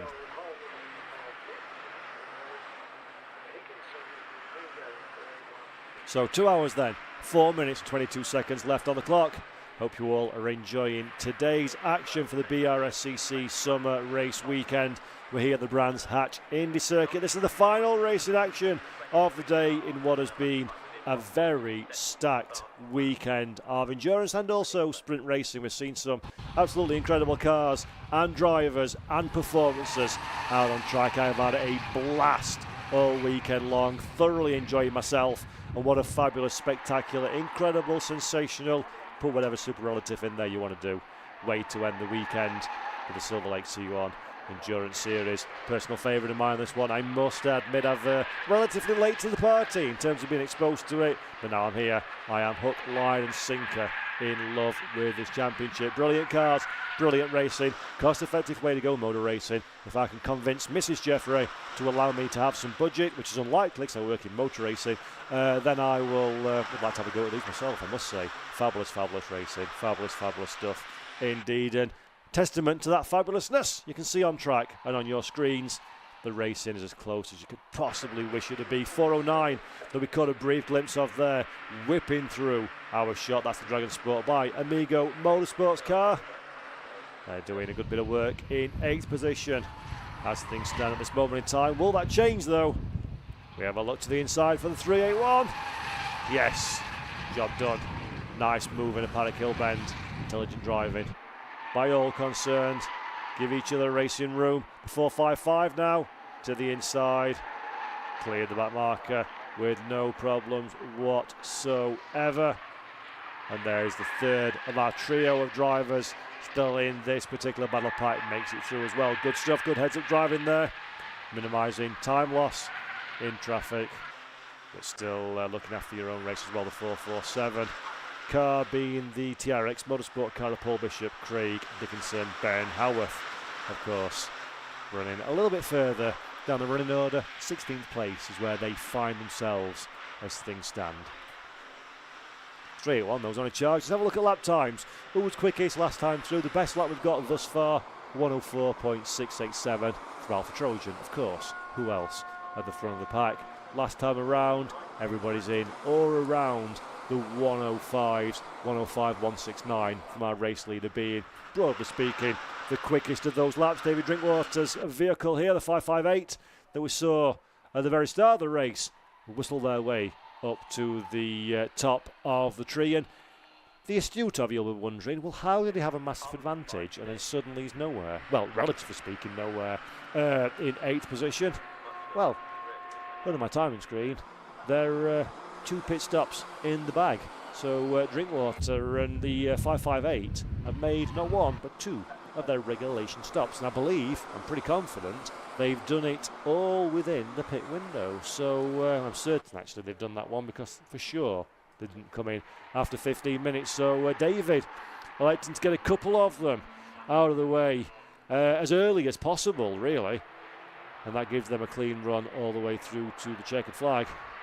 Of course, driver change is not taking place. I don't think. I still believe Drinkwater is behind the wheel of that car. So I think he alluded in the interviews at the end of the last race that he's going to be in the car for 2 hours. I didn't know whether that was just stating a number to illustrate a point or whether that's factually 2 hours. But the scratch plan, I think, is at the moment for David Drinkwater to get all the pit stops out of the way, do 2 hours worth of driving, and then hand over to his teammate Greg Rose in and or around the 2 hour mark, giving Drake an hour behind the wheel of that car to take it through to the checkered flag. So quite remarkable, it has to be said, that the 558, having had a couple of stops to their name, are still running in 8th position, just ahead of the BPC tyre buffering car, Smith behind the wheel of that one, who've also made a couple of stops. So the choice strategy, it seems, and right on cue, almost as if they're listening to this one thinking, that's not a bad shout actually, that. The 421 comes down pit lane from 3rd position, so the 421, interestingly, they're also on their 2nd stop. So it seems to be everyone's coming in a little bit earlier than I kind of anticipated them to be doing so, to get the cars and the regulation requirements out of the way. And then off it pops. Hard charging, 30 kilometres an hour speed limit in these cars. And that is the 421. They've dropped to 7th as things stand. I dare say that the Silverlake machine, the 558 machine, will probably sneak its way past. But it's going to be tight. Let's have a look then. As we accelerate the 421 out of pit lane. That was nice and clean. Well played. There we go. Just around the outside. That is beautiful. So I thought it was going to be close. That's about as close as it gets. The 558 retakes position. It is down in 7th and 8th places, but that will be a net race lead when everybody else has made their stops and we're all back on an even playing field again. So Drinkwater most certainly had to go hard in those few laps, and it's paid off very nicely indeed. Just by a couple of car lengths do they take that position away, that 7th position away. But that will be a net race lead when it comes to it a little bit further into the race. Both of these teams having made not one but 2 of their regulation pit stops, which is brilliant stuff for both drivers. Good strategic call, methinks. And they're going to start working, sort of filtering their way back up the running order as those ahead of them decide to make their own pit stops. By the way, Austin Monday, he may have lost position, but he's still got the fastest lap of the race.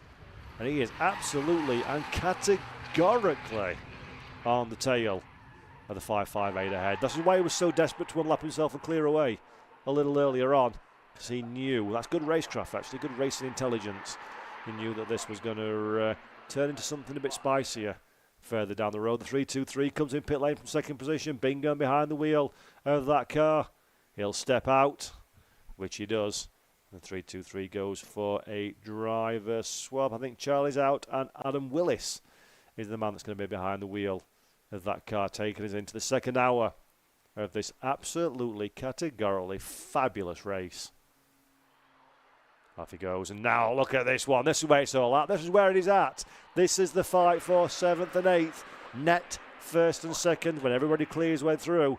And it does look to me a little bit like the pacier car of the 2 is the Alpha Trojan machine. So can the Silverlake car do anything about Alpha Trojan? Well, that makes it absolutely irrelevant, because down the inside we go. Lick that stamp and send it. Got the move done, but didn't have the launch off the car. These cars are amazing. They're absolutely fabulous. The momentum cars, and big brain move like that one looks fabulous, but there's just not the drag to get it off the corner. Drinkwater, well aware of the strategy needed, concentrates on the exit, gets the launch, gets the job done. Fantastic stuff. 6th and 7th they stay as they were. Make no mistake though, Monday will for sure know that this is a net race lead fight that we're having here. And he'll be desperate to be the one that takes the honours. 2 stops then, completed by 6th position all the way on down to 13th, with the exception of the 4.58 Silverlake 2-car of Sawyer. Although last time around, strategy stop number 1, they came in a couple of laps apart. Be interesting to see if Silverlake 2 do the same again this time around. He's only got a lap or so in order for that kind of symmetry to continue, and I dare say they're going to continue on their merry way for a little while longer yet, which is the wise call, of course. Split your strategy, you may as well. Ain't going to win nothing by doing the same as the sister car. And if there's some kind of shenanigans or interventions at any point, then obviously opportunity presents itself to do something different and sort of split the risk. Of course, conversely, flip that around, and that means you're knowingly putting at least one of the 2 cars on the wrong or the suboptimal strategy, which is a little bit uncomfortable position to find yourself in as a team manager. Depends if you're a glass half full or a glass half empty person. I'm a half empty kind of guy. The half full will say that is the shout. And this is the shout for position. The 421 just starting to show his nose a little bit. A defensive stance has been acquired by the 5.58. He knows now that the pressure is starting to apply, does David, in the Silverlake machine. Sponsor of the series, of course, sponsor of the car as well. The reason it's got the Silverlake name is because that is the recently developed Generation 2 Citroen C1. Very, very similar, if not borderline identical performance to the Generation 1 car, but in newer shape, as we heard earlier on. A newer, more modern, sleek design, just to be a little bit more pleasing to the sponsors and the partners of the various different teams that they can be rocking the latest generation technology on face value, at least. And the cars very, very similar between the 2 of them, but either way, still absolutely spectacular. Spectacular cars to drive, spectacular to watch, more importantly of everything, spectacular racing indeed. 1 hour, 53 and 56 seconds even left on the clock. Big hello, I can see plenty of people still watching on the Brscc YouTube channel. Wonderful to have you with us this afternoon as we've had a great day of racing. It's only been 2 races, but they've been long ones and they've been sensational ones as well. SuperSports, they were out last time, produced some cracking racing, and you absolutely guarantee to be some spectacular racing in the Silverlake C1 Endurance Series, and that's exactly what we are seeing. We're following the 431 at this moment in time. Are they going to get themselves into some kind of shenanigans? Beautiful shots here of Brands Hatch. We're overlooking the start finish straight. You can see the pit lane. This is the amphitheatre. This gives you an idea of what Brands Hatch is like. You can see all over the track from anywhere around this wonderful venue down in Kent, not far away from London, southerly point of Great Britain, and it's one of the finest racetracks in the country for a very, very good reason indeed. 434 then. We saw the back of the shot momentarily there, trying to buy into this particular fight. 326, also very interested. That's the hashtag blessed car that Rob was speaking about on pit lane a little earlier on. Etheridge having his fair share of dramas at the start of this race, but that seems to be all under control now, and that car is working hard up in the 15th position. They've made their have they made this 2 stop? No, they've only made the singular stop, so they will drop down the order a little bit later on, but for now it is a grand recovery drive for this team. Going through that final corner again, one of the most iconic sections of racetrack in British motorsport. You'll be shocked if you've not been how far downhill this Paddock Hill bend corner drops. The bottom falls out of the car as it dips down, and compression in the middle of the corner pushes your spine into the bottom of the seat, and you rise back uphill again. Dip the car into the Druids hairpin. You don't want to get the curb on the inside. Conversely, you don't want to run a little bit too wide on the exterior of the corner. And then again downhill, the car's desperately wanting to swivel away from you and get onto that grass at the bottom of Graham Hill. Use all the racetrack and a little bit more. Then there's nothing to do but hit the loud pedal. In one of these cars, a light feather will do you as you run up into Surtees. This is a double corner though, and inside becomes an outside and vice versa. And then through the final couple of corners, one big long right-hander in the Citroen C1, the Silverlake Endurance Cup car, foot flat to the floor. You're almost looking at sky at this point, as then you charge up the gradient and start another lap. It's short, it's sharp, it's sensational. Brandach Indy circuit. Okay then, so the 432, wow, that was good timing, wasn't it? Just it came on screen. The 432 is in pit lane, the Brscc Racing Citroen C1. Belts are tightened inside, very good work by the team. Get the car pushed back, and away we go again. The 431 came in from about 3rd position, I think it was. They're currently 5th as things stand, but of course, obviously, they're going to be dropping down the order. They get that car back up to speed again. They'll be looking for the pit lane speed limit line. Don't press that button too early, otherwise you're going to get yourself in all kinds of bother. And then away we go again. You don't want to suffer the wrath of these stewards. Oh, that is for sure, because their wrath can be mighty and all-consuming, and the penalisation in a race as tight as this can, will, and often does spell the end of your competitive proposition. Stay within the rules, race hard, race fair, race fun. That's the name of the game in the Silverlake C1 Endurance Cup. Let's wind back time almost to a fight that had been developing, that was developing, that we thought was extinguished, and then is back alight again. The 300 versus the 323. The 300 7th position. That is the BPC tyre buffing car. You can see because it's got BPC in big black letters there on the side of the motor, and just behind them is the 323, the 323B, the Trojan Motorsports car that we expect to be at the very pointy end of the race throughout. They're still separated by a 1/10 of a car length at this stage, it seems, but it is, as things stand, advantage BPC for now. That's been a race that is going to continue cooking. I'm absolutely sure. Smith behind the wheel. And here we go. Here's a bit of a change. Alpha Trojan and the 558, another 2 cars that seemingly have been as one for several times. We suggested the Alpha Trojan looked a little bit spunkier of the two the last time we checked in on these, and clearly that has worked very well indeed, because they have now got the position.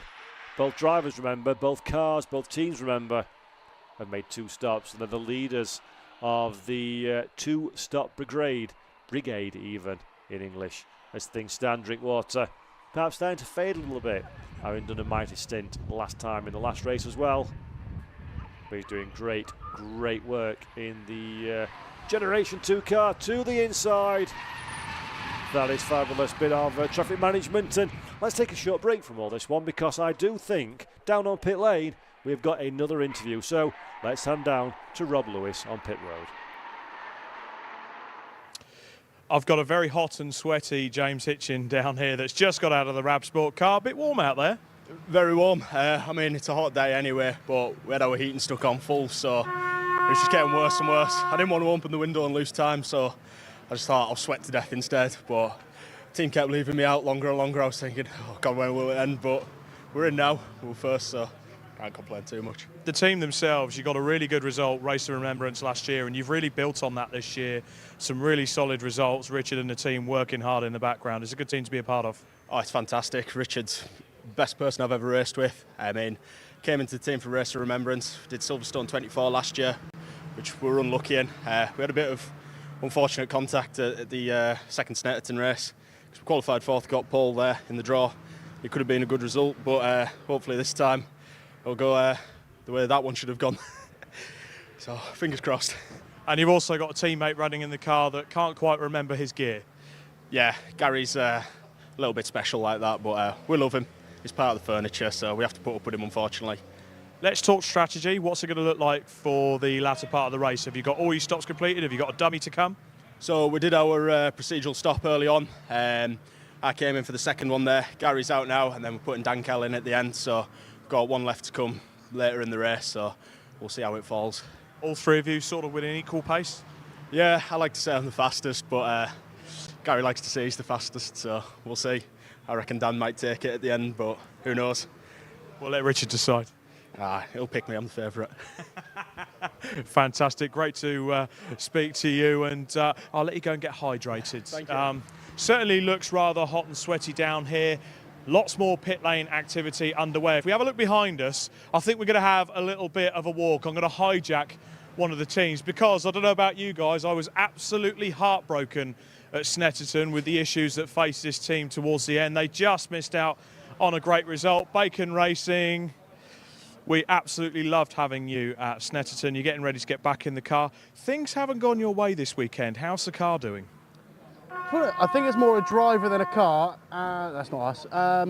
Yeah, it's more the drivers than the car. Just not quite got the pace that we did at Snet. Is it Snet being the home track, home advantage? Yeah, definitely. Both of us feel confident 100% of the time at Snet, not all of the time here. So we're just, Luca's just getting everyone sorted behind us. Plan for this race then, you're playing the strategy game? We're trying to. I think we've just failed, to be fair. The safety cars, is that off? Right, so we've got some breaking news there. It does look like the Bacon Racing car has come a cropper and calls the safety car. Let's head back up to the commentary box and we'll find out more. Thanks very much, Rob. Yeah, we can see on track now, this is a big bit of drama. The Silverlake machine is stationary. You can see the arms waving in the cockpit. Drinkwater absolutely desperate, wants a little bit of support. Double wave yellows, but this is safety car conditions. Now, we spoke about this one very, very briefly, that if a safety car comes and you're outside of where you need to be in terms of your pit stops, then you're going to be in a world of trouble. Well, cars in first and second position, they've only made 1 stop as opposed to 2 for the vast majority of the field, so that is going to penalise the Bacon Racing with Liqui Moly machine and the Oakley Motorsports car as well, the 434 and the 455 respectively. But the biggest disappointment, I think it has to be said, of each and every one of them is that 558 Silverlake Racing car. We've been waxing lyrical about how cool it is to have that car in the field and how well it's doing, and how incredible a job that the team and the driver in particular are delivering the performance, but it seems like something has fallen foul with that car. I don't want to speculate on what it is because A, I have no knowledge of these things, and B, it's never a good idea to make a guess live on air. But I can tell you the end result, for one thing, it ain't going nowhere as things stand. Clearways is where the car is stationary. I can tell that almost I can see through my commentary box window just up in the distance, and it was briefly shuffling from its original position, but that could more have been the effects of gravity rather than a powertrain. And Drinkwater not particularly enthusiastic about getting out of the car as things stand, perhaps hoping that maybe a hearty push from one of the officials can get it restarted, and once you're out, and then it's game over. But that's a real shame. Really thoroughly enjoyed it, I must admit, watching the 558 out on track. And here is our Citroen C1 safety car. I don't see that very often. Actually quite cool is that one. I do like that. Nice livery too. Just bringing the field under control.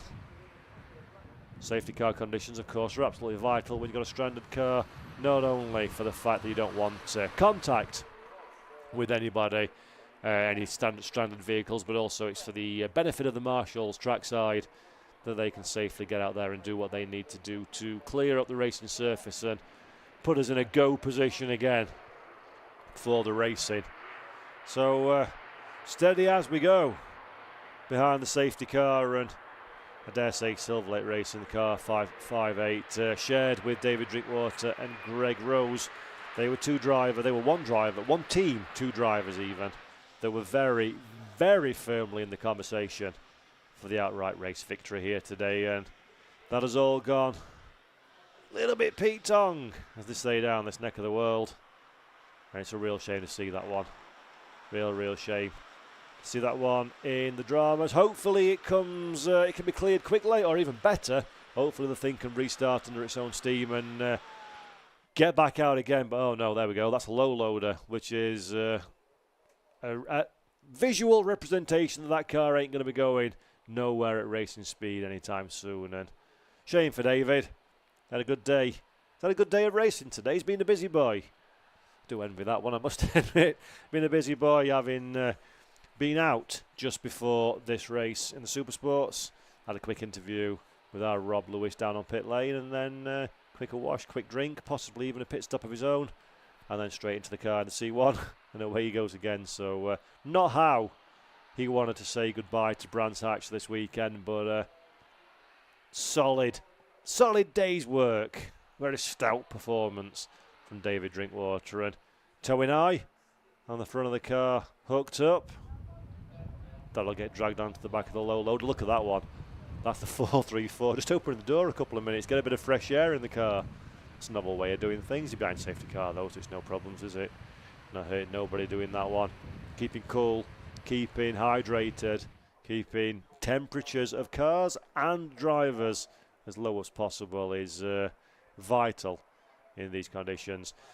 Well, we've got this temporary pause in racing proceedings. Let me just thank everybody again, the marshals trackside at Brands Hatch and around the world, for the fantastic work in very difficult conditions, sat in a fire suit or stood in a fire suit in these come rain, hail, snow or shine. They're there to help us keep things on track, and my respect could not be high enough for the marshals around the world. They do what they do, allows us to do what we do. If they didn't turn up, then we won't be able to turn up, because they keep us safe, keep racing action on track. So thank you again to the marshals around the world, and here in particular at Brands Hatch, for keeping everything exactly as it needs to be to allow us to go motor racing. Fantastic work from all concerned. We appreciate it greatly in the world of motorsport. Fabulous stuff. Thank you to everybody watching on the broadcast as well. We've had quite a few people today. It's been wonderful to share this Sunday afternoon with you all. I've got the chat open on my laptop next to me, so if you've got any questions, comments, queries or suggestions, post them in there, and I'll do my best in a moment's calm to have a little look and respond to you if I may. It's wonderful to have your company all watching from wherever you're watching around the world. It's fabulous to have you with us here this weekend, watching on from afar at the Brands Hatch Indy circuit. And I do think that looked like a very unhealthy looking front left wheel on the David Drinkwater machine, so perhaps he's hit something or something's hit him or something's gone pop somewhere down the line. I'm absolutely certain that Rob Lewis, as we speak, is sniffing out that information to report back to us in the immediate future. So stay tuned for that one. We'll find out exactly what's going on with the 558, the Silverlake Racing Generation 2 Citroen C1 that unfortunately has been deeply impressive today in this race. And it's despite it being a DNF at the end of the day, in my opinion, for what it's worth, it is absolutely mission accomplished in getting that car out on track and showing that it is exactly the same level of competitive proposition as all the Generation 1 cars as well. So they aimed to have parity between the two, and they've delivered that one in the finest way possible. So bravo to everybody for getting that car up and running. It does look very nice, I must admit. I think coming into this one, if it had said there's a Gen 2 versus a Gen 1, I think I would have suggested that perhaps it's visually not going to be all that different, but actually the Gen 2 does look like a really proper little modern race car. Fabulous, fabulous stuff. So looking forward to seeing more of those as the years come by, although the Gen 1's still an absolutely exceptional piece of kit as well. And as we've seen today, and we've been promised going forward, the parity between the two is going to be borderline identical. So no advantage can be won or lost from having either of the two cars, should down your personal styling preferences, of course. And I dare say that there's a lot of teams here that have got a very, very capable Generation 1 C1 in their possession, so why make a change? Stick to what you know and then go out there and deliver. But the options will be there for them, and that's the main thing, and it's absolutely fantastic. Just shows that the Silverlake C1 Endurance Series does listen to their teams, does listen to their stakeholders. They feedback suggested that sponsors would like a more modern design, and they've gone away and delivered one of those in absolutely fabulous style. So a championship, not only is it cost effective, it produces sensational racing, but it's organised by people that listen to their stakeholders as well, and that is not as common as you would think. So I think that's probably the biggest credit I can give to this series. It's very impressive to see, and you would enjoy Silverlake C1 Endurance, and man, I'm enjoying it a great deal as we're eking ever closer to the halfway marker of this 3-hour race. I had to do a little sprint race myself actually to get back from a refreshing lavatory break before the race started, so I apologise for being somewhat out of breath at the start of the race, but it was very tight indeed in more ways than one. But we got going and we got started, thankfully, and I didn't run out of oxygen. I do wish it had been slightly less frantic, would have helped me if it had been a bit more sedate, but you want sedate and lack of racing in Silverlake C1, come to Wrong Championship. It's action all the way from start to end. Fabulous stuff. So then, you saw the low loader, you saw the C1 on the back of said low loader. It's only a short hike from there to get back behind the wall, and I do suggest that perhaps we're in a go time position in the non too distant future. Only a circulation of the Brands Hatch Indy or two at the absolute maximum before we go racing again. I'm looking forward to this one. Who's our race leaders? Let's have a look at who's who and who's where and why before we do go racing. It's the 434, the Bacon Racing with Liqui Molly car is our race leader. Alongside them is the Oakley Motorsports vehicle, the 455. The big one though to note, neither of those cars have made their second stop, whereas the majority of the field behind absolutely have. So they have been hung out to dry, as they say, for the safety car period, which, thankfully, as you can see by the extinguished lights atop our pace car, is coming to an end right here and right now. The safety car will peel off into pit lane halfway around this corner, and then it will be down to the field to set their own pace before they're allowed to go racing again. There is the Liquid Molly machine. Not hanging about, is he? Get a whip on for the restart, and that's a healthy cushion. A bit sleeping, I think it's fair to say, behind. Indicators are on. I don't know what that was for, actually, if I'm quite honest, but that was a good restart from our race leaders, and that is a launch to the inside.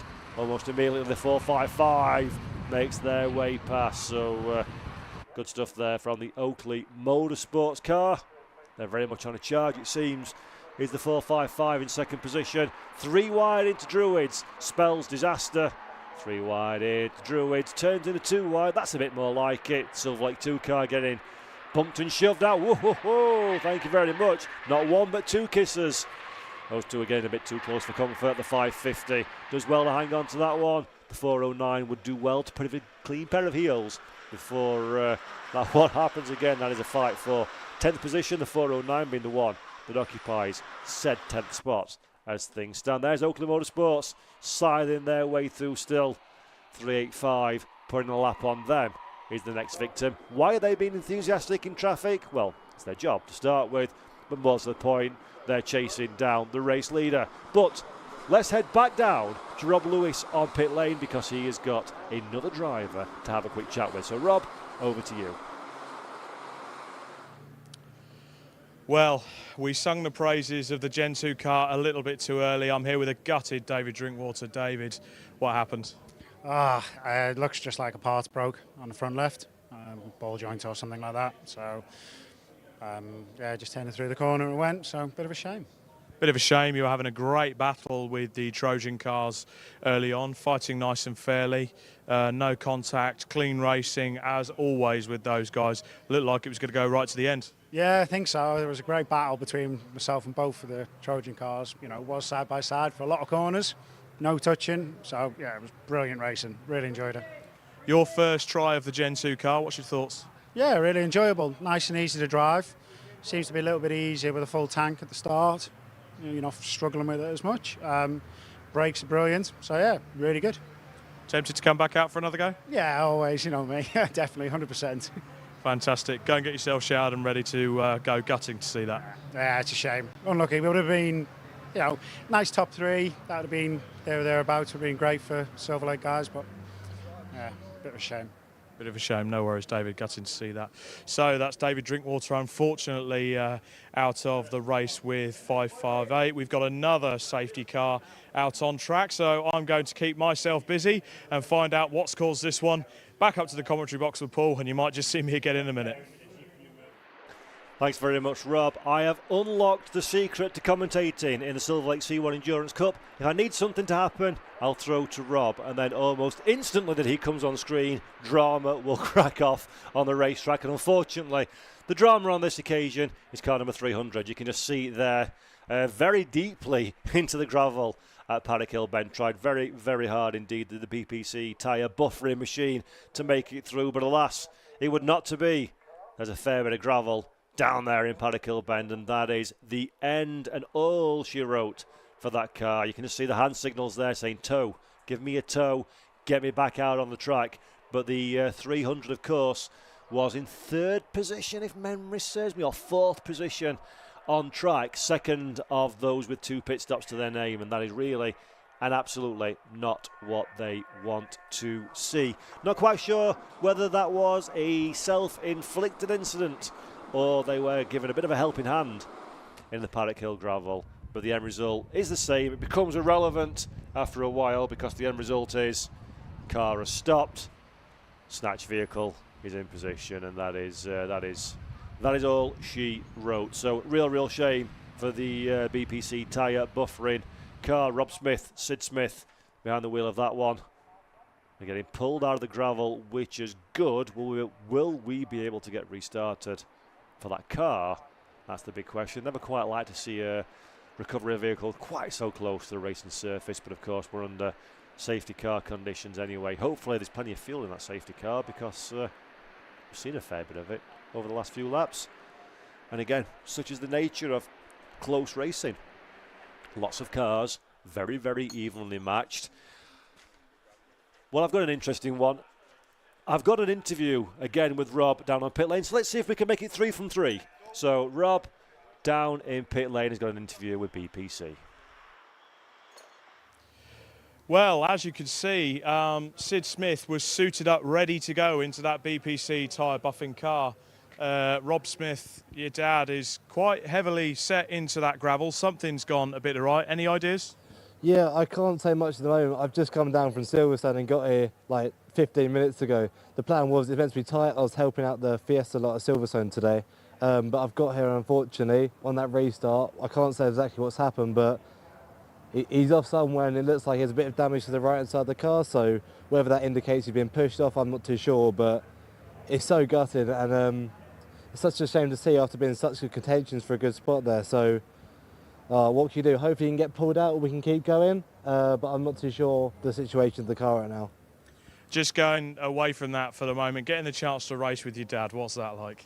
Yeah, it's been mega all year. Every chance I've had to race this weekend, the C1s every weekend I've taken, and I've enjoyed more than anything really. It's great fun to firstly race with him and a father, some teammates like that. It's brilliant. So, but yeah, we've got to go.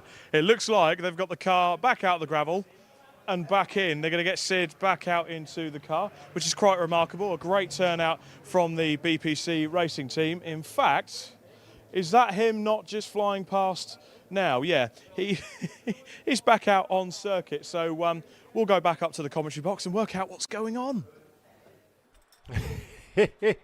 That car looked moderately unhealthy, it has to be said, but I think Sid is enjoying himself a little bit too much to hand over to the youngster. Perhaps he doesn't know he's arrived yet from Silverstone, that could be the case, and I do sincerely hope that we will be able to get that car back in the garage and Rob can have himself a little go. And the safety car lights are off. Will this open up the door to more shenanigans, or are we going to be a little bit cleaner on the second time of asking? Let's find out again as the 434 Bacon Racing with Liqui Moly car takes us round to begin another lap. The 455 in close attendance as well. There again, still the only two cars that haven't made their stop. And there's a big launch to the inside. That is a good move from Trojan Motorsports. They have a look, but this is the fight for our race lead, or our race lead on track at least. As things stand, 455 trying very hard. Oakley Motorsports, they're all the way onto the back bumper, sellotaping in fact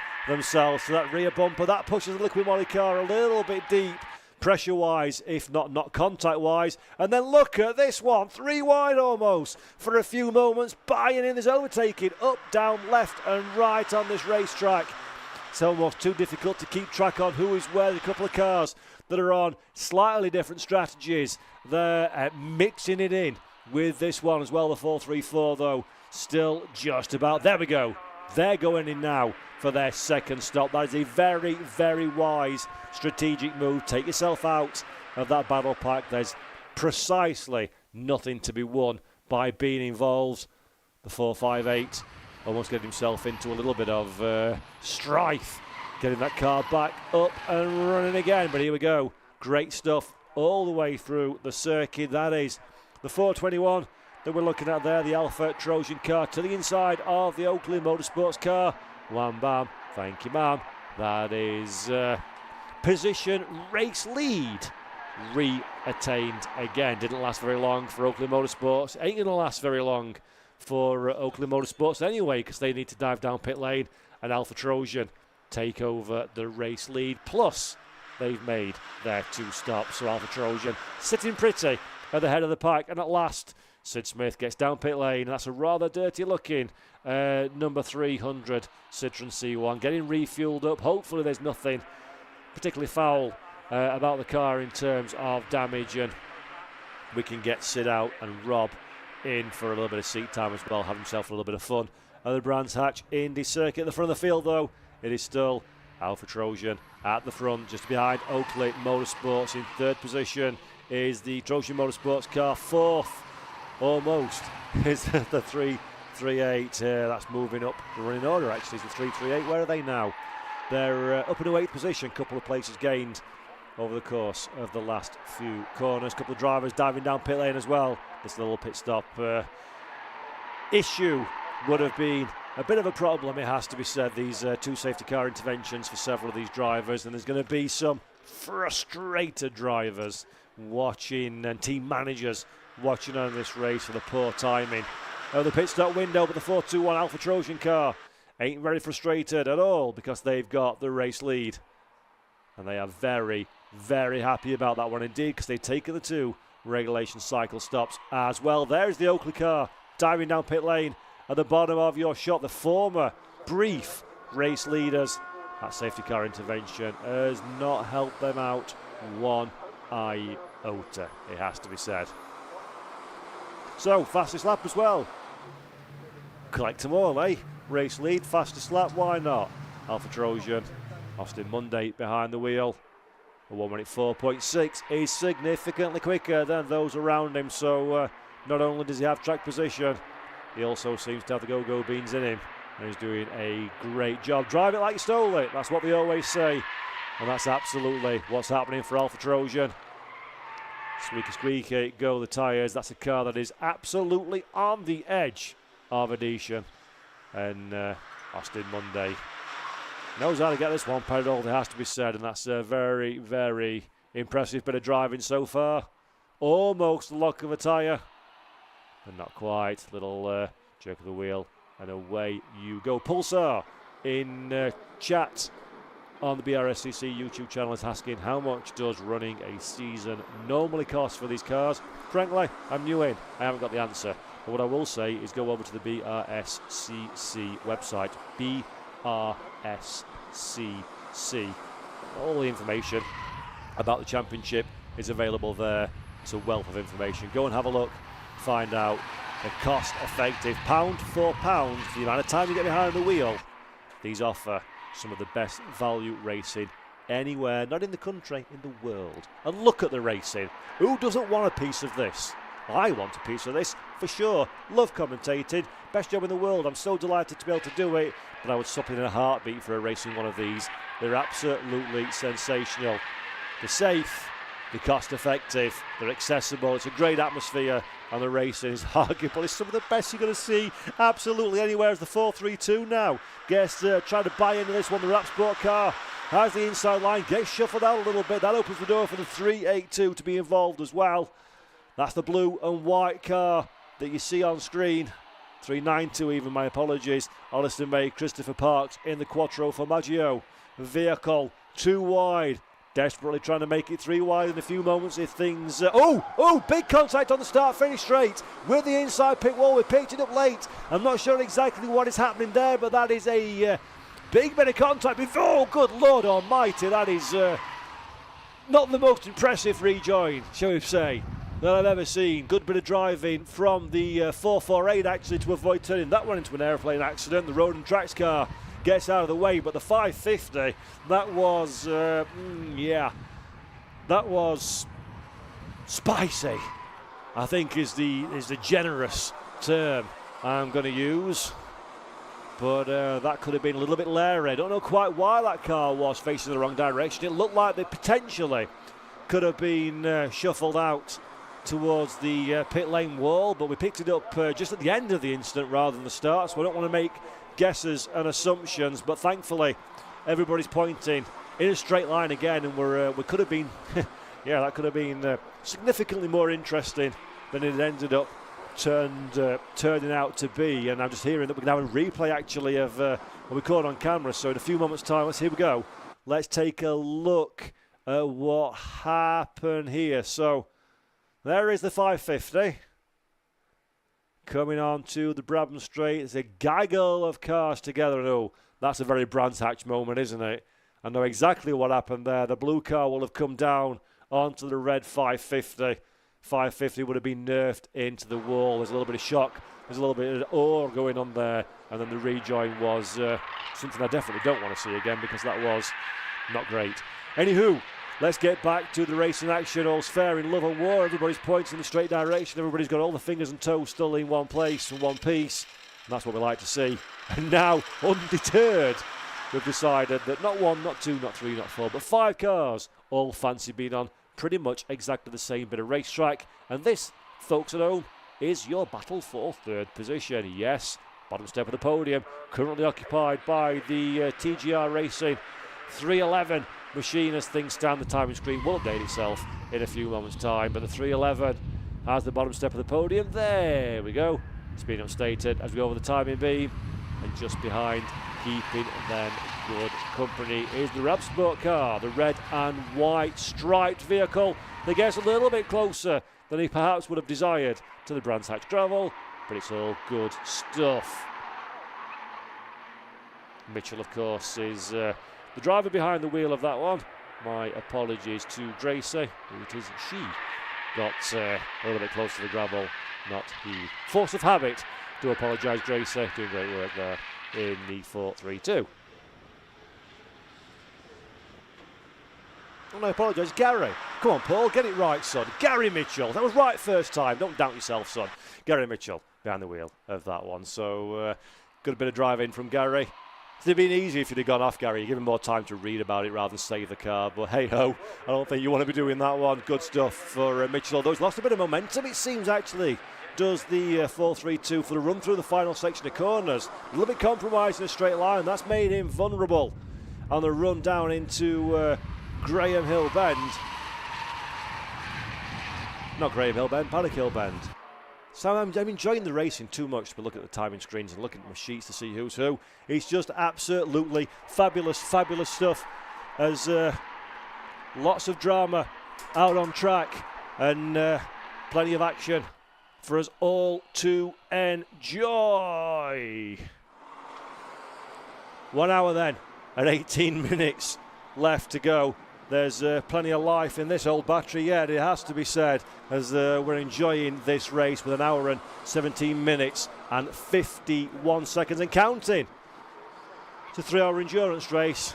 It's a lie, that, if you ask me. It's not a 3-hour endurance race. It's 3 1-hour sprint races back to back without a break. That's how these drivers are treating it. That's how I'm very much enjoying it on the racetrack as well. Cars on every square inch of the circuit fighting tooth and nail. Brilliant stuff. Thoroughly enjoying this one, and I very much look forward to seeing how things unfold, as currently the 421 is our race leading car, and that is the Alpha Trojan Machine, Jonathan Mundy and Austin Mundy behind the wheel. In second position, a 3-2-3 even, sorry. They're doing a good job as well, is the 3-2-3 Trojan car. 8.4 seconds in arrears as things stand. 8.4 seconds ain't a lot though. They can very quickly be in contention, I am absolutely sure. 3-1-1 in third position. 3-1-1 car being the TGR racing car of Luke Haberman. Max Walsh behind the wheel of that one. How far away are they? 1 lap is the difference between the two. Last time around, 1 minute 5.347 versus 1 minute 4.594 for our current race leaders. There's a little bit of swapping and changing of screens going on in the background here, but we're all sorted.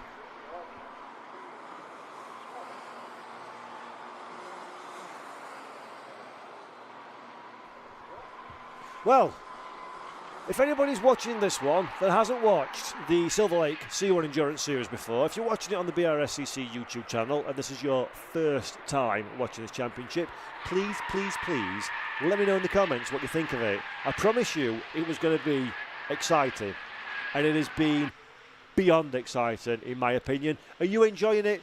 Good folks watching from wherever you are around the world, tell me whereabouts in the world you are, and if you are enjoying this race as much as I am on the trackside fans at Brands Hatch are. It's been some incredible racing. You wouldn't in a million years think this would be an endurance race, but it absolutely is. Even though they're racing like touring cars, it's racing like the last lap of the Le Mans 24 hours. Absolutely fabulous stuff. And we're in action again, of course, in this particular series, the weekend of the 28th to the 29th of September. It's the 3-hour on the Silverstone National Series Silverstone National Layout, should I say, for the 5th and final round of the 2024 season. So if you're near Silverstone and you fancy watching some racing dramas, get yourself up there. The Brscc, they sure know how to put on a fabulous schedule of racing events, and none more so than what we're seeing here today. It's been brilliant. I'm really enjoying myself, and we've still got 1 hour and 14 minutes before we say goodbye for the final time to the on-track dramas, trials and tribulations. Will this be a story that has more to see? I'm sure we'll find that answer out in the non too distant future.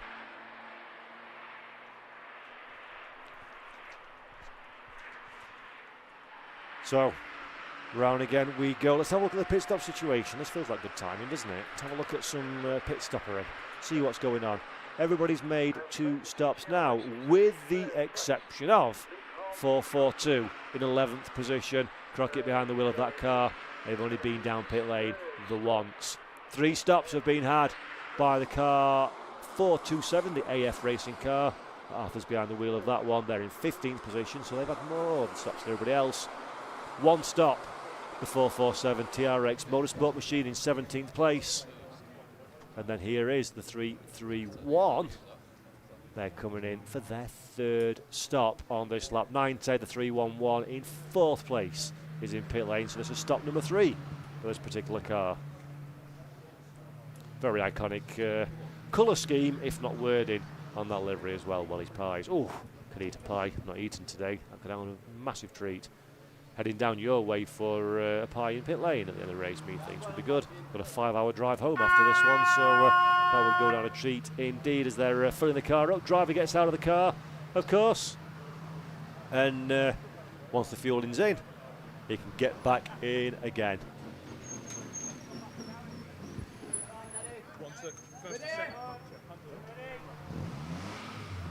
Fantastic stuff, much appreciated there for the pit stop coverage. Brilliant things. Here is the Trojan car, the 323.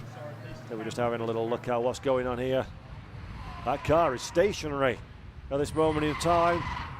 323, is there some kind of trials and tribulations for our 3rd place car? Oh, I wouldn't want to be pushing that one back in this weather, but the team are pushing the car back. Be careful of another car. And that's a big drama. That's kind of Rob. See what's happening on pit lane. Oh my word, we've got so much action going on. Car number 311, Luke Haberman has just got out of that car. I'm getting ready to interview him.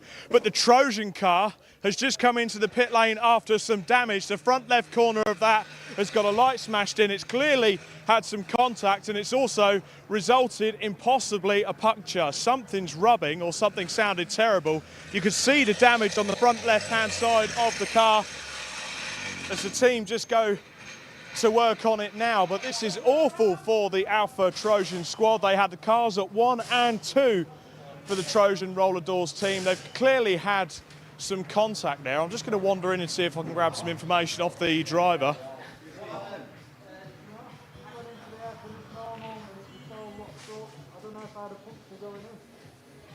Right, let's just find out. I'm going to see if I can grab a chat with the driver coming out. Give me a second. There's quite a bit of damage there. Adam, gutting for you. What happened? I don't know, I just went into the hairpin as normal and it just all locked up. Couldn't get it round and kissed the barrier. Is it a repeat of the ABS issue that was going on? I don't know, there's no ABS lights on, so I don't know. I'll leave you to it. Get yourself a drink. Gutting for you, sir. They were going so well. Just looking at the tyre here, I can't see any punctures on it. It's nice and warm, nice and toasty, so they've got the tyres up to temperature. Robin, this is what happens in the Silverlake C1 Series. We had quite a nice processional race, lots of drivers, nice smooth driving out on circuit, and then something like this happens to one of the leaders. Yeah, it's mad. I don't know what did Adam say then? What happened?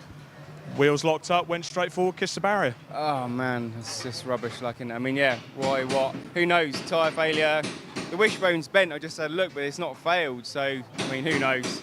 Who knows? Who knows? We shall see. Let's see if we could still grab a word with Luke Haberman. The thing is, we've ran so far down the pit lane. Hopefully, he hasn't disappeared. No, he hasn't. Here he is. Let's grab a word with Luke. The pit stop was a bit hampered there by a very damaged Trojan car. We were due to have a word with you. You stepped out of the car looking fresh as a daisy. I joke. Very good stint from you. The car is in a very good position. How are you feeling after that? I'm very, very hot, as you can expect. But no, it was good. It was busy out there. Lots of lap cars. I wasn't sure who I was racing, so I was just trying to go as quick as I could, basically, the whole time. Not as many cars as usual, but still a good amount of cars out there. Quality all the way down the field. How have you found the racing out there? That's not the problem. That's the benefit to it. But everyone's quick. There wasn't a slow car out there really. Everyone was pretty much on it. So yeah, it was tough, but I think we did all right. I think we're doing well. So need to keep going. What we got left? An hour and a bit left.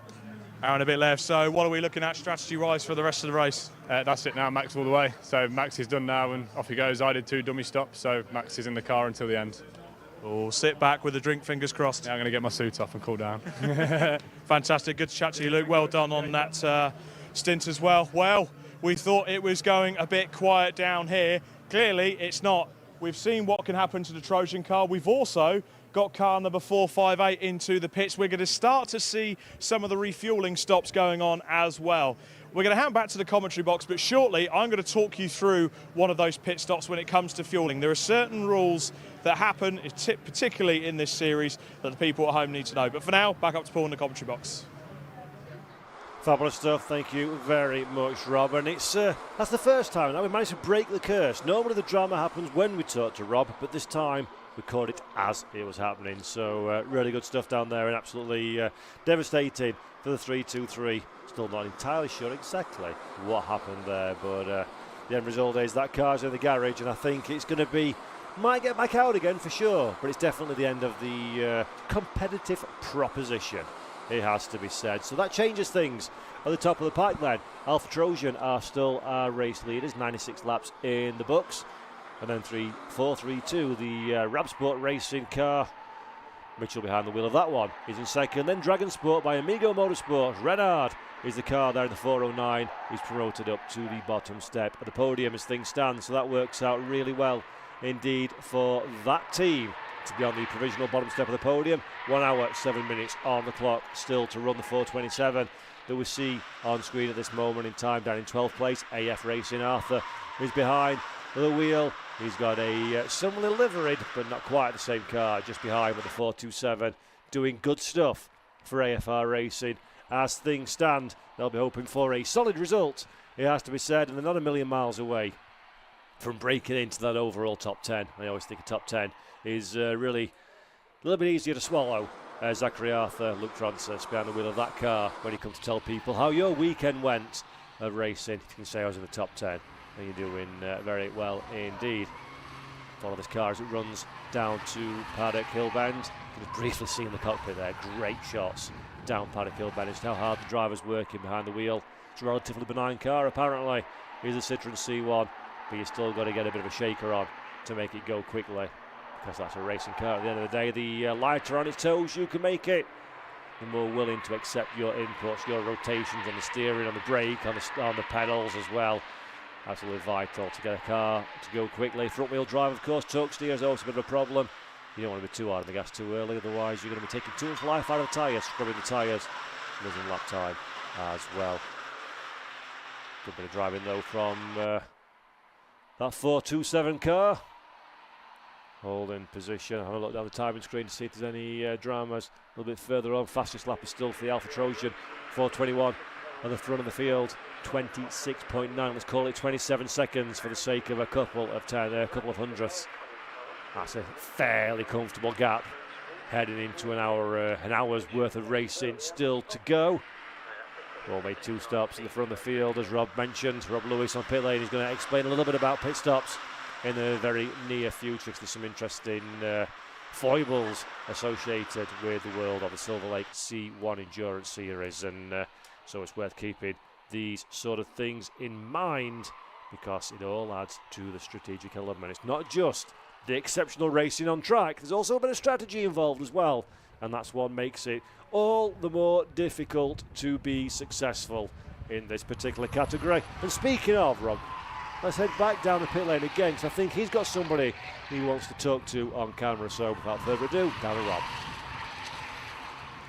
More pit stop action going on at the moment as we see car number 338 just enter the pit lane. But Silverlake 2 has also been right up there this weekend, and we've got 2 guest drivers out in that car. We've got Paul Sawyer and we've got Zach Blackwell. Normally used to mini racing, but you decided to do some proper racing this weekend, and you've decided to join the Silverlake C1 series. We'll start with Paul. What got you out in the C1? Well, being sponsored by Silverlake in the Mini, it was a bit of a no-brainer to come and do this, to try it out, and what an experience, I got to say. Very, very different to what we're used to. Bit of a baptism of fire? Just a bit, yeah. And Zach, what's it been like for yourself? Yeah, well, it's definitely interesting. The car characteristics are quite a lot different to the Mini. You almost feel like you're driving a rear-wheel drive car a lot of the time. It slides so much, so yeah, it's very, very different to the Mini and what we're used to. You were quite well up there on the pace early on, got the car up to third before the first round of pit stops. You must have been dead chuffed with that. Yeah, I was happy. It was just I could just see the time, like I just staying steady with the times and the lap time, just monitoring that the whole way through and just watching the minutes go by, and and then we're ended up dropping down. I think people were making a lot of pit stops, and then we just found ourselves into third, and yeah, then we handed over to Paul. And Paul, you took the middle stint of the race just to sort of ease yourself in. It's been a rookie year in the minis for yourself, and now out on the C1s. Is it quite good to try different forms of circuit racing? Yeah, definitely. That was something I really wanted to do and still want to do, to be honest.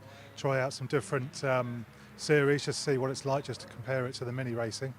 Yeah, this has just been a really great experience. And it's just absolute bonkers when they're all together. It's nothing like pack racing, is it? Oh my God! when the safety cars start, the first one, it was just carnage around the first bend, and it's like, oh my God, what's going to go happen here? Fantastic. And can we tempt you back perhaps for a 24-hour race at Silverstone, guys? I'd be keen. I'd love to I'd do be that. keen. Yeah, okay, right. I just need to get someone to help fund it. Get someone to help. All I heard was I'd be keen. Robin, if you're watching this further down the pit lane, we've got 2 more cars for the 24 hours. But Paul, Zach, great to talk to you. Welcome to the series, and hopefully we'll get you back out in the car soon. Cheers, Rob. Thanks for having us. All good, so that's 2 welcome drivers for the Silverlake 2 team in Paul Sawyer and Zach Blackwell. The MDA car into the pit lane. Now, I don't know if it was caught on the cameras earlier. It had quite a scary spin onto the start-finish line. The whole pit lane winced as it just managed to get itself sorted out. I'm going to have a wander up and down the pit lane, see if I can get some more interviews, but for the moment, back to Paul in the commentary box. Alpha Trojan car still in the pits. Superb stuff, thank you very much. And that's brilliant to see that so enthusiastic people are sampling these cars for the first time. Come from the mini class, great category of racing in its own right. Jumped in the C1, Silverlake C1 Endurance Series, and absolutely love what they're experiencing. I dare say any driver out there that gives these a little go can't fail to be impressed. As Rob mentioned, the Alpha Trojan car in pit lane. I think that one's back out again now by the looks of it. So the Alpha Trojan 421 should have made it back. In fact, no, I tell a lie. Let's have a quick look further down the running order. While we're doing that one, though, let's have a look at this little battle that's starting to develop. Bigger gap than perhaps the position to throw a launch into the equation would be the case, but the 311 and 380 are certainly locked in a titanic struggle for 7th position, currently held by car number 311, which is the TGR Racing. We've seen plenty of that car over the course of this meeting, and the gala performance with BPC Motorsport is the chaser in that particular occasion. Car 8th position, car number 380, Andrew Scott, Mark Thompson and Sylvain Rubio behind the wheel of that one. The body language to me of the 380 suggests that 8th position is nowhere near as enthusiastic as 7th position might be for that car, and they are on a charge, a massive charge as things stand. Rubio is the driver apparently behind the wheel of that car, and that is a lovely fight. That is a lovely fight between the two of them.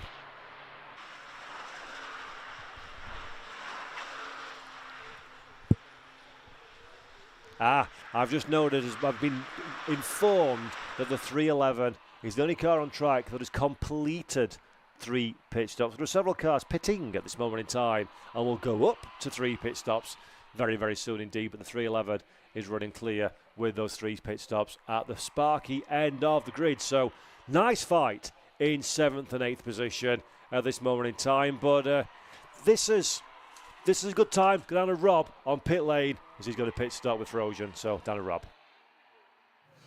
Right, we're out on the pit lane now. There's lots of pit stops going on. Let's talk through some of the nuances of these pit stops. Refueling. 2 people refueling the car. 1 person's putting the fuel in. They've got all the fireproof gear on. They're wearing goggles. They've got gloves, all the fireproof overalls, everything to stop it from happening. The guy behind him is looking down the pit lane for any risks. And then the driver's going to jump in. 2 people each side doing the straps. You can't have more than 4 people touching that car during the pit stop. That includes the driver. The car's got to stop before that line too. The driver's in, he straps, he gets pushed back, and away he goes. And that is an efficient pit stop. That was fuel, that was driver out, driver in, just like that. And that's one of the reasons why this Alpha Trojan team do so well. It's so much down to the pit work in these races. The crews in the pits. You thought Fun Cup was critical yesterday. C1s, I'd say they're even more critical. All the work in the pits. Brilliant insight there from Rob Lewis. Thank you very much. There is the Alpha Trojan car exiting pit lane perfectly on cue. And as Rob mentions, very, very correct indeed in what he's saying. Pit stops are vital. You can't. I've often been told this by racing drivers in pit stop and strategy races. You can be the best driver in the world and you can do the best lap you've ever done, but you can't find 5 seconds in a lap over your rivals. You can find 5 seconds though attacking pit lane entry or maximising your pit stop scenario very easily indeed. So a lot of focus and attention has to go in pit lane, in pit stops. In a championship like the Silverlake C1 Endurance Series, of course, it is all about pit stops as well. So these drivers are drilled, and then drilled a little bit more to make sure these teams, should I say, not drivers, are drilled a little bit more to make sure that they nail their pit stop. It's cheap time over the rivals that you can win and or lose if you're good and or bad. So vital for all concerned. We've gone past the hour mark remaining now. 57 minutes and 33 seconds. We've had over 2 hours of racing action. We've had more safety cars than we'd ideally like in these scenarios, but that's helped to spice up things significantly. Things are calming down a little bit around the racetrack as we're into the next sequence of pit stops. The 381 we saw briefly on screen there, the Amigo Motorsport car, Gracie Mitchell, just hopping out of that one while some fuel's put on. She'll be getting back on board as well, I believe, again to see it through to the next round of stops. In fact, nice, I think Gracie will be getting out of the car on this occasion and doing the middle stint, I think she said. So it will be a driver swap for the 381. They're in 9th place as things stand. That is the Alpha Trojan car, the 421 that we were looking at in pit lane. They're very much back up to racing speed again. 3rd position, fastest lap of the race. This moment in time, I dare say that might be getting close to staying there for that car. Jonathan Munday now is behind the wheel. Can Jonathan do anything about the gaps to the cars around him? It's very easy as a driver in this scenario. Just go as fast as you possibly can. We'll let everything cycle through. We'll let the strategies be decided by people that have got laptops and oversight into the race. Your job as a driver is to go as fast as possible. That's the leading car on 3 stops out on track. So the Alpha Trojan machine, the 421 car, Monday behind the wheel, does very much look like it is in the pound seats to take a race victory. 57 minutes worth of racing though, and I've just done the commentator's curse. I'm absolutely sure, I hope I haven't for their case, but it is looking the most comfortable, shall we say, for that particular car. 3rd on track will become 1st position when everybody makes their next round of stops. Another car exiting pit lane there. Bright red machine, another dark red and blue machine. Some lovely liveries, by the way. Big credit to all the teams out there in the Silverlake C1 Endurance Series. Some really, really well put together cars. Very, very professional, very smart looking outfits throughout the pit lane. And a livery might not seem an important thing, but a field of good looking cars just makes the championship look all the more attractive to the sponsors and to the fans at home. And each and every, we have a bit of fun with some of the team names, but each and every one of these teams are very well put together indeed, none more so than Alpha Trojan, and they're doing absolutely fabulous stuff so far. 3rd on track, but 1st when the times are going to be adjusted after the pit stops, I dare say. Great work from Alpha Trojan as things stand. While we're in a bit of a lull moment, actually, it's worth me just talking you through quickly the championship standings coming into this race. Car number 69 was our no, sorry, wrong one. Ignore that one. Don't need that one. That's the previous race. Start again. It's worth talking through the standings in this championship. I do seem to have misplaced those, so I'll come back to that one in a few moments' time. Too many pieces of paper. I'm old school. I like paper. Tabs on laptops get me confused far too easily. And here is another pit stop goal performance. 380, a bit of spillage there as the car tops out. Doesn't need a full tank by the looks of it. Bit of a splash and dash. Make sure pit lane's clear, get driver back in car. Look at those harnesses. Like you say, 4 people, including the driver, are allowed to touch the car during the pit stop cycle. So in reality, there's 3 mechanics. It's a 2-man job, realistically speaking, to get the belts up in a timely fashion at least. Check everything's okay, pit lane's clear. Pull the car up and then away in your own steam. A little bit of a screech of the tyres as well as the loud pedal in the enthusiasm is depressed. And away we go again. That car will soon join the racetrack. There's the Oakley car that you see, behind. 4th position is the 455 on track. They've had an up and down adventure, it has to be said, but they're still on for a good result as things stand. We're going to drop down the order, of course, a little, as everybody else is still up to racing speed and they're serving their pit stop. But it's been a very solid performance from that particular car, the 455, piloted by Graham Oakley, Harry Newman Oakley, and Matthew Duffett. And they're doing a good job there on course at this moment in time for a top 6 at least. Potentially even maybe a little bit more when everything shuffles its way out. We'll find out. 7th now, they're dropping down 2. As everybody drives past, there is a closer shot of the 455. Driver getting comfortable in cockpit. Good view actually of the interior of the Citroen C1. So many parts as standard in these cars. It's all about keeping the cost down. Obviously the safety stuff there, the roll cage welded into place and all the safety structures that are required, the fire extinguisher, the ventilation, etc., etc. But broadly speaking, it's a very standard car. Standard and sealed engine and gearbox. It's all about keeping the weight and the car price down, and that is makes it a real cost-effective way to go motor racing. There's the 458 as well. What's happening there? Whereabouts on the racetrack is this car? It is stranded in the 458. Silverlake 2. Not good news. They're not in gravel, so that's a win.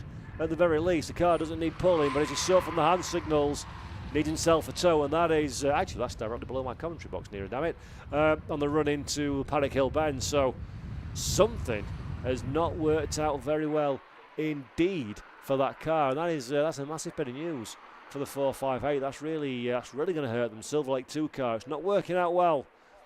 The car's sponsored by our series sponsor, and that, the dreaded safety car, it is called, because obviously it's in the line of fire there. Cars are at their absolute maximum velocity. Silverlake 2 car dropping down the order like a stone while they're stationary, and everybody else is going great guns around this Brscc Indy circuit. Yellow flags are waving. Everybody will line up behind the Citroen C1 safety car again, and when we go racing, this is going to make for quite the restart, methinks. Who's going to miss out? Who's going to lose out? Bacon Racing with Liquid Molly once again are the ones in the vulnerable position, having not made their 3rd stop. This doesn't help them at all. Dragon Sport by Amigo, the 409, is our race leader. They're also in a similar predicament. So Alpha Trojan will be very pleased indeed, because that has fallen into their lap somewhat, strategy-wise at least. And that's the risk when you're going to make pit stops in motor racing. You want to leave it as long as possible. Sometimes that could work to your advantage, but that makes you vulnerable to any potential safety car interventions that you're not expecting. They're going to really scupper your prospects. And I do think our 1st and 2nd place cars are going to be in a little bit of strife when we go racing. Again, 50 minutes then on the clock. Phil McDougall on the Brscc YouTube channel chat. Safety car again will make for a good restart though. Phil, you hit the nail on the head. You bang on the money with that one. The restart's going to be, I'm even going to go as far as saying sensational. I expect it to be. So, Rob Lewis on pit lane has got someone to talk to. Let's head down and have a word. I've managed to grab a word with Frank Claydon. Now, you are not normally in the Road and Tracks car, are you? Scuderia Polo Rosso is your usual team. What are you doing out with Road and Tracks? So, James, teammate, SPR, he is not around this weekend, neither is Graham. and I wasn't planning on being here at Brands, or not in a driving capacity at least, but I need friends in road and tracks. Sadly, Michael couldn't make it over. He's in Spain, couldn't make it over. Thoughts are with him at the moment because he would have loved to have been here, but he just can't. So I was offered the opportunity to fill in for him and join Ali and Mel. Mel's out in the car at the moment, and give it a go. Try a different car for a change. See what someone else's car feels like, and have a bit of fun. They're a relatively new team to the series, a brand new team. Are you kind of passing on your wisdom from the front-running exploits with the chicken?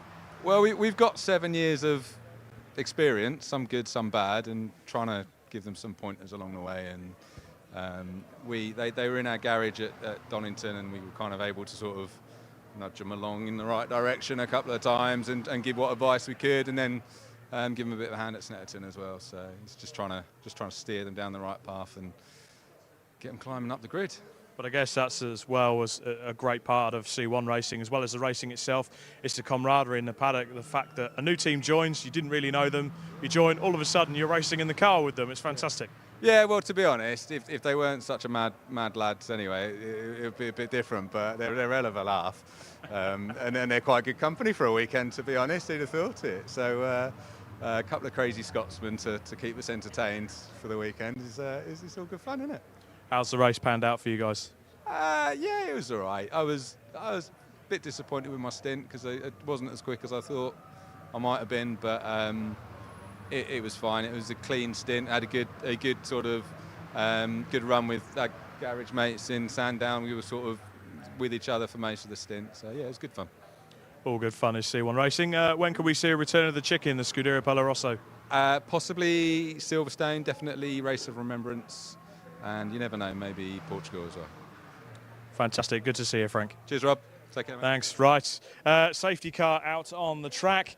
Steve Kite, unfortunately, is parked car number 458, which is being towed at the moment on the escape road at the top of Paddock Hill Bend. Now, unfortunately for him, he came past the pit straight here. We all noticed it, going very slow. Didn't sound like there was a lot of engine noise coming from the car. There normally isn't anyway, but yeah, definitely some issues. So I'm going to find out what happened to 458 there and get you some more interviews. Let's find out what's going on up and down the pit lane. But for now, back to Paul in the commentary box. Grazie mille to Rob Rowley down there in pit lane. Thank you very kindly for yet more. No, it's not Rob Rowley, actually, he's next to me in production. It's Rob Lewis down there in pit lane. Again, too excited.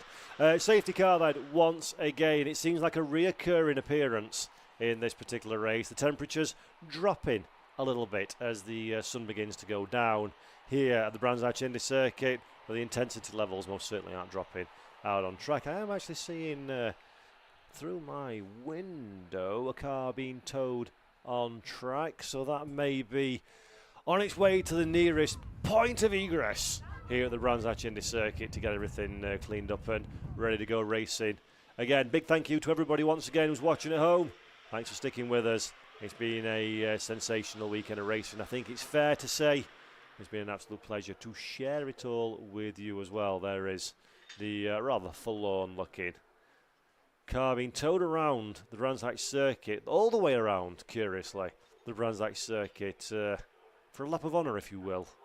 Parade of honour, as that car is on its way back to pit lane, and not a million miles away. Luckily, we're not on the Grand Prix track, so it's a relatively short hike.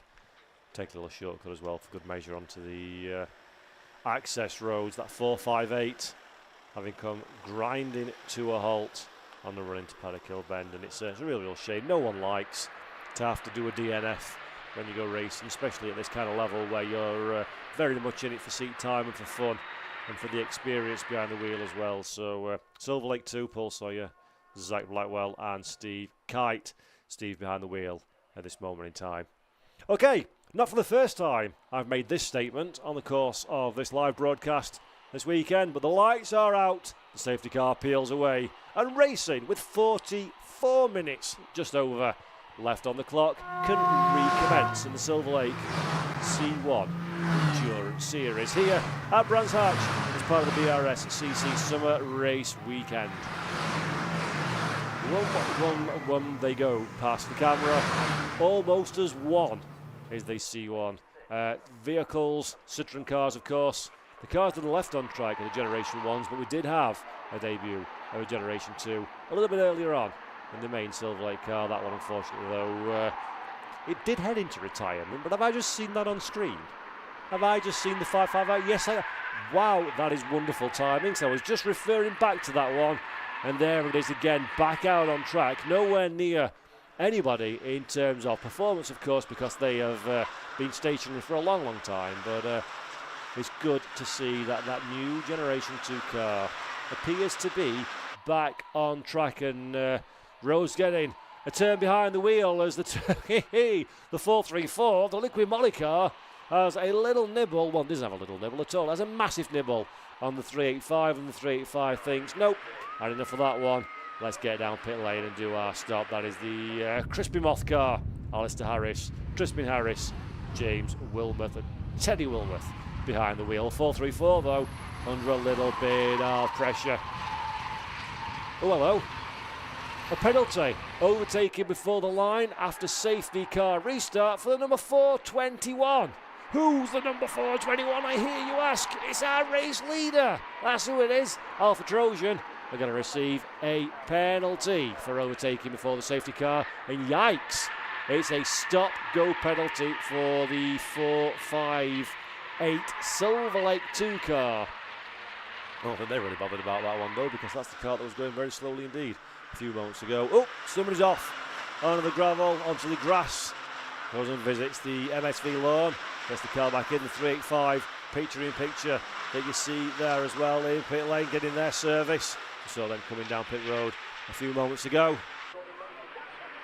80-second stop-and-go penalty for the 550. Who's the 550? I don't recognise that number. Not sure what's happening there. I'll ignore that one for now, though, as the cars are 458, 4 minutes 35 seconds stop-and-go penalty for a short pit stop. 458.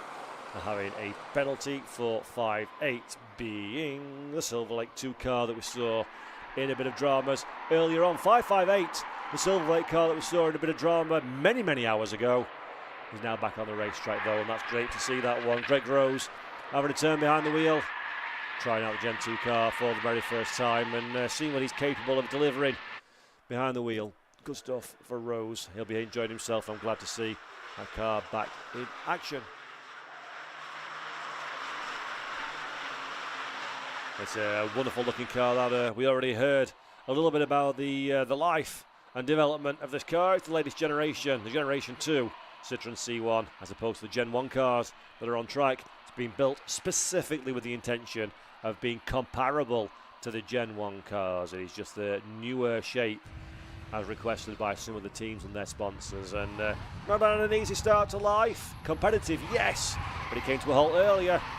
Competitive, yes.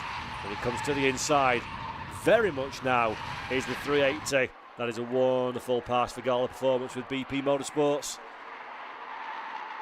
And then we see a little bit further up the Quattro Formaggio car getting into a little bit of a ding-dong as well.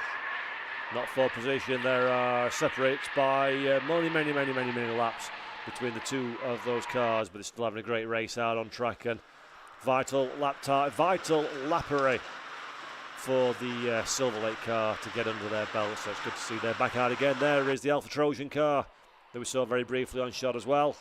Alpha Trojan, second position. AFR in the 427 in fourth place as well. That was the red car at the head of your screen, coming into shot in 3, 2, 1 there. The FAR car, FAF car even. It's been a long day. He's in fourth position, so good stuff from them. Alpha Trojan, used to see that car at the sparky end of the grid. That's exactly what they're doing at this moment in time. It is, who's behind the wheel of that one? It's saying behind the wheel of the 421. It's saying it's Jonathan Mundy, but I thought it was Austin. Apparently Jonathan Mundy, though, is behind the wheel and doing a grand job as things stand. 5.4 seconds and the whole world of traffic between himself and the Bacon Racing with Liquid Moly car that is a lap out of sync thanks to a plethora of safety car interventions that we've had over the last hour or so. So the Bacon Racing with Liquid Molly car holding on at this moment in time. 5.4 seconds is the gap between that car, the Alpha Trojan machine. I do think though that gap will slowly but surely begin to close. A lot of traffic, lap times are up and down and all over the place as everybody tries to cycle their way through. Let's see the green BPC car coming in. 5-minute stop-go penalty for causing a collision for the 392, the Formaggio car. So the 392 that we saw on screen a few moments ago. Unfortunately for them, they've got what is as good as a full day, basically, worth of time penalty there. Quattro Formaggio, real shame. Alistair May, Christopher Parks. Stop-go penalty for them, which is a shame. Where are they? 392 in the timing screens. Let's have a look. Where is 392? All the way down in 20th position anyway, so their day is well and truly done, methinks. And there we go. Thank you very much to Rob Rowley, our producer, for picking up on what I was saying and bringing that car in vision as we say it. And there we go, heading down for what will be a soul-destroying amount of time that they're going to be in pit lane. A 5-minute stop-and-go penalty is night and day again, I think. 20th place, though, they're out of contention now, and it's all about recovering what you can and just enjoying the last 37 minutes and 43 seconds of what has been, I know I say this a lot, but I mean every word, a sensational race in the Silverlake C1 Endurance Series. There we go. And chap there's going to have to, is that Chris on the stop-go board? I think it might be. I know that fella. Thought he was working the start-finish straight today, but clearly not. So there we go, they're going to be serving their 5-minute penalty. That's a long time to be stationary, where you can hear the screech of tyres and the roar of engines in the background, knowing your rivals, the circulating flat chat, and you're sat there getting hotter and hotter under the collar. This is a great battle pack that we've got going on there. That is the Alpha Trojan race leading car side by side with the Silverlake 1 machine. And there's the 323 that's got their own troubles to contend with as well. Adam Willis, Charlie Bingham behind the wheel of that car. A little accident damage earlier on. But look at this, 2 wide now, 2 packs of 2 wide, 3 wide, almost 4 wide. AFR at the head of this pack, the 232, the 432 as well. Getting involved in this one, the Brscc racing car, trying desperately to buy into the fight but not get too enthused and too held up. That is job done, fabulous stuff. 427 and 432, Arthur and Kell respectively behind the wheels. Fight for 4th place. Currently, and I say currently because I expect it to change very quickly indeed, held by AF Racing for now in 4th position. I do very much think though that Dan Kell and Brscc will have a little bit of something to say about that one, Bison, in the 326, not in this particular squad. But look at this one. After what's it been? 2 hours and 24 minutes, 20 seconds of racing, and we've got this pack battle. How awesome is this? Now we go to the inside. That car's not in contention though. That is, of course, the recovering Silverlake machine. So hopefully that'll stay well and truly out of the race and allow this ding-dong battle to continue. The liveries look very similar. They're almost occupying the same bit of racetrack. A bit of rubbing, a little bit of bump drafting, NASCAR-esque almost, between the two of them. This is fantastic stuff for 4th position. Arthur and Kell almost as one, becoming a bit of a cut-and-shut limousine almost, trying to drive that close to the rear bumper that it is in effect becoming the singular car. Difference between these two drivers and making an overtake is basically one of them needs to shut their eyes and go for it, and that is exactly as the clock ticks down. We'll be creeping into the back of the mind. Are we going to have to pull the pin? Are we going to have to do something dramatic? You're definitely going to need sharp elbows, let's put it that way. As Phil McDougall on the Brscc chat says, this is packed racing, is great. Could not agree more. Phil, he said the restart was going to be good, and good it has been. Can Kell do anything to get on terms. There's traffic in front of us as well, so this is not going to be what the 427 wants to see. Not going to be at all what the 427 wants to see. That car, the Gala Performance with BP Motorsports 380 machine, isn't in this particular fight. They're in 10th position overall, so they're on a different lap. But these two are on a different lap. And the TGR car's not a million miles away as well. The 311 just up the road too, so they'll be hoping to stay out of trouble and get wrapped up in these fantastic fighting. Even through traffic, you've got to work hard. That's the Gala Performance car, giving a little bit of an invitation to go up the inside for the AFR machine. That invitation didn't need extending on more than one occasion, as Arthur throws that car up the inside and takes the position, but puts the lap on the chaser. The 320 in the background is very, very interested indeed as well. Kell trying to buy into this one by South, also in the picture as well. The 326. Hashtag blessed car. They're in a bit of trouble. Goodness me, they've done a great job, haven't they? They've done trouble in the first 10 minutes, was it, of the race? That we saw that car stationary and not looking like it's having a nice time at all.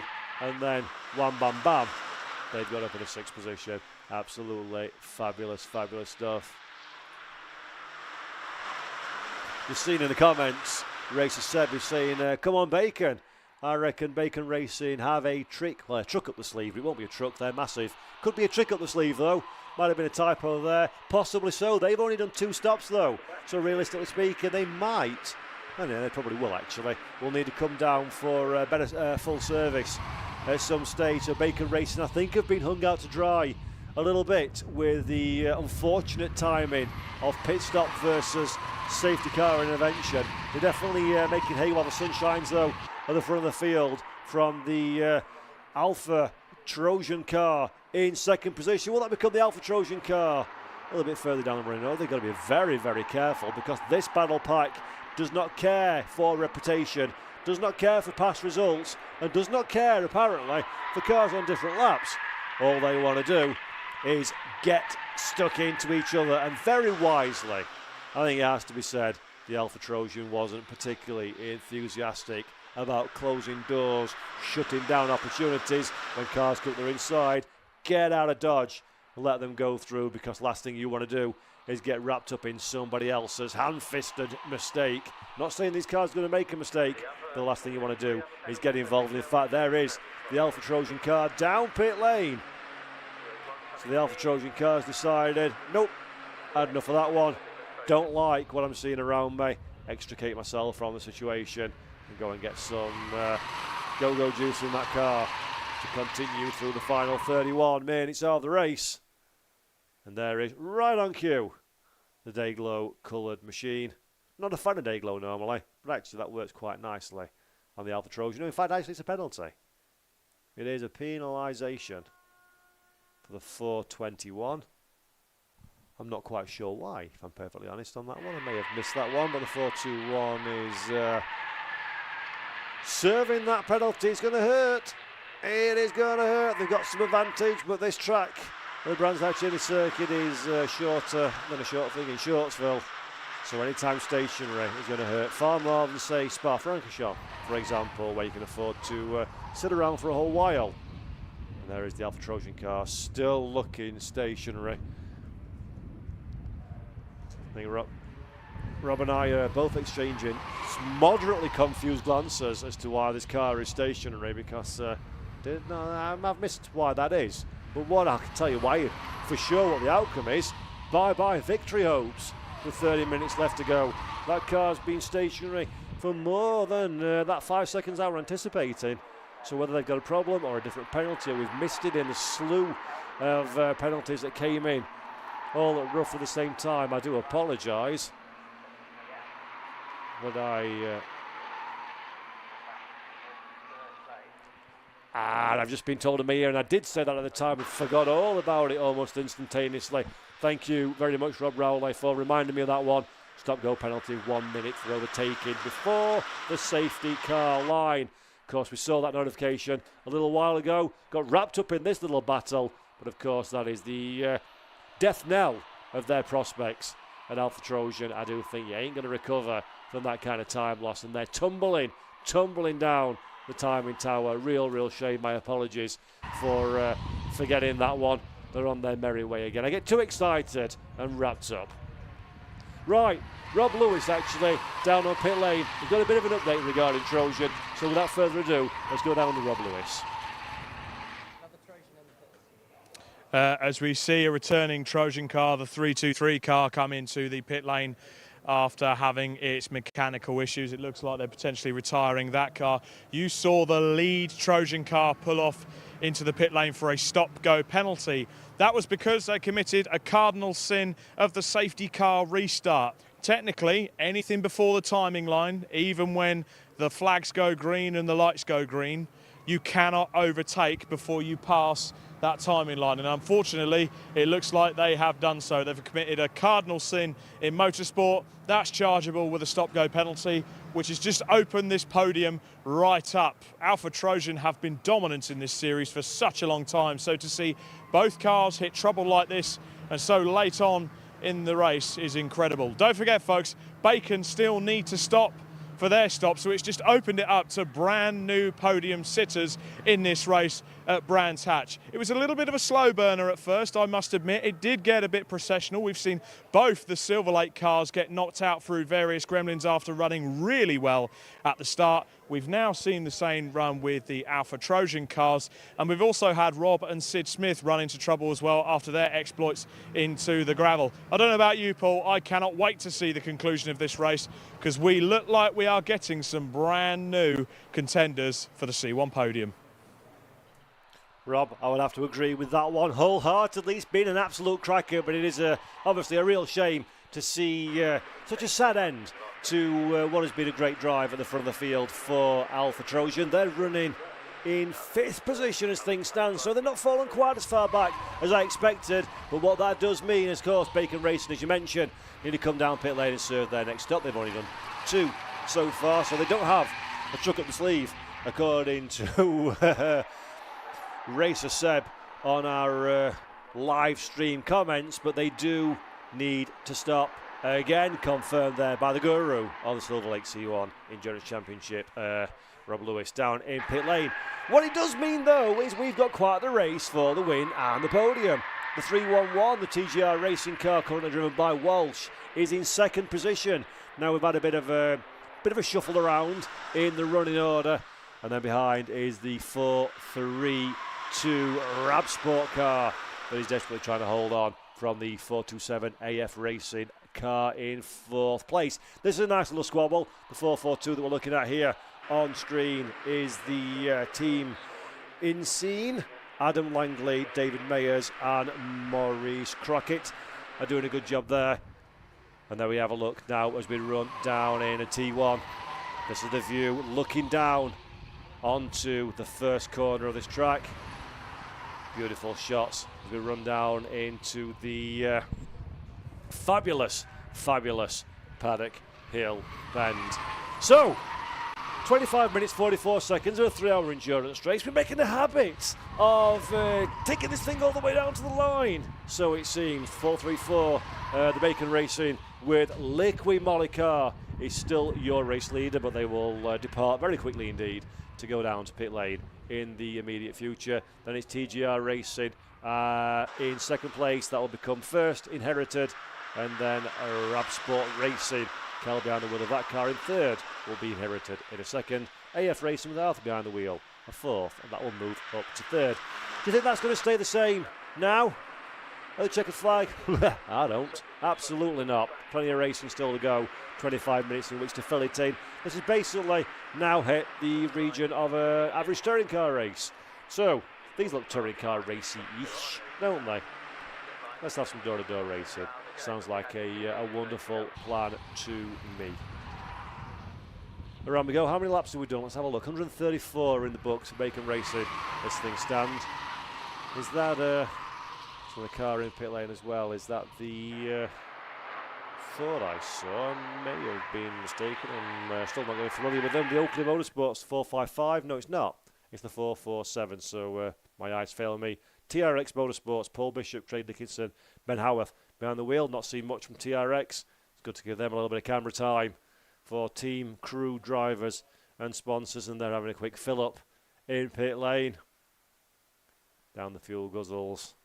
And then off they go racing again. Fairly economical car, a Citroen C1. So pretty good on juice as well. Another way you saved a bit of money if you come racing in this championship. Benefits keep on piling up, don't they?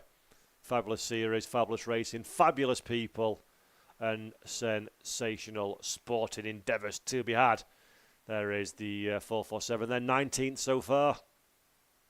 Driver back in, belted, latched and braced, and ready to snurtle out onto the Brands Hatch Indy circuit for 23.5 minutes. Final minutes of fun to be had. Everything's under control by the team. Make sure pit lane's clear. Push them back. And away we go again. 19th place Bishop now behind the wheel of the 447 car. Time to have a bit of fun for Paul Bishop. Here's a battle pack. If ever I've seen one. The 434 that we see in picture at this moment in time. The Bacon Racing Liquid Moly car is our race leader. But will they peel off on this lap? Not yet. Around it goes again. Remember, folk, that they've got to make another stop, and they need to be making it pretty soon. And the reason is we're running out of time. Yeah, quite essentially. We're running out of time in this 3-hour race. Could do with another couple more.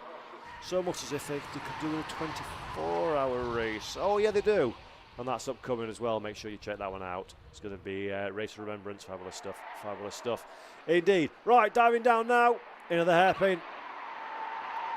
Bacon Racing holding on. That's an uncomfortable feeling as a driver. You can see immediately the driver having a little look in the mirrors, seeing everybody's around on the racetrack. You really, really, really hate to be in close proximity with other cars, especially when other cars are very interested.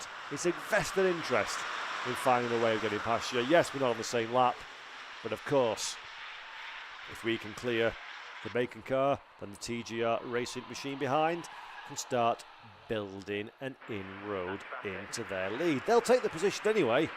It's quite simply, once the Bacon racing car pulls in, we'll tour around the track quite quickly and take over that race victory, race lead, by virtue of the fact that we don't have to stop again as things stand.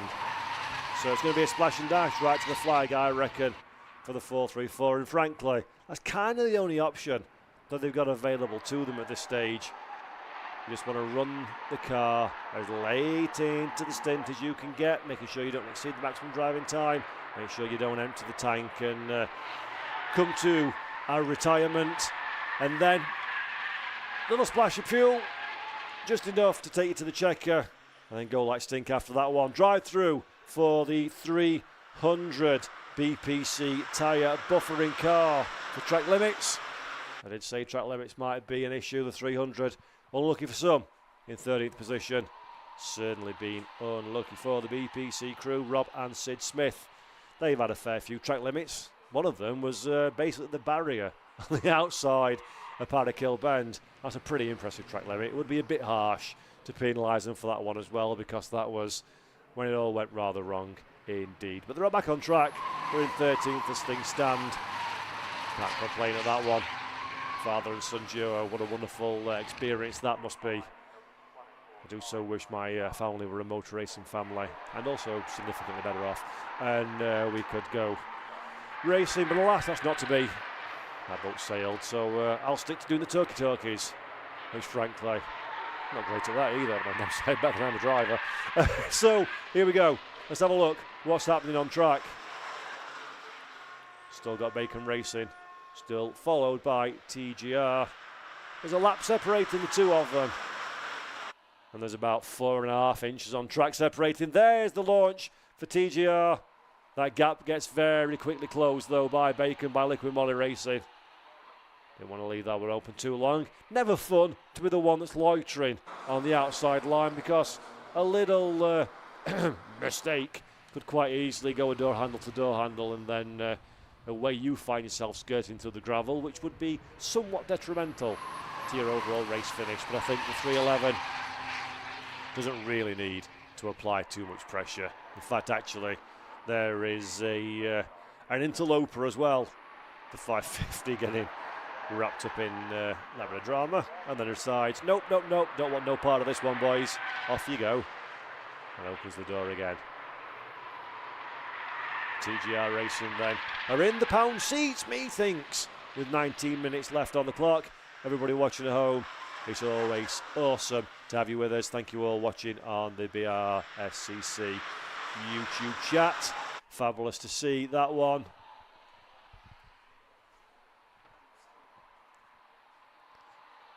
Drive-through penalty for the 550, by the way, for track limits. The 550 running a little bit down the further running order, 14th position. It'd be awesome to take a little look, actually, at the TGR car, the 311 and the 432 as well, which is following this Bacon Racing car. We've been keeping track of this little pack for a while.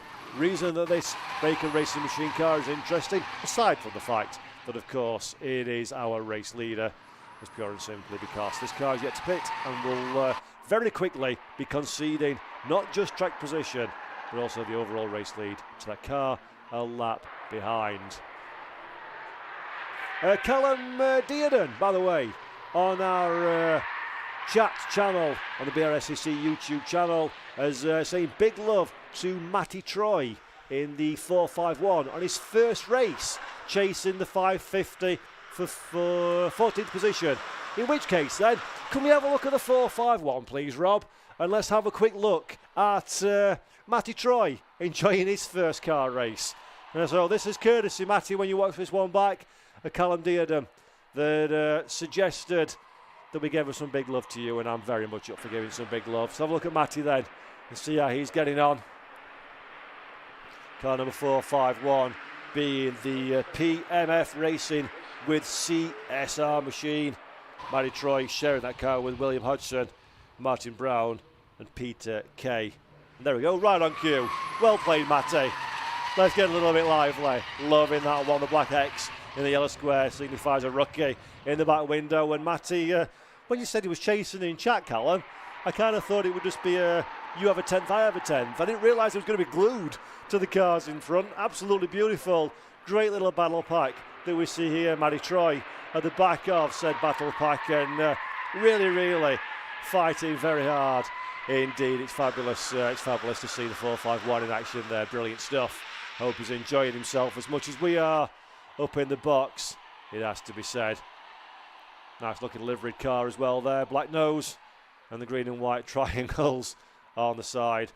Fabulous stuff. Where is the 451, do we say? 15th position on track. 7.6 seconds he's got to make up to the 550. It's going to be a big ask in 16 minutes. But this is somebody that I dare say, I'm going to put words in their mouth, but if they're having their first race, I know if that was me, they will be living out a lifelong dream, I'm sure. And big respect to that one. I hope you enjoy it as much. Not afraid to go a bit. Oh dear. Matty. Pretend that we've not seen that one, folks. That's the pressure of the camera on. And having in his ear saying you're on telly, son. Do well. It goes a little bit squirrely, does Matty Troy. But every single good and bad thing that happens to you on a racetrack is all tools in the armoury, tools in the chest of experience that you can deploy in future. And if this circuit racing lark doesn't work out, Matty looks pretty good on the gravel as well. Nice bit of car control. There could be a future in rallycross for him. But great stuff, Matty Troy there. Hope you're enjoying your first race. Car number 451. Sorry we caught that moment on camera. Ironic, that's how they move. 3 hours. He'll get back in the pits and he'll be saying 3 hours, no mistakes. And then look what happened. Right, what's happening here? This is the 442 car team in scene. Seen a little bit of this one before. We're a 442, 18th position at this moment in time, and that actually looks a little like a road car in that livery, doesn't it? Looks like you could pick that up in the car park. A bit of chitter chatter going on in the back of the garage. Not necessarily a couple of people that look absolutely euphoric with their day's work. And they're in pit lane, and Hopefully that car isn't going to be standing stationary for too long. It certainly looks like that was ever so slightly outside of the scheduled planned activation for said team. So 18th in pit lane. Back to Matty Troy in the 451. BMF Racing with CSR. Recovered from his little bit of recovered from his off-track adventure. Callum Dearden says, thanks for that, lads. Been a great watch so far. Absolute pleasure. Hope Matt is enjoying himself out on track and you're enjoying the broadcast at home. Hope everybody else watching at home is enjoying the broadcast as well. It's a pleasure to have you with us this weekend for the Brscc Summer Race Weekend. This is the final race in action of the weekend that we're watching here, the Silverlake C1 Endurance Series. Big shout out to Rob Rowley, who's down on pit lane for today, bringing us Rob Lewis, on pit lane, bringing us some wonderful news and insights. Rob Rowley is our producer for Alpha Live in the background, making sure the pictures make it out to you. My name's Paul Jeffrey in the commentary box. It's been my debut weekend actually of the Brscc, and I can't tell you how much fun I have had. Incredible racing throughout, and a thank you to the Brscc, of course, themselves for putting on these sensational racing events. We love motorsport, that's why we're here, that's why we're spending our time doing this thing, and it's wonderful that we have such a rich wealth of racing activity to enjoy. The internet's not been good for much, I must admit. It's just a poisonous place where people go and hide behind the keyboards. But one thing that is good about the internet is the fact that we've got more racing than we've ever had, thanks to streaming and to YouTube and other platforms. So really good stuff and great work by our friends at Alpha Live bringing us this event. So 12 minutes 36 seconds left on the clock. Our race leaders are the 434, the Bacon Racing with Liquid Molly car.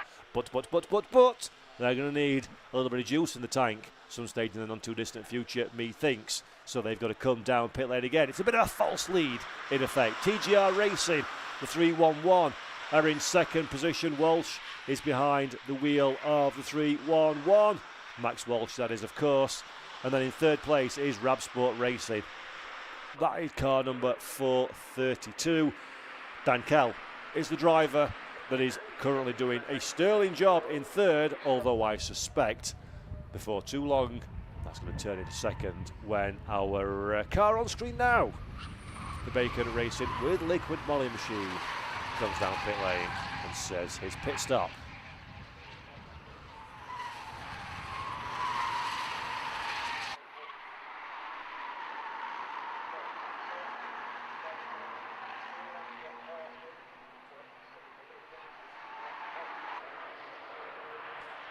Great stuff out on track. Great stuff kicking off. Colin Dearden and Clad in chat. So glad you caught that one on camera. Even more glad he scooped it back in track. Yeah, absolutely. Great stuff as we were looking at Matty a little earlier on.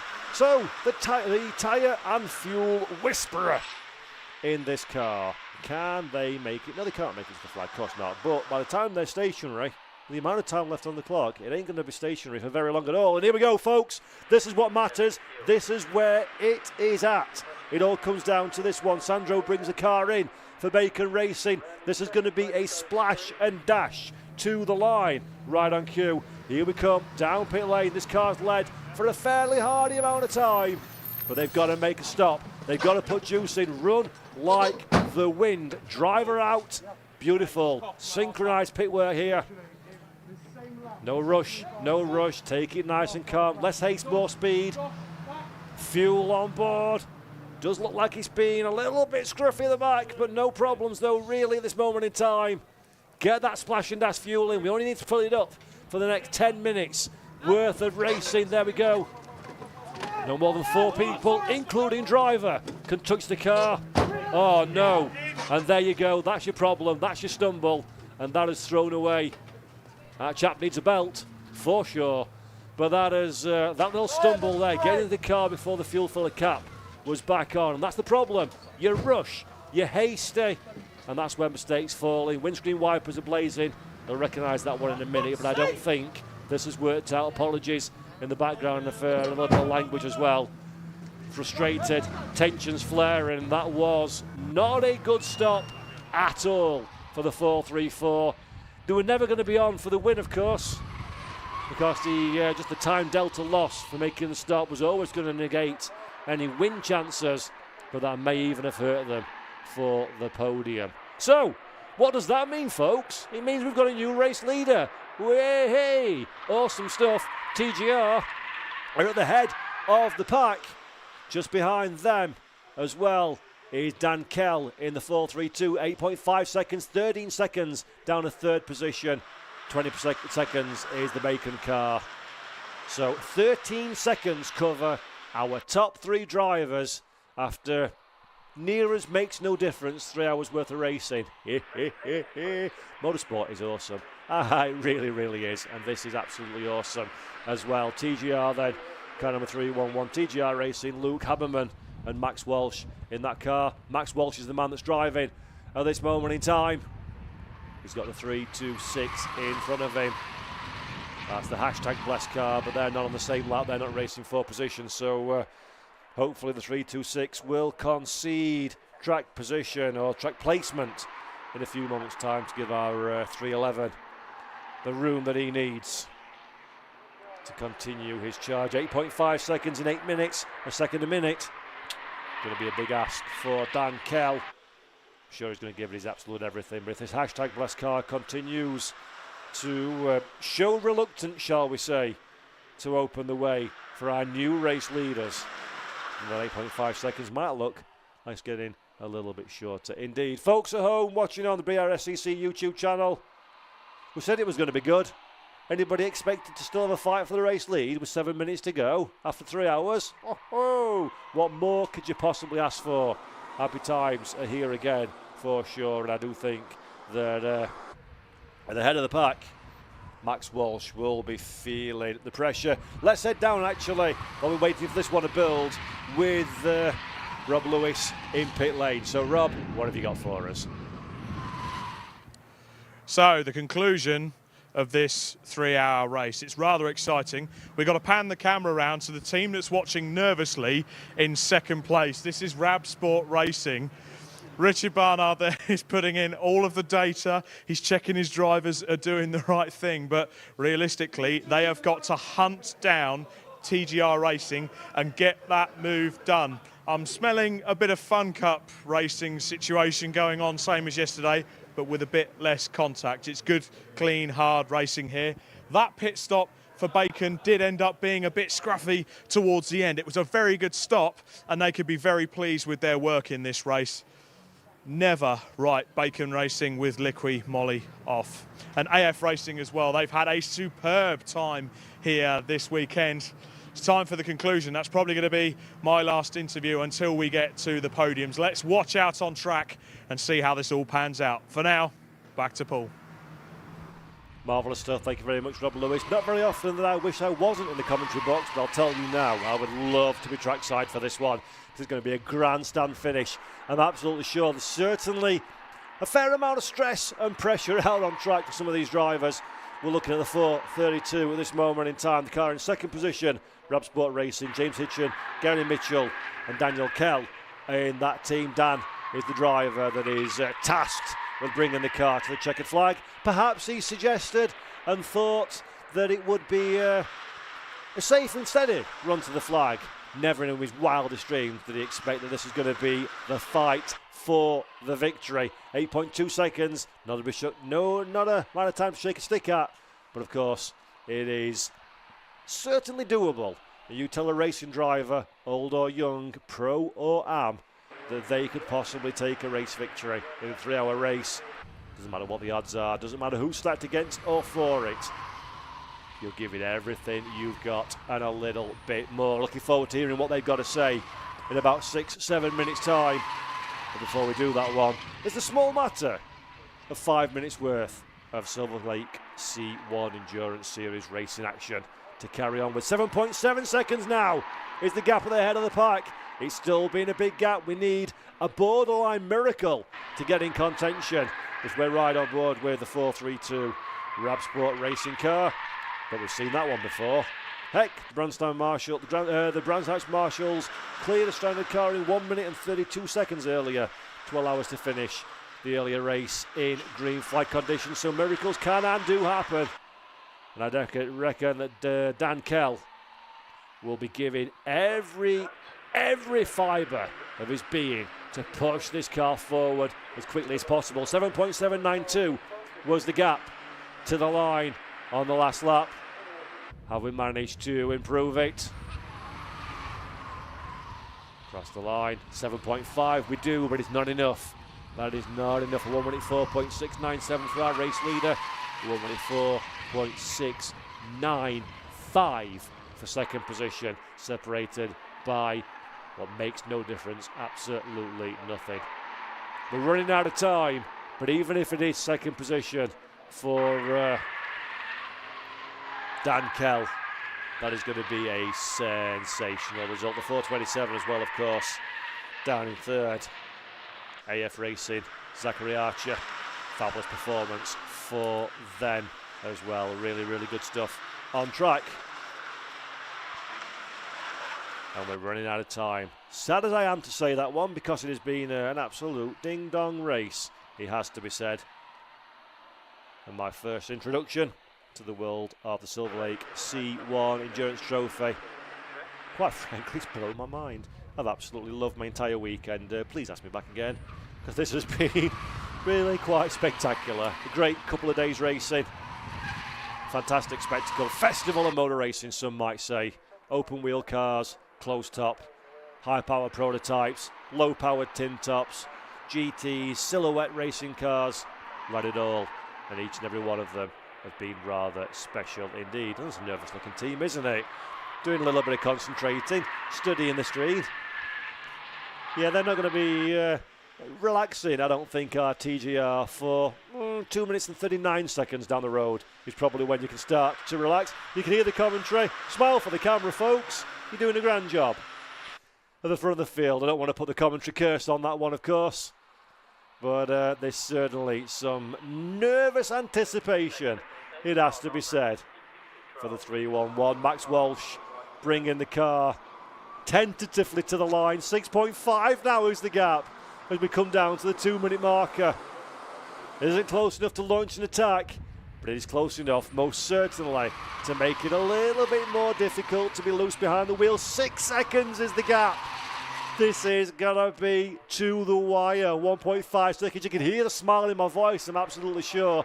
I'm loving this one. In the face of adversity, TGR Racing have stepped up in the best way possible. Car number 311, Luke Haberman and Max Walsh is now behind the wheel. They've got a few more miles to go. Never will have 2 minutes felt longer than it does to this team. Never will have 6 corners felt more like the Nürburgring Nordschleife to this driver. Anything, any noise, any tapping and banging that he can hear, any bit of traffic where they're not immediately jumping out of the way will be causing him a little bit of undue stress. I dare say he's going to have aged and found a few more grey hairs at the end of this race with the pressure that car is under. Crosses the line again, 1 minute to go here at the Brands Hatch Indy circuit for the Silverlake C1 Endurance Series. Under 6 seconds is the gap. The only person now, I hate to say this, but the only person that can lose this race now is Max by making a mistake. Struck the car to the flag is the name of the game. Max Walsh for TGR Racing comes down into Graham Hill Bend. 33 seconds left on the clock. That car is not on the same lap. There's no need to get wrapped up with that one. Indicators on though, just signifying he's willing to get out of the way. But Max Walsh for TGR Racing through the final cut. I can feel the tension in the commentary box. Who knows how the team feel down on pit lane. Comes through the final corner, does the 3-1-1. He's going to be looking through his windshield for that checkered flag. And there we go. And there we go. And there we go. TGR Racing and Max Walsh take the victory here at Brands Hatch. It was 5.7 seconds at the end. But Rabsport don't have enough in second position. AF Racing in third place. There'll be a few tears down there, I think. That is a whole bunch of people that don't quite believe exactly what they're seeing. TGR Racing, brilliant stuff. Luke Haberman and Max Walsh. Max bringing the car over the line. He's the one that'll take the checkered flag and have the euphoria within the cockpit. But it's a joint effort from both drivers, equally responsible for the success of their team. Luke Haberman and Max Walsh with a 3-1-1 for TGR Racing. Rap Sport, for their best, did a great job. Car number 432. That's a car that is piloted by Dan Kell, who took it over the line. James Hitchen and Gary Mitchell share duties as well. Third position went the way of AF Racing. And then Bacon, it was cooked at the end, wasn't it? They didn't quite have enough in the pit stop. The 434 crosses the line in fourth, just ahead of the car with the fastest lap of the race. A car that many expected to win this one. They've been at the sharp end forever. Alpha Trojan don't quite have enough. With that penalty, drops them to fifth, and in sixth position, the 409. Wowzers in trousers. That was absolutely sensational. Absolutely sensational. 3-hour endurance race that is just 6 30-minute races back to back. Legendary. So let's take a look then at those provisional results. I remind you, of course, they're always provisional until Stuart sign off. So after 3 hours of high intensity racing, it is car number 311, TGR Racing. Max Walsh behind the wheel, 156 laps in the books, and the victory is theirs. Second place in the 432 for Rap Sport Racing. And then in third, rounding out the podium, the 427 AF Racing take the flag. Bacon, they had a lead for a while, but it all got a bit crispy in the pit stops. They dropped down in a fourth place. Alpha Trojan, a 1 minute penalty, still can't hold their charge. Fifth, a solid day's work. In sixth, it is Dragon Sport by Amigo Motorsports, car number 409. Good result for them. 1 lap in arrears at the flag. Oakley Motorsports, they take 7th position, and hashtag blessed indeed. 10 minutes into the race, that car looked like it was done. 8th position, sensational recovery for the 326. In 9th, Brimstone Racing brought fire and brimstone to the event. Finished in 9th position, 338. Legacy behind the wheel, 2 laps in arrears, and then Amigo Motorsports, car 381 is our top 10 finishers. In 11th place, the 380 Gala performance with BPC. In 12th, the SCR Sandown Motorsports 354 car. Number 300 is 13th, the BPC tyre buffing machine after a bit of a shaky start through the gravel. And the 451 PMF Racing with CSR car finishers in 14th provisionally. 5 laps in arrears. 15th place goes the way of the 550 MDA car from 16th place, and the 448 Road and Tracks machine. 17th, 385, 6 laps in arrears is Crispy Moth, and in 18th place, 9 laps down, is the 447 of TRX Motorsport. 19th, 442 Team and Scene, and then in 20th, the 558 of Silverlake Racing. They got back out eventually after being at the very, very sharpest end of the grid. 46 back is 392 for the Quattro Formaggio car. The 458 is 22nd, 51 laps back. Classified is the Silverlake 2 car, and then classified 23rd and last is Trojan Motorsports, 54 laps in arrears for the number 323.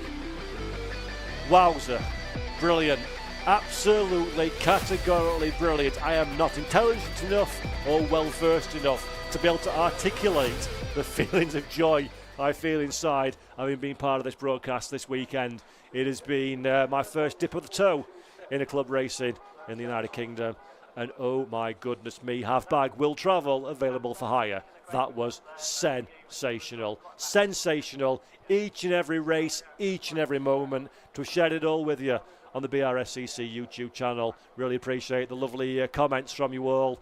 To have your company this weekend has been nothing short of extraordinary. I've also had the company of Rob Rowley alongside me in Alpha Live. He's our producer. He's also the man that saved my bacon somewhat by crashing in his digs yesterday when I had a disaster of my own.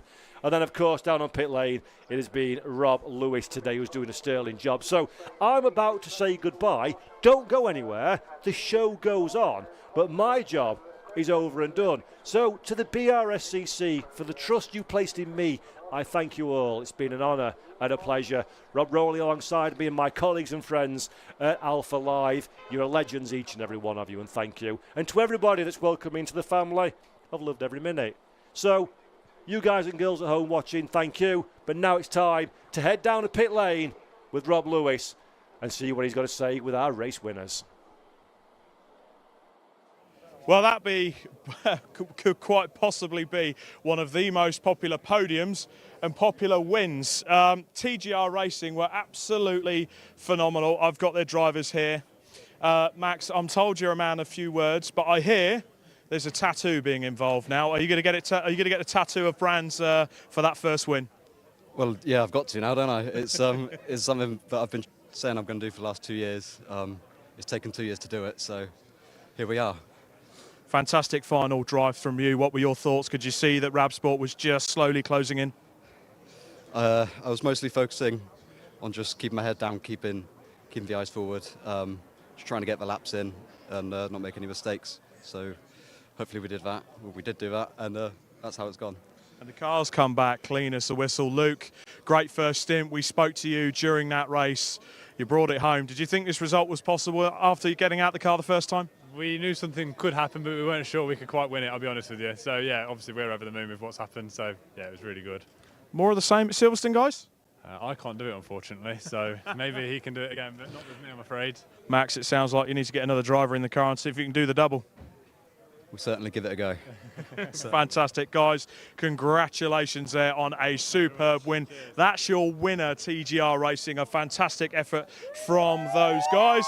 I'm going to let Josh Barrett, the circuit commentator, get in there. Thank you, Josh. Now, in second place, and they just so happen to have parked right next to the car, Brscc. What a fantastic result for the Brscc team. You've been phenomenal since probably Race of Remembrance last year. You tried so hard, got so close so many times. It's almost like you broke your duck at the Race of Remembrance, and here you are. Yeah, that was amazing. That is best C1. That is just amazing. Like, first race I've done with these lads, and what a top job they've done. To put that car P2, bloody amazing. Can't believe it. I'm absolutely knackered. Absolutely amazing there. Now I need to speak to the man that had to borrow a race suit, because where's your suit, Gary? It's on the back of the sofa in the house. What have you done that for? I didn't want to come today. Well, the good thing is that's probably your lucky suit now. So good luck, Robin, getting that suit back. Getting this one back. About time. James, we spoke to you earlier. You came out after a fantastic first stint. How do you feel? A little cooler now, less sweaty as well. So the shower was the best part of the race. And we've got a team owner here as well, Richards. Your baby's back in one piece. Second, great podium. Your thoughts? Yeah, best result in the C1 series that we've had, and yeah, just over the moon. These boys have absolutely pulled a blinder. Everyone on the team in the stops pulled a blinder. Mega, so happy. I'm so happy. Congratulations, team. So this is Brscc. We've got three wonderful drivers and a very happy team owner there from the Brscc racing crew, and a very clean car as well. Robin will like that. He's just rounding up the rest of the Rab. And the good thing is they've also lined up AF Racing for us as well. Fantastic podium. You got there? Yeah, finally, in the end, eventually, yeah, it was good. So, did you think this was possible after the opening stints? I thought we'd be a bit higher than we was on the opening stints, I've got to say, but yeah, I thought it was possible, yeah, anything could happen, especially with that safety car helped out a lot, to be fair, a bunch of pack up so we could just gain all that time back, so yeah, I thought we could do it, yeah. Absolutely brilliant result for the team. Broken the duck for this year. You coming back to Silverstone for a bit more? Yeah, 100%, definitely. Go for the win this time? We'll see. I don't want to jinx it. How did the traffic play a part today as well? Yeah, it played a big part, to be fair. I was able to hang on to the boys at the front with the traffic, because it was just so hard to overtake over here, and any moment you got to take it. So yeah, easy to hang on when there's traffic. Without the traffic and you got no toe, it's tough, but yeah, hung in there. Phenomenal effort, sir. I'll shake your hand there, and that's our third place podium getters outright there. The AF Racing car. I just want to speak to Bacon Racing very quickly. Again, it's rare that we speak to people off the podium, but so close. You're nearly there. You had the same at Snetterton. You had the pace. Thoughts? Yeah, it is what it is. Do you know, there was if, buts and maybes all through it, but actually it was a really good fun race. Dad drove very, very well. I had a great fun, and that's why we come racing. Have great fun. Back for Silverstone? Saving up for next Silverstone, the Silverstone after. For 24 hours? That's right, yeah, definitely. I want to be out for that. It'll be a great race. Fantastic. Not quite on the podium this time, but a great race nonetheless. Not on the podium last time either. I'll leave it there for now, and that concludes our podium for the Silverlake C1 Series. A fantastic race, closely fought. We didn't have as many cars as we did at the last round at Snetterton, but that didn't compromise on the racing. Just look at that brand new podium that turned out. A credit to the series, and that ends a wonderful weekend of endurance and sprint racing here at Brands Hatch. We had Fun Cup, Super Classic, Formula Ford yesterday. We had Zeo prototypes. We've had the SuperSport endurance, and we've had the Silverlake C1 Series here today. But I'll be signing off. That's all from me, Robert Lewis, down in the pit lane at Brands Hatch as the sun sets here in Kent. Our thanks to Paul Jeffrey, to Jamie Peters-Ennis yesterday. Our thanks to the crew at Alpha Live for suffering through this heat. But for now, it's goodbye from us. We'll see you at the next one.